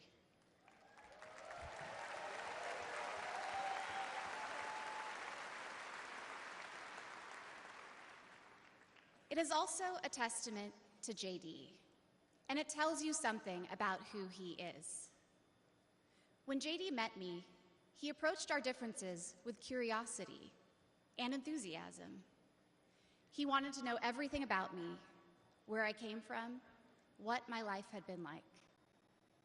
Although he's a meat and potatoes kind of guy, he adapted to my vegetarian diet and learned to cook food from my mother, Indian food. Before I knew it, he had become an integral part of my family, a person I could not imagine living without. The JD I knew then is the same JD you see today, except for that beard. And his goals in this new role are the same that he has pursued for our family: to keep people safe, to create opportunities, to build a better life, and to solve problems with an open mind. It's safe to say that neither JD nor I expected to find ourselves in this position, but it's hard to imagine a more powerful example of the American dream: a boy from Middletown, Ohio.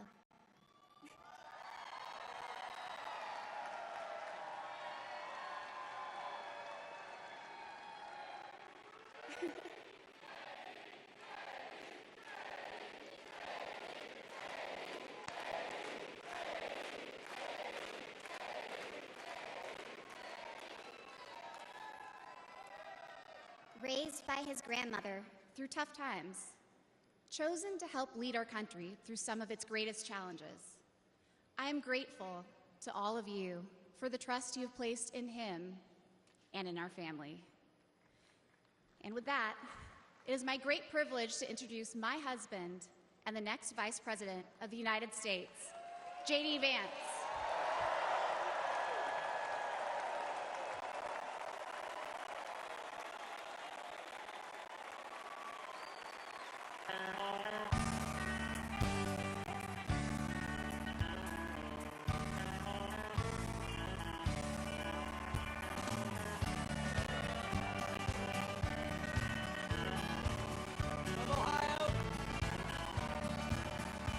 Why don't we liberate these United States? We're the ones who need it worst.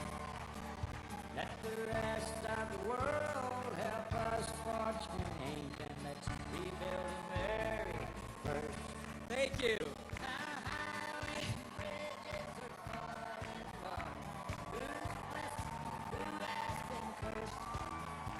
There's things to be done all over the world, but let's rebuild America first. Thank you. Thank you. Please.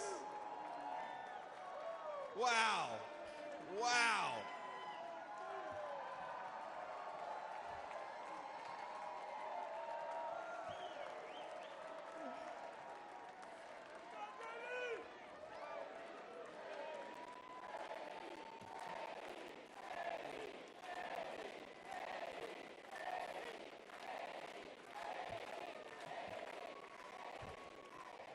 Yeah. First of all, aren't I a lucky guy? Isn't she lovely? Isn't it amazing?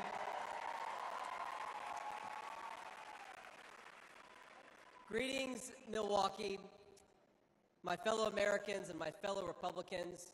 My name is J.D. Vance from the great state of Ohio.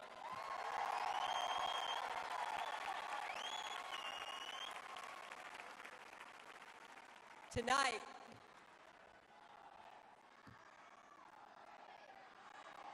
O-H-I-O, O-H-I-O. You guys, we're gonna chill with the Ohio love. We gotta win Michigan too here, so.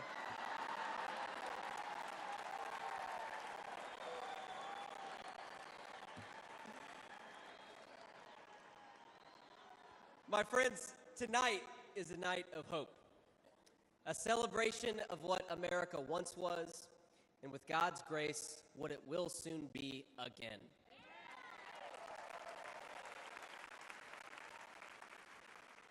And it is a reminder of the sacred duty we have to preserve the American experiment, to choose a new path for our children and grandchildren.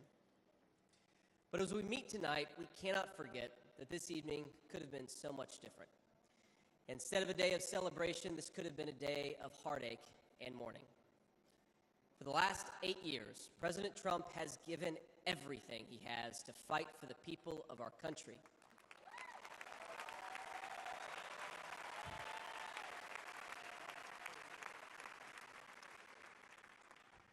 He didn't need politics, but the country needed him.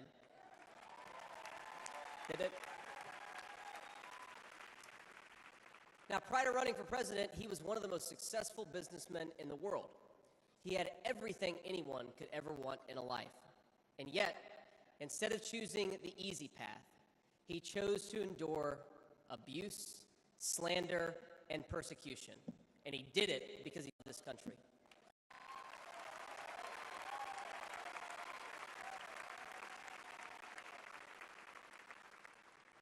I want all Americans to go and watch the video of a would-be assassin coming a quarter of an inch from taking his life. Consider the lies they told you about Donald Trump, and then look at that photo of him, defiant, fist in the air. When Donald Trump rose to his feet in that Pennsylvania field, all of America stood with him.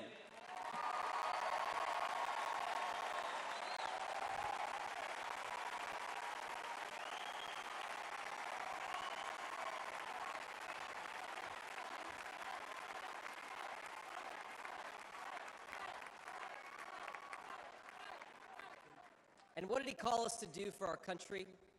To fight. To fight for America.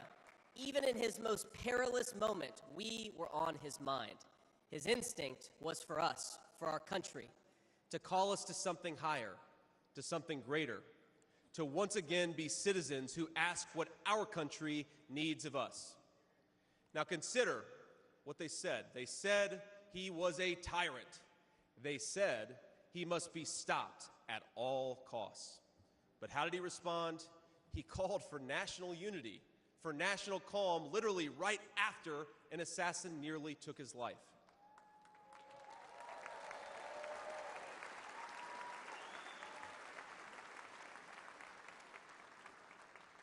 He remembered the victims of the terrible attack, especially the brave Corey Compertori, who gave his life to protect his family. God bless him. And then President Trump flew to Milwaukee and got back to work.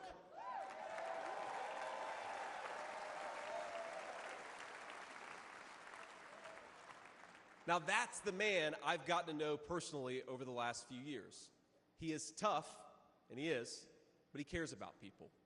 He can stand defiant against an assassin one moment and call for national healing the next. He is a beloved father and grandfather, and of course, a once-in-a-generation business leader. He's the man who is feared by America's adversaries, but 2 nights ago, and I'll share a moment, said goodnight to his 2 boys, told them he loved them, and made sure to give each of them a kiss on the cheek. And I will say, Don and Eric squirmed the same way my 4-year-old does when his daddy tries to give him a kiss on the cheek. Sorry, guys. He is all those things, but tonight we celebrate he is our once and future President of the United States of America.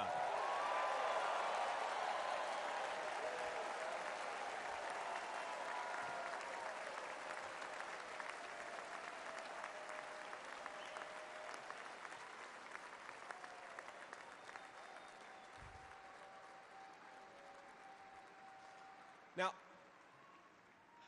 I want to respond to his call for unity myself.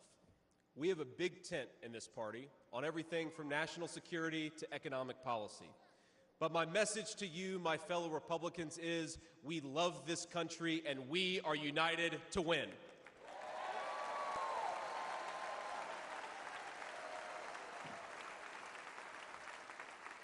Right. Now, I think our disagreements actually make us stronger. That's what I've learned in my time in the United States Senate, where sometimes I persuade my colleagues and sometimes they persuade me.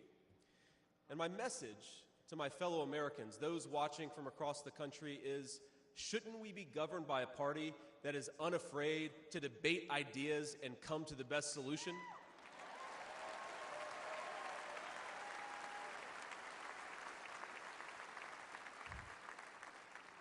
That's the Republican Party of the next 4 years, united in our love for this country and committed to free speech and the open exchange of ideas.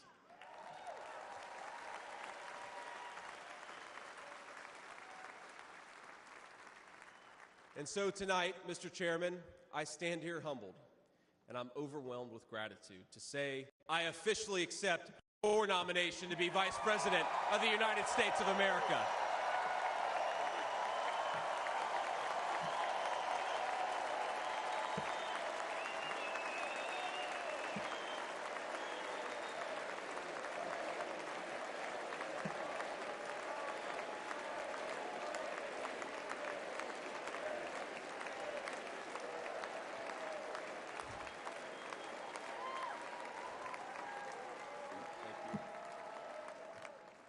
Now, never in my wildest imagination could I have believed that I'd be standing here tonight.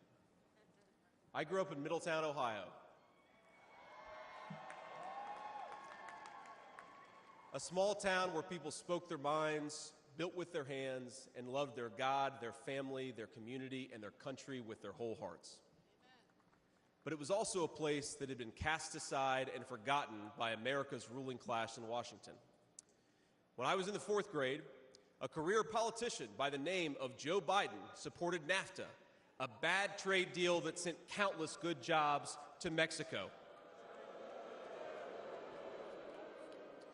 When I was a sophomore in high school, that same career politician named Joe Biden gave China a sweetheart trade deal that destroyed even more good American middle-class manufacturing jobs.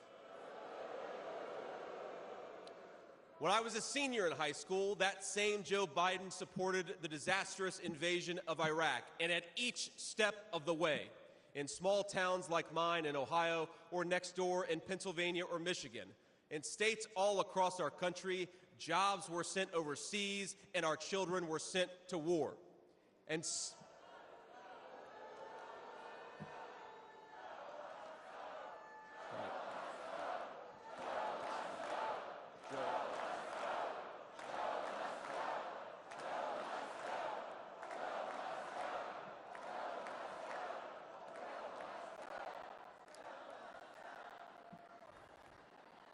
I agree. And somehow, a real estate developer from New York City by the name of Donald J. Trump was right on all of these issues while Biden was wrong.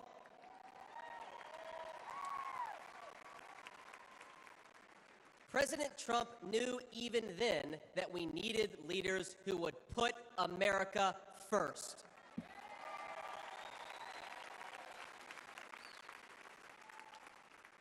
Now, thanks to these policies that Biden and other out-of-touch politicians in Washington gave us, our country was flooded with cheap Chinese goods, with cheap foreign labor, and in the decades to come, deadly Chinese fentanyl. Joe Biden screwed up, and my community paid the price. Now, I was lucky. Despite the closing factories and the growing addiction in towns like mine, in my life, I had a guardian angel by my side. She was an old woman who could barely walk, but she was tough as nails. I called her Mamaw, the name we hillbillies gave to our grandmothers.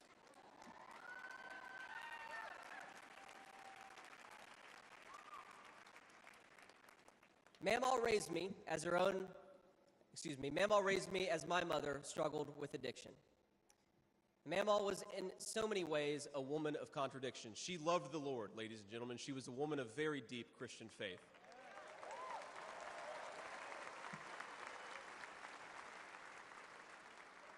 But she also loved the F word.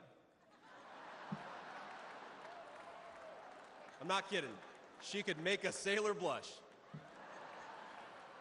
Now, she once told me, when she found out that I was spending too much time with a local kid who was known for dealing drugs, that if I ever hung out with that kid again, she would run him over with her car.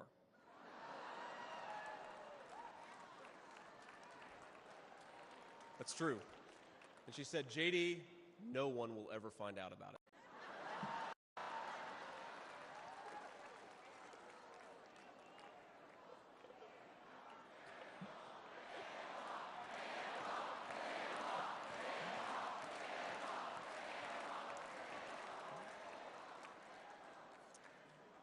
Now, thanks to that mammal, things worked out for me. After 9/11, I did what thousands of other young men my age did in that time of soaring patriotism and love of country. I enlisted in the United States Marines.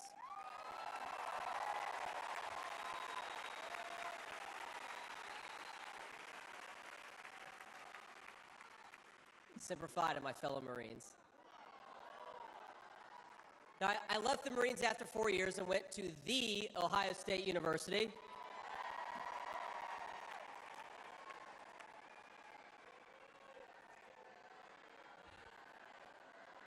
I'm sorry, Michigan, I had to get that in there.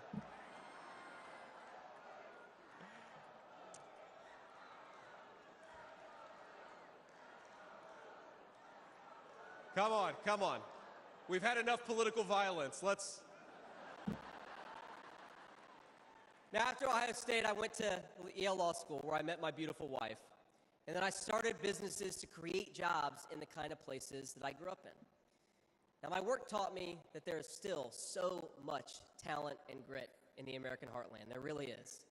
But for these places to thrive, my friends, we need a leader who fights for the people who built this country.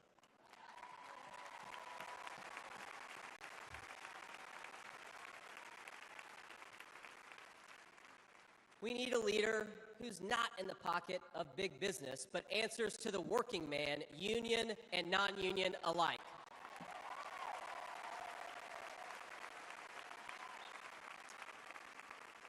A leader who won't sell out to multinational corporations, but will stand up for American companies and American industry.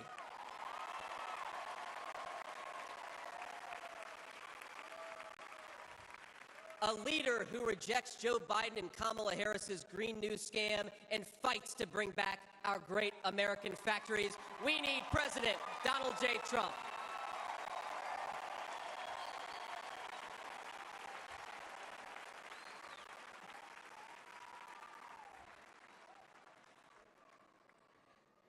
Some people tell me I've lived the American dream, and of course they're right, and I'm so grateful for it. But the American dream that always counted most was not starting a business or becoming a senator or even being here with you fine people, though it's pretty awesome. My most important American dream was becoming a good husband and a good dad, of being able to give...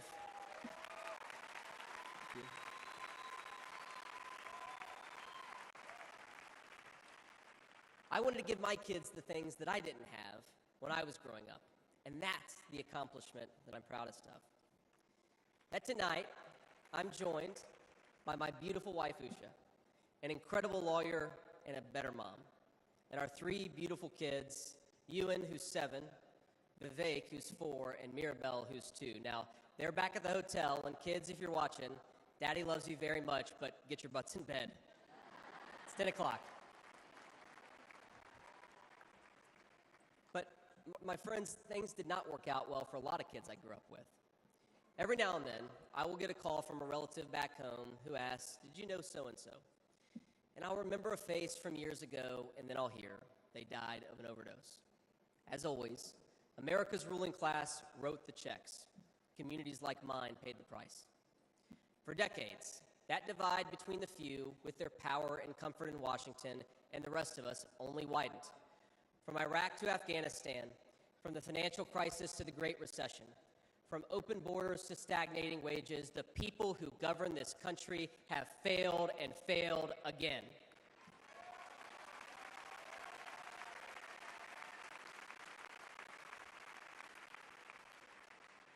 That is, of course, until a guy named Donald J. Trump came along.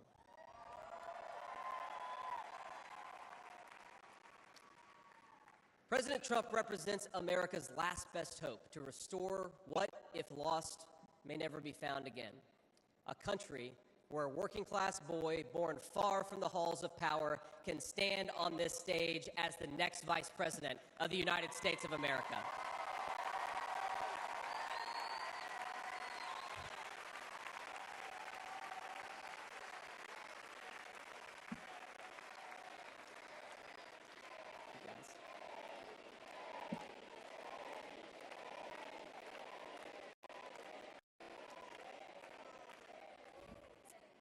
But, my fellow Americans, here in this stage and watching at home, this moment is not about me, it's about all of us, and it's about who we're fighting for.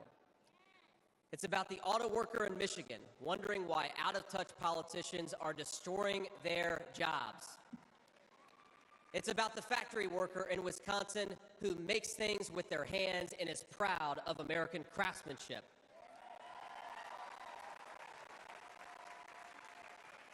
It's about the energy worker in Pennsylvania and Ohio who doesn't understand why Joe Biden is willing to buy energy from tin-pot dictators across the world when he could buy it from his own citizens right here in our own country.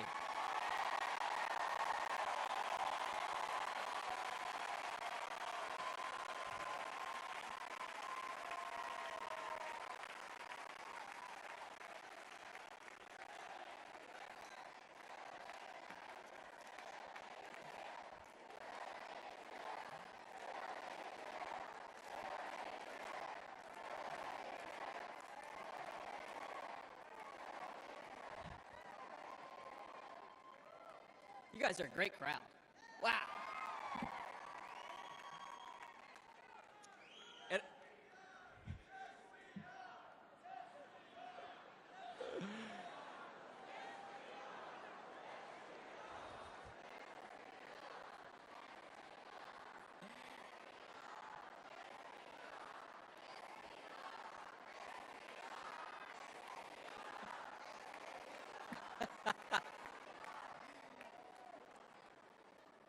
And it's about, our movement is about single moms like mine who struggled with money and addiction but never gave up. And I'm proud to say that tonight my mom is here, 10 years clean and sober. I love you, Mom.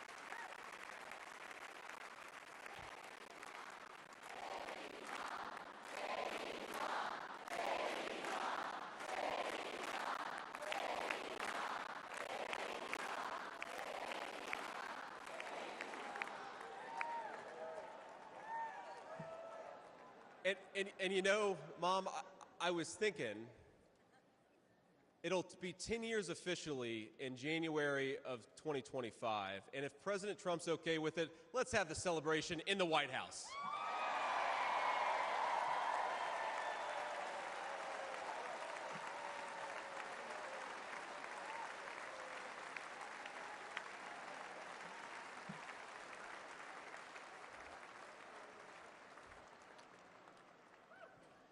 And our movement, ladies and gentlemen, it's about grandparents all across this country who are living on Social Security and raising grandchildren they didn't expect to raise. And while we're on the topic of grandparents, let me tell you another Mamaw story. Now, my Mamaw died shortly before I left for Iraq in 2005. And when we went through her things, we found 19 loaded handguns. They were...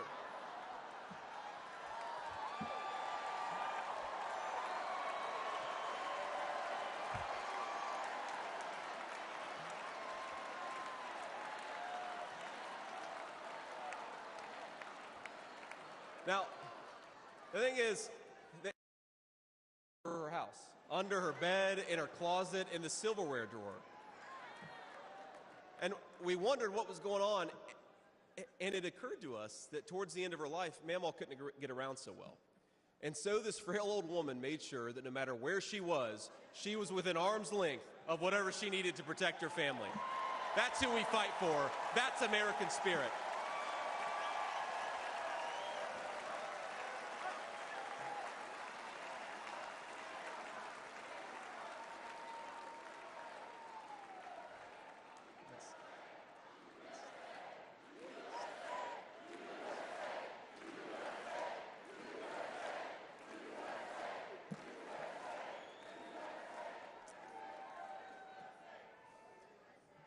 Now, Joe Biden has been a politician in Washington for longer than I've been alive, 39 years old. Kamala Harris is not much further behind. For half a century, he's been the champion of every major policy initiative to make America weaker and poorer. And in 4 short years, Donald Trump reversed decades of betrayals inflicted by Joe Biden and the rest of the corrupt Washington insiders.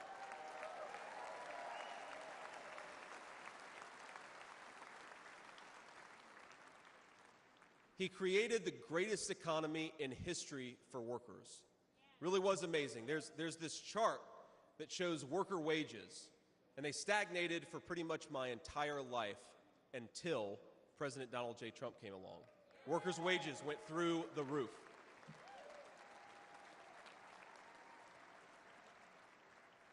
And just imagine what he's going to do when we give him 4 more years.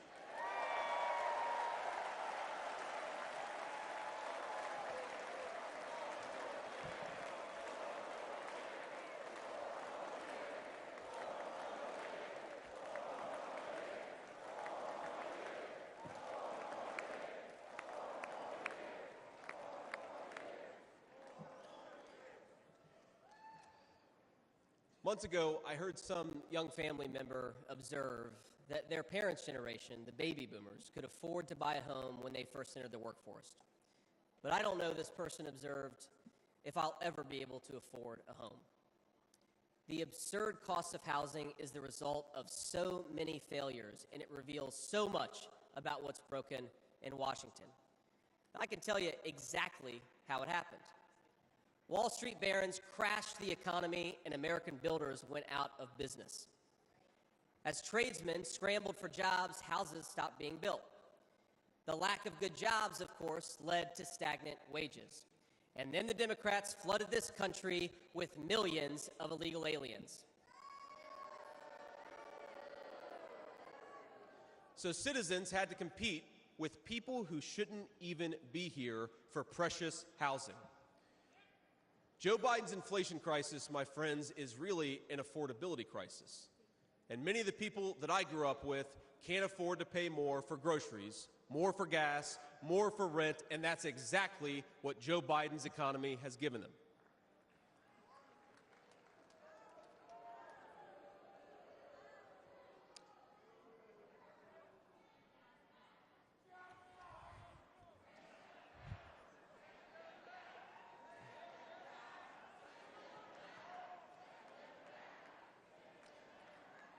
So prices soared, dreams were shattered, and China and the cartels sent fentanyl across the border, adding addiction to the heartache.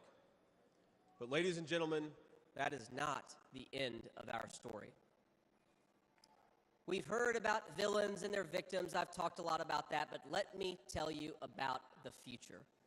President Trump's vision is so simple and yet so powerful. We're done, ladies and gentlemen, catering to Wall Street. We'll commit to the working man.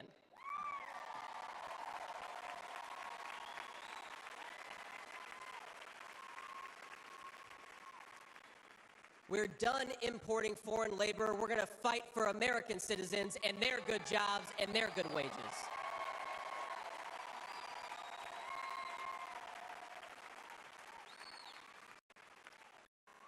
We're done buying energy from countries that hate us. We're going to get it right here from American workers in Pennsylvania and Ohio and across the country.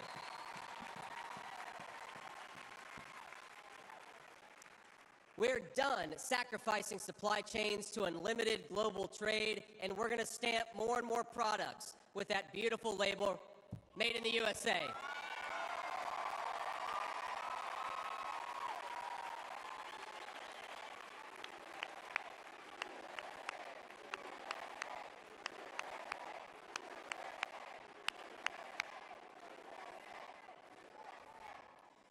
We're going to build factories again, put people to work making real products for American families made with the hands of American workers.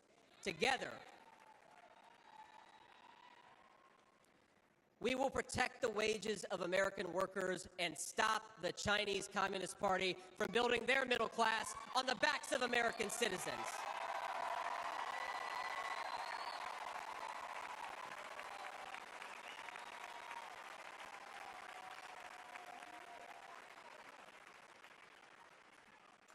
Together, we will make sure our allies share in the burden of securing world peace. No more free rides for nations that betray the generosity of the American taxpayer.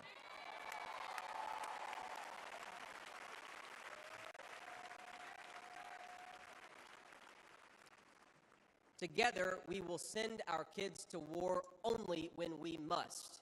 But as President Trump showed with the elimination of ISIS and so much more, when we punch, we're going to punch hard.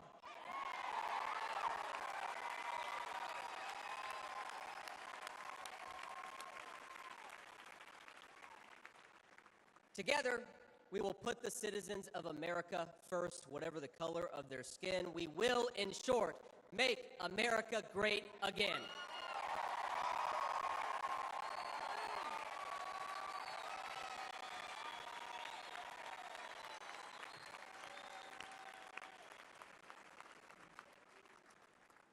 You know, one of the things that you hear people say sometimes is that America is an idea. And to be clear, America was indeed founded on brilliant ideas like the rule of law and religious liberty, things written into the fabric of our Constitution and our nation. But America is not just an idea. It is a group of people with a shared history and a common future. It is, in short, a nation. Now, it is part of that tradition, of course, that we welcome newcomers. But when we allow newcomers into our American family, we allow them on our terms.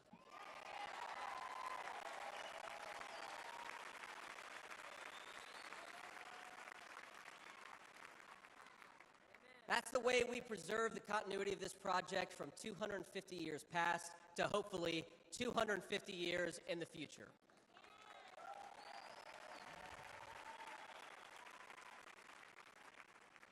And let me illustrate this with a story, if I may. I'm, of course, married to the daughter of South Asian immigrants to this country. Incredible people.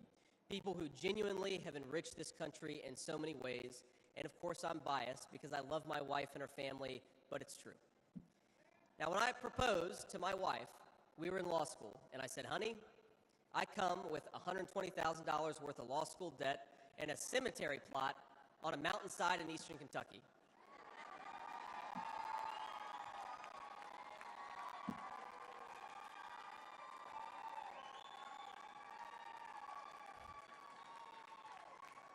And I guess standing here tonight, it's just gotten weirder and weirder, honey.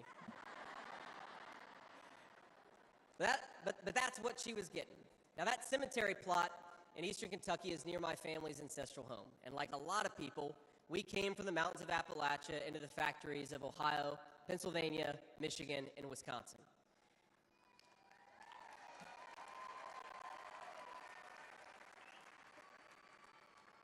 Now, that's Kentucky coal country, one of the 10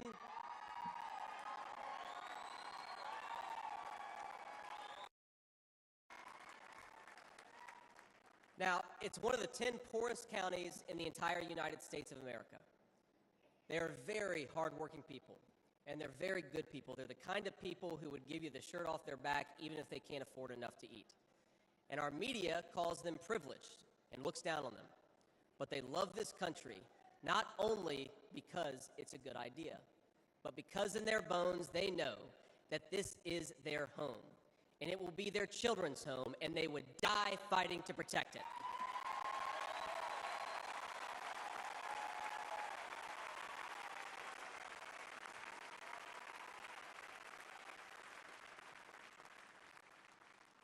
That is the source of America's greatness. As a United States Senator, I get to represent millions of people in the great state of Ohio with similar stories, and it is the great honor of my life.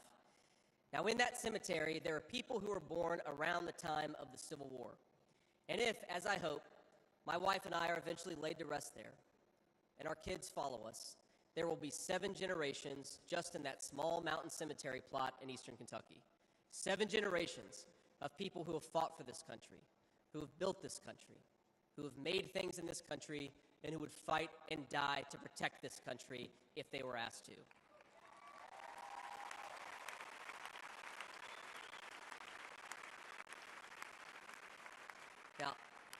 Now that's not just an idea, my friends. That's not just a set of principles. Even though the ideas and the principles are great, that is a homeland. That is our homeland.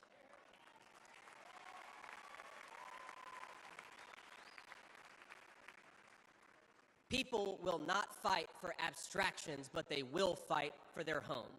And if this movement of ours is going to succeed, and if this country is going to thrive, our leaders have to remember that America is a nation and its citizens deserve leaders who put its interests first.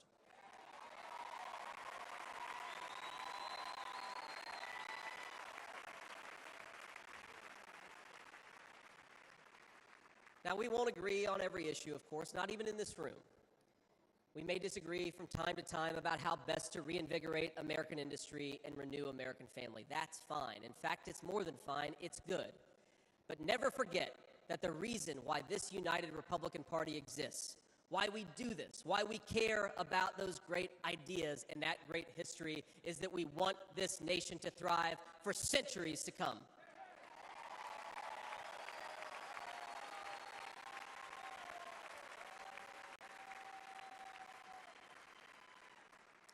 Now, eventually in that mountain cemetery, my children will lay me to rest. And when they do, I would like them to know that thanks to the work of this Republican Party, the United States of America is as strong and as proud and as great as ever.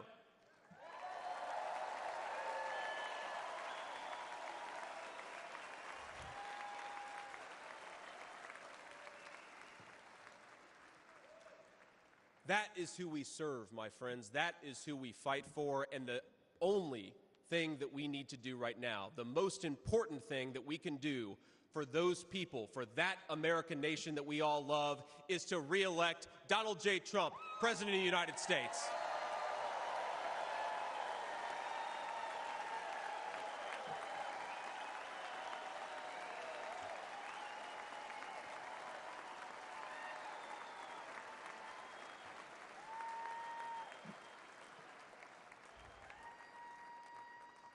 Mr. President, I will never take for granted the trust you have put in me. And what an honor it is to help achieve the extraordinary vision that you have for this country. Now, I pledge to every American, no matter your party, I will give you everything I have to serve you and to make this country a place where every dream you have for yourself, your family, and your country will be possible once again.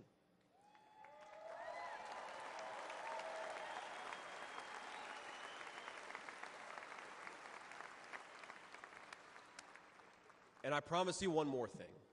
To the people of Middletown, Ohio, and all the forgotten communities in Michigan, Wisconsin, Pennsylvania, and Ohio, and every corner of our nation, I promise you this: I will be a vice president who never forgets where he came from.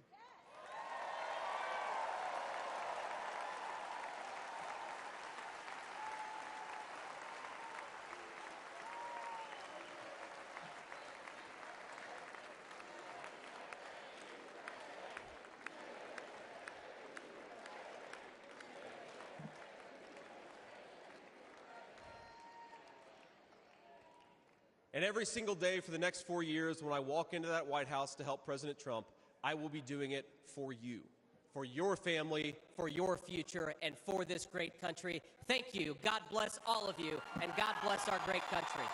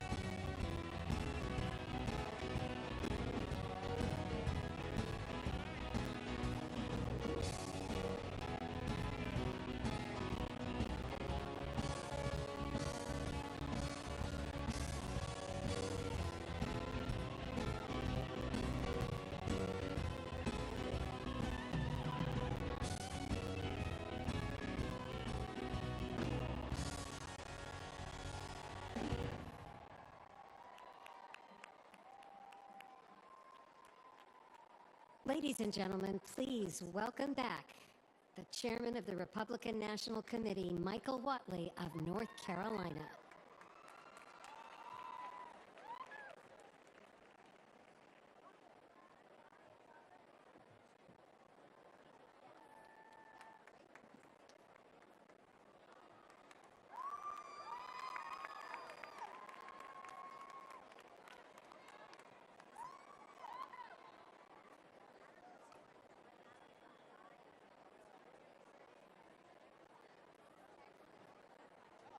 Delegates and alternates, Republicans around the world, tonight in this hall, we had a chance to see what strength is like. Strength looks like heartbroken Gold Star families talking about their loved ones and talking about their loss. Strength looks like fraternity brothers facing down a hostile crowd to save the American flag. Strength looks like thousands of law enforcement officers from all across the country here to protect us tonight. Strength tonight looks like all of the soldiers and the sailors and the airmen and the Marines around the world keeping America safe home and abroad. Strength looks like a teenage daughter standing on this stage and talking to America about the love that she has for her grandfather.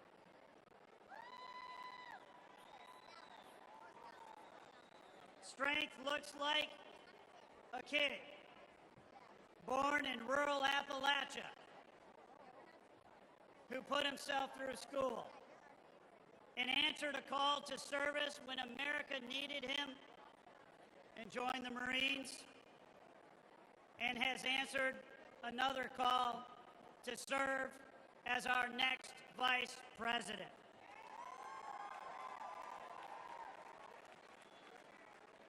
And strength looks like a man who gave up a successful business career and a comfortable life to fight every single day for the American people, who has suffered hoax after hoax after hoax, who has endured politically motivated prosecutions and lawsuits all across the country, and who, when he was knocked down by a would-be assassin's bullet, got back up and encouraged America to fight, fight, fight.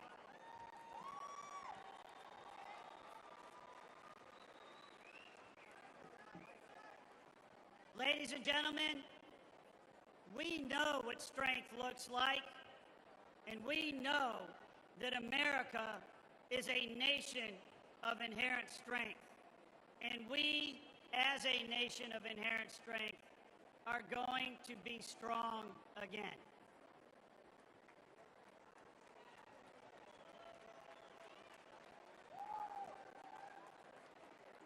For tonight's benediction, please welcome the lead pastor at Bayou Blue Assembly in Houma, Louisiana, Pastor Packy Thompson.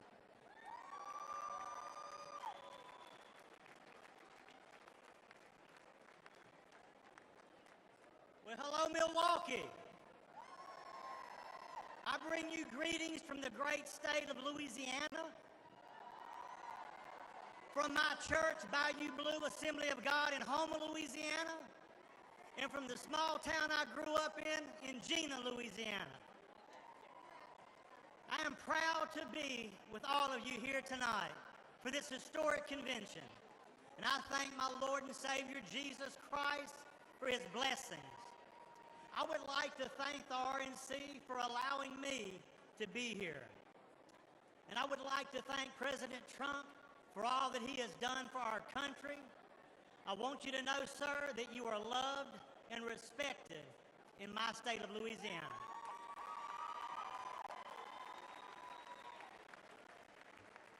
Would y'all stand and pray with me, please? Heavenly Father, we are grateful for your mercy and your protection here tonight. Father, we give you glory and honor because you alone deserve to be honored. Father, I thank you for giving us a man to stand in the gap for us, a man who has made up the hedge for the American people, a man who has protected our nation from those who would harm us. Father, we thank you for raising up President Donald J. Trump to be the 47th President of the United States of America. And I also thank you for protecting him from the evil that was perpetrated last Saturday. Father, I ask that you would unite our country once again, a nation, Lord God, under your leadership. Father God, help us to elect leaders that will help us to become the lead country in the world, to hold the values that our forefathers intended for us when they drafted the Declaration of Independence and the Bill of Rights. Father, I ask that you would help us to elect men and women of God who will protect the rights that were promised to every American, protect us from tyranny, and restore truth back to the public square.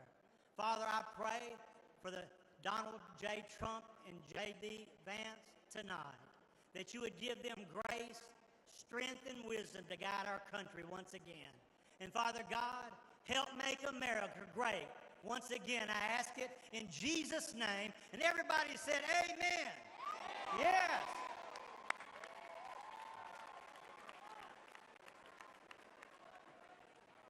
The chair recognizes the delegate from the Commonwealth of Pennsylvania for the purpose of offering a motion. Mr. Chairman, I am Fred Keller from the Commonwealth of Pennsylvania, the birthplace of America. I make the motion that this convention now adjourn. The question now occurs on the motion to adjourn. All those in favor signify by saying aye. Aye. All those opposed, no. In the opinion of the chair, the ayes have it and the motion is adopted. Accordingly, this convention stands adjourned until 5 p.m. tomorrow. Thank you.